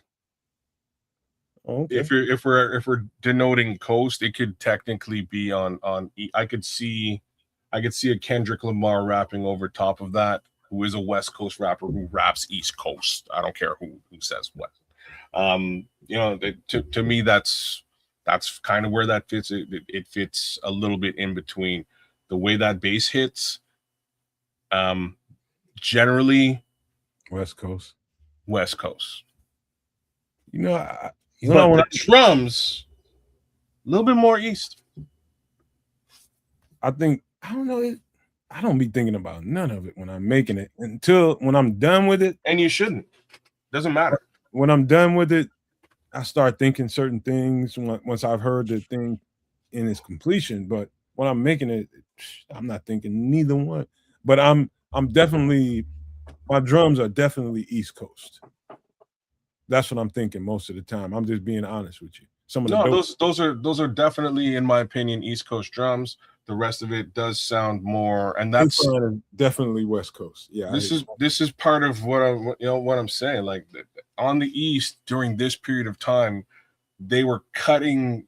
They weren't using 808. They were cutting samples. They were cutting drum breaks and meshing them together, and or even playing them out.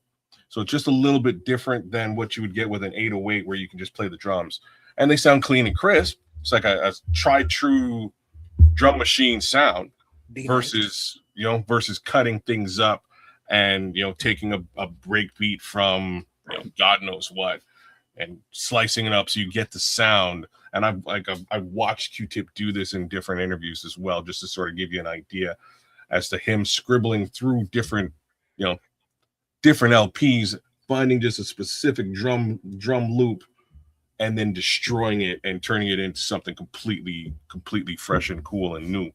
One of the things, kids, I'll tell you something, and this is just a little producer secret. Depending on who you are and how you emphasize how you start music, whether you're starting the music with a bass line, whether you're starting with a lead guitar, jazz sax, whatever it is. If you're like me, like I believe that everything starts with a drum rhythm. In my opinion, it's just the way I've always saw music, heard music. To me, that's the driving force of any track, any song that precedes it. It's come from the drum, gets people moving. And I figured out a way to kind of layer my stuff.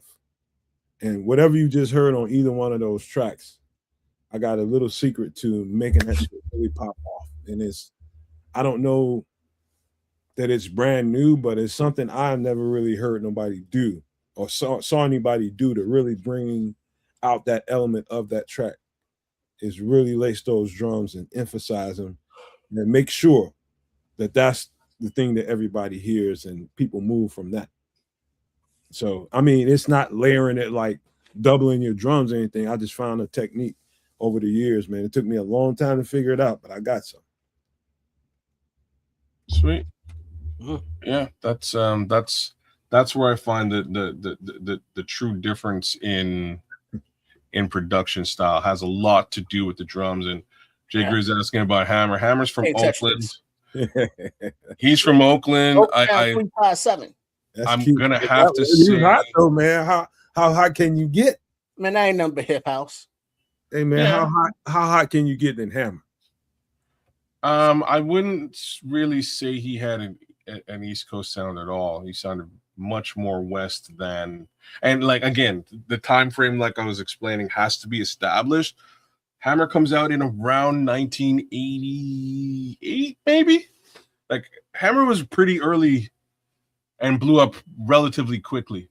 and held it down for a long period of time before his pants and his dancing. You know what I mean? Like he was holding it down while the East Coast was sort of going through this growth period. Yeah, because Hammer was out before Naughty by Nature, right? Yes, out before Naughty by Nature, out before this album as well. Out and again, and this is part of part and parcel as to why I'm saying like the West Coast sound hadn't been really established at that time, right?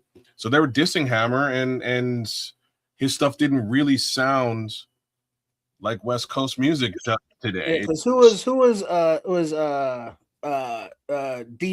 Pete Nice and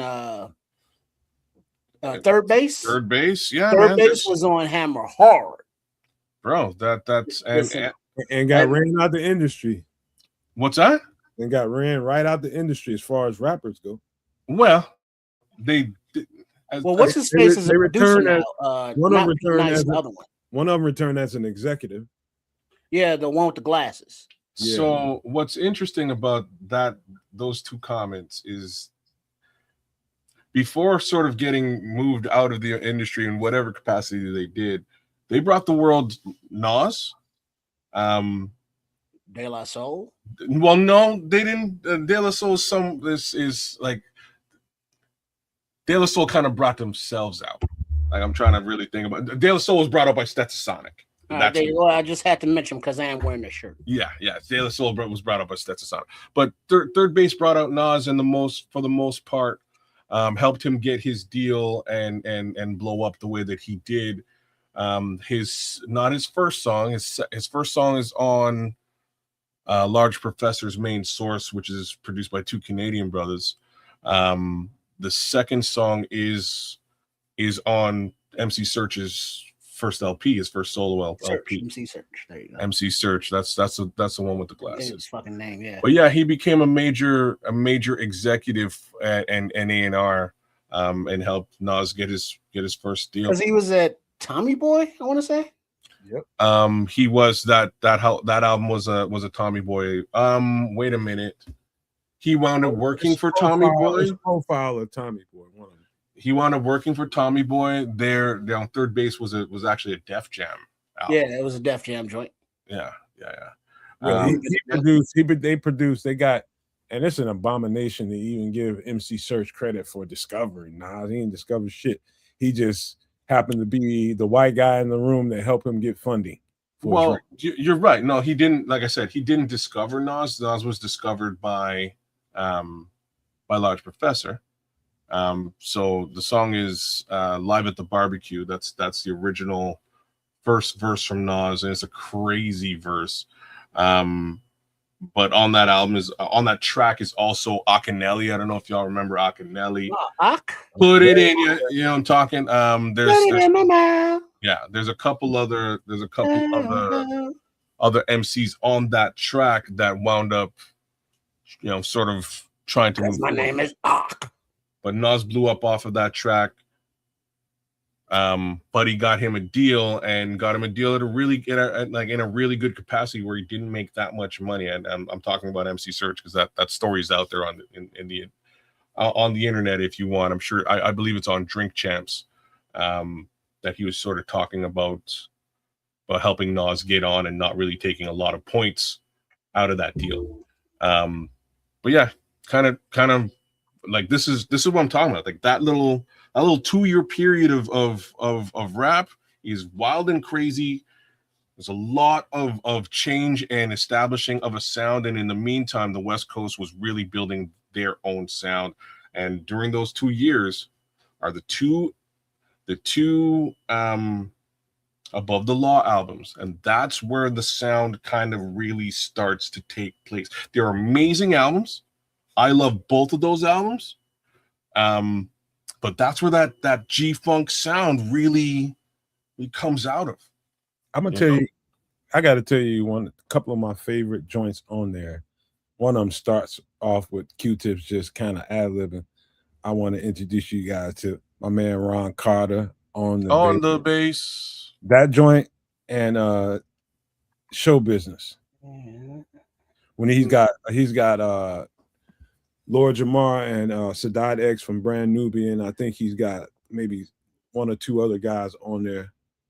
And you know what's important about that track to me, I love the beat, number one, but number two, the message that they were trying to give to everybody during that time about the people in the business.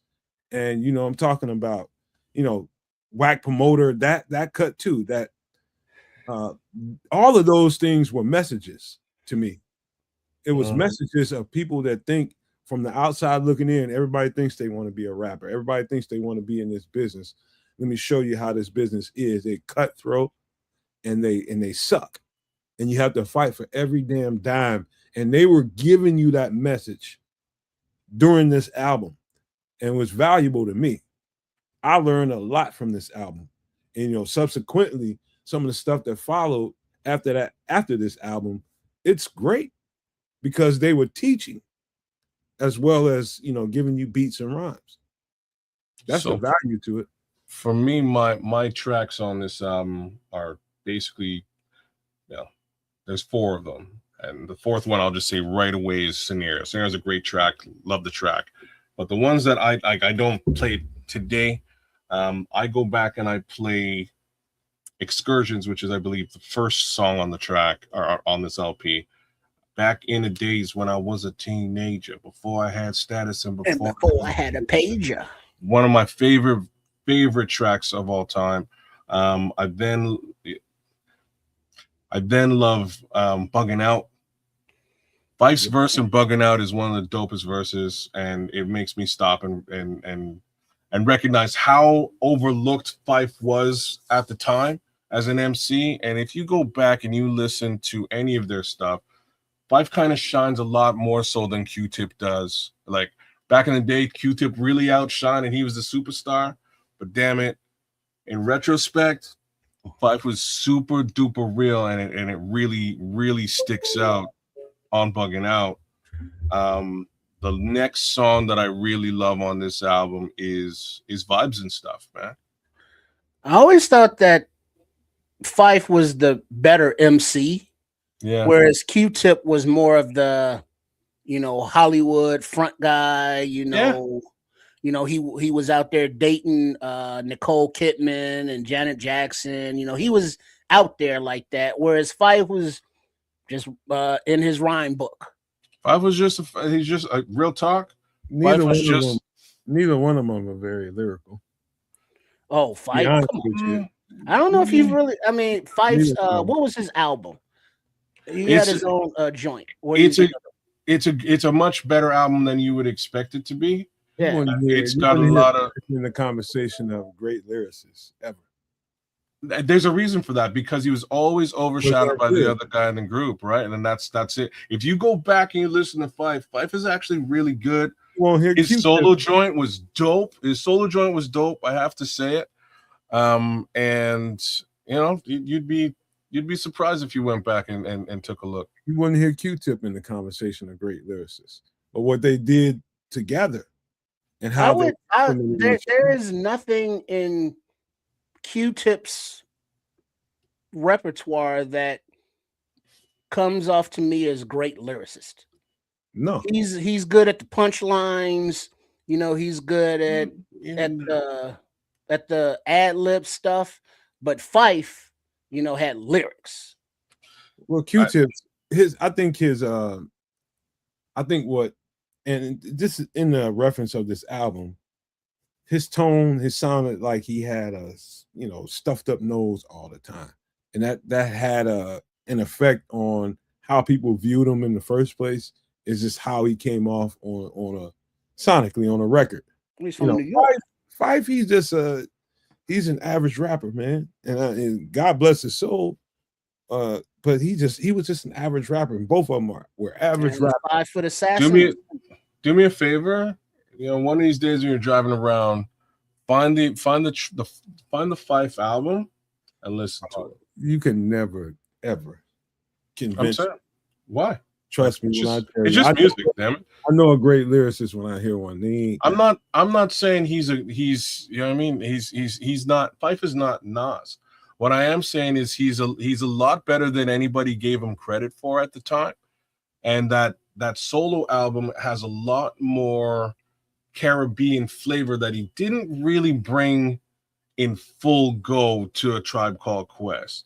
And you start to see it, and it's actually dope. Like I have to say. I'll tell you a guy on the East Coast that didn't get a lot of credit for his lyricism because his production was so good. Large Professor. I never really liked Large Professor's beats. I don't know why.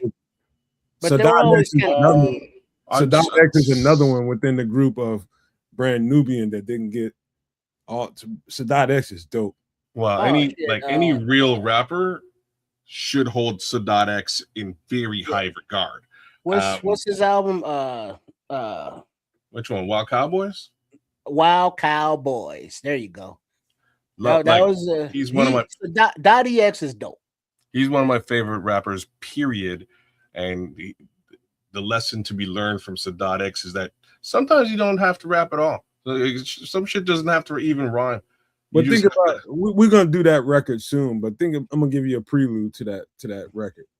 But there was a record that happened with Brand Nubian that Grand Puba was a big Lumen influence on that record, and it came across well on the East Coast at least. I don't know how people received it everywhere else, but it was a huge record on the East Coast.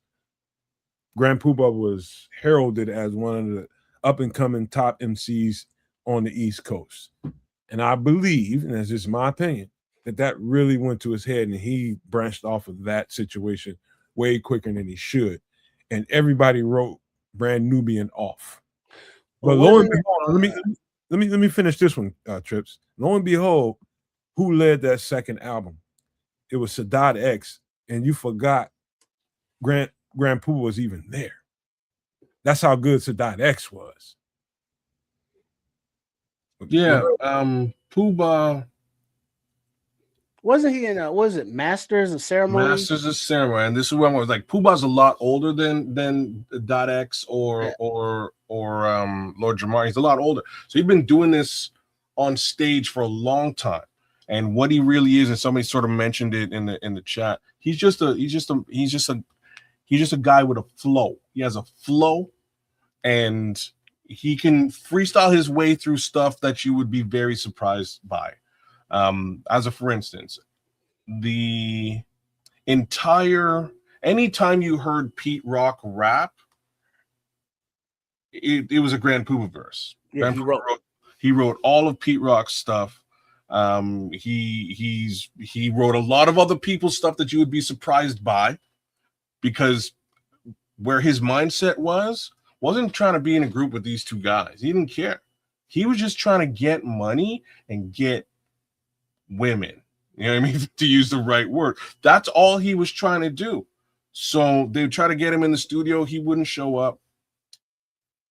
They pay him to write a verse. He'd write a verse, mail that in, come get some money, and leave. Wasn't trying to be in the studio doing this thing. They finally corralled the guy to do his first LP, and he did the LP, and it actually worked out.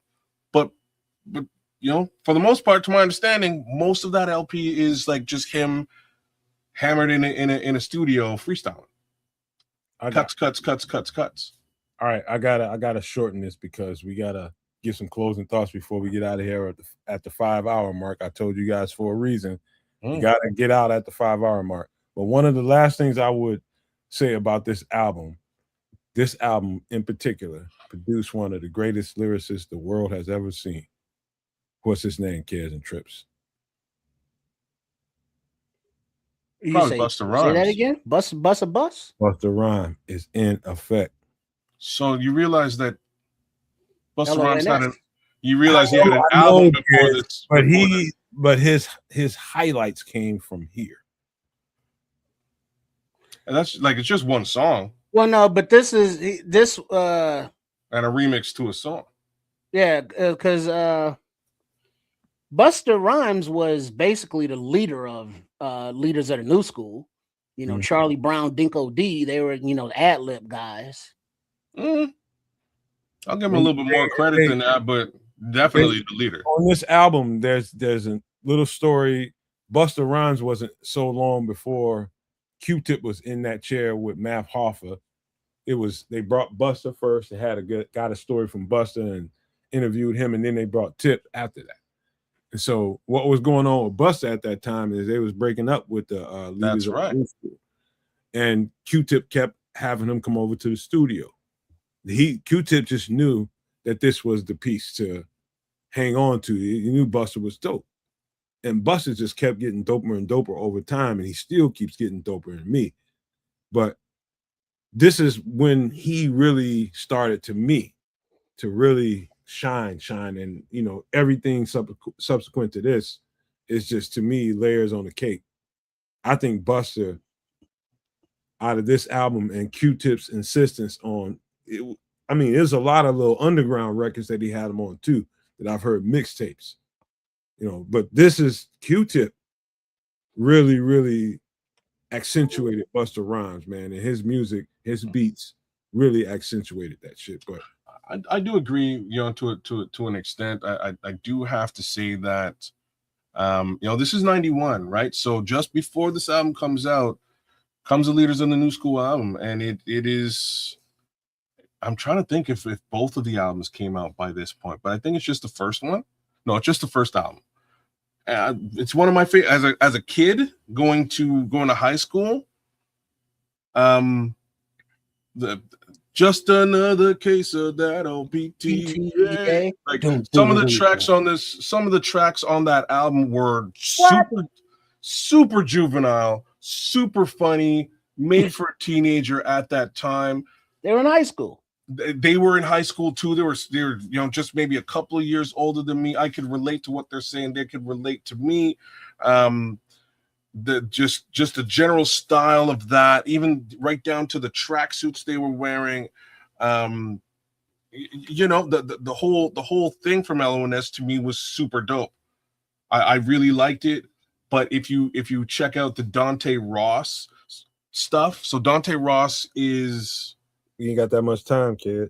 Don't worry, I'll get us out of here. Dante Ross produced basically executive produced. He was the A&R who signed 90% of the people we've talked about today. You know, outside of the West Coast stuff. Q-Tip, Brand Nubian, MF Doom as well, Third Base, like you name it, all Dante Ross. He goes through how all of this stuff comes together and really goes down the road that you were just on, and that is basically Busta Rhymes and Charlie Brown hated each other the entire time. The song, classic, the song Sob Story on that album is a diss track to Charlie Brown, who only figured it out after he wrote and recorded his verse on the same song. Charlie Brown was trying to get Busta Rhymes to chauffeur him around in his new whip. That is what Sob Story is about. So these two guys were never going to last long in this group. He dissed them on their own cut, on their own LP, which is wild to understand down the road. Anyways, as that group breaks up and falls apart, Busta kind of found a little bit of an outlet with Q-Tip to do Scenario. And once he did, he kind of opened up the floodgates for him to do all of the Flip Mode Squad stuff. So anyhow, that's history. I'll tell you what, one of the better, let's just say, top 50 albums I ever heard in my life. 50? Top 50. Wow. I mean, we can argue about who I think is above all that, but that's just my taste buds. You know, music consumption is all about taste buds, man. It's just, you know, everybody that ranks this. If you genre'd it, if you put it in a genre, I don't need to do all that. I'm just talking about being hip hop. This was top 50 hip hop album you've ever heard? Top 50, yeah. Hip hop? Really? Wow. Okay. Yeah, I've heard better records. Oh, Black Moon, nice. A lot better records. But yeah, we mentioned DJ Evil D. You know, I have my particular taste buds and what I like, but you know, I mean, that's me, and you have your type, and I didn't like Leaders of the New School record, but who you're talking about the Leaders record? No, I'm just saying you just got through gloating about how much you like that. I didn't really care for it, other than Busta Rhymes' part. You know, that's just me, but You saw that differently. Trips probably saw it differently. Any Johnny from the left field might have saw it differently as well. But that's just taste buds. And I had to learn that over time that, how you receive something versus how I and the next person receives something is totally I'm laughing because I saw, one of those stupid posts that's like, hey, you're driving for 12 hours. You can only listen to 4 artists. And they're like 12 artists listed, from Kanye to like J. Cole and Pusha T and Lil Wayne. So I type in Silence It Is. Oh, wow. Because I don't like none of them shits. And that's funny, man, because again, that just accentuates what I was just saying. What somebody else likes is that's that particular taste. Telling me that this ain't good or that ain't good, or me telling you that this is good or that ain't good. All subjective. It'll enter us into a whole bunch of conversation, but it is very much subjective. Very much so. Yeah, for sure. So that's what we had with that, man. Great album. One of the better albums I've heard in hip hop, but there's a lot of albums in hip hop that we can cover. We might not stay at hip hop. We might do other albums. We almost did something completely different today, but we'll start branching out into some of that in a little bit. But maybe with some of these two's suggestions, man, we'll review some albums differently. But man, great show tonight. I love the content. Hopefully everybody got a little something out of that, whether it was what you needed to hear from the Bears content, whether it was what you needed to hear from the Doomsday Survival. You had a good time listening to the food breakdown, the drink breakdowns, and this album review. Whatever part of the show that you found particularly fun, I hope you got what you came here looking for, because we try to give it all to you, man. But great show, man. You want to leave these guys with some last thoughts, kids, and trips? Yeah, true. I just can't listen to him as a producer because he bites all old house music and he What are we talking about? Kanye. Kanye? And pushes it off as his own. Yeah, so fuck that guy. But yeah, big up to everybody. Thanks for tuning in. Shout out to Chef Trips for doing his thing earlier with the cooking. His channel at Chef Trips. And then there's Sports Chicago Style, at RRSCS, as well as the Nomad Network and Kids Canuck. Please make sure you are subscribed to all 4, that is. And yeah, OTAs are rolling up there at Hallis Hall, and the June 1st cuts will be next week. Not really expecting cuts from the Bears, but other teams. Who shakes loose? We shall find out. So cool. So look forward to seeing y'all Sunday night. Yeah, it'll be a couple of cuts, I'm sure. But it is what it is. We'll see what it all looks like there next week. Get an understanding of all that. And again, thank you guys for supporting us once again. We appreciate that. We'll catch you right here on Sunday, and then again next week, Wednesday, just after those cuts have been in place. But I had a good time, man. We chopped it up generally about hip hop. I can talk hip hop all day long, if ever asked. But yeah, man, I enjoyed it, and I will enjoy whatever we're looking at with regards to potential new players coming to the team after those cuts have taken place. Big shout out to the chef for chopping it up and doing it one more time, and we'll see him in a couple more weeks towards the end of June. That being said, kid, you got to find you some grits. I do. I'm gonna hunt some grits now, see if I can find some in Canada, because I don't know what the hell's going on. There must be some sort of reason for that. Yeah, we skipped the BDP thing. I was gonna bring Karis one up, but I did mention D Nice and the TR-808. You did say D Nice with the TR-808. That is correct.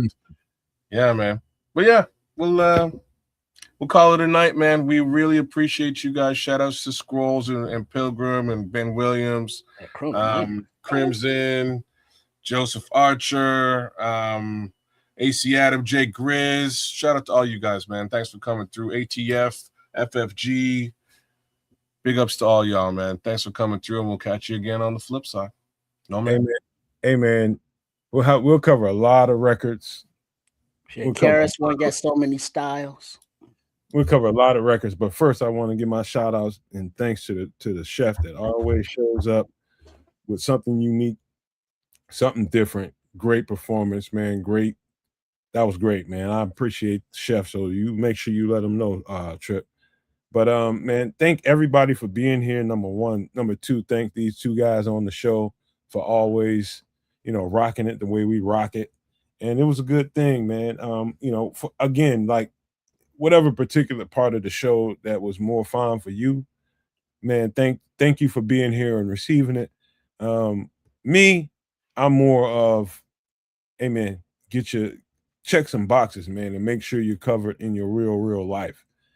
Outside of everything else we talked about, the Bears are going to be great. I'm just going to tell you that right now, and I hope we broke that down in a way that you guys can receive it the right way and see exactly what we were talking about on that. Hope the food breakdown was good, the drink breakdown was good, but the album breakdown, we're going to do more of that because I can see that it definitely generates a whole lot more back and forth between us, man, because I would say this to end the show. It is all about taste buds when it comes to whether you're watching a movie or listening to a song or a record. It is really all about your taste buds. And it took me a long time to humble myself to that belief and knowing that, I used to think the world of this, that, or the third musically. And then you go to the next person and you express how much you enjoy that particular artist in this record. And they just like, what? Yeah, that wasn't nothing. And it almost, because you enjoyed it so much, it almost gets you kind of defensive and a little feisty because like, oh, what's wrong with you? How come you don't like it? You know what it is? It's what Tripp said. It's the subjectivity to it. It's basically, my mind doesn't work like yours. Yours doesn't work like mine. My emotions don't work the same as yours. Yours doesn't work like mine. And so what might have tickled my fancy may not have done anything to yours. Vice versa. And so remember, as we're breaking down these records and we're breaking down these movies and giving you these reviews, remember that aspect, you will enjoy it all. You can humble yourself to it and know that it's just that person's opinion and you'll leave it there. And so with that being said, I just want to thank you all for being here one more time. And just know there's a whole lot more coming. We're going to have a good time doing the show Sunday. Might be some breaking news. I hope Tripp's just kind of, he's just trying to weigh on the direction of the breaking news. It might happen. Something might happen. Never know. Never know. We'll see.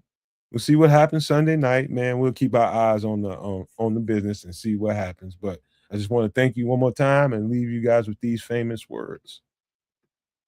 Love, peace, and hair grease, y'all.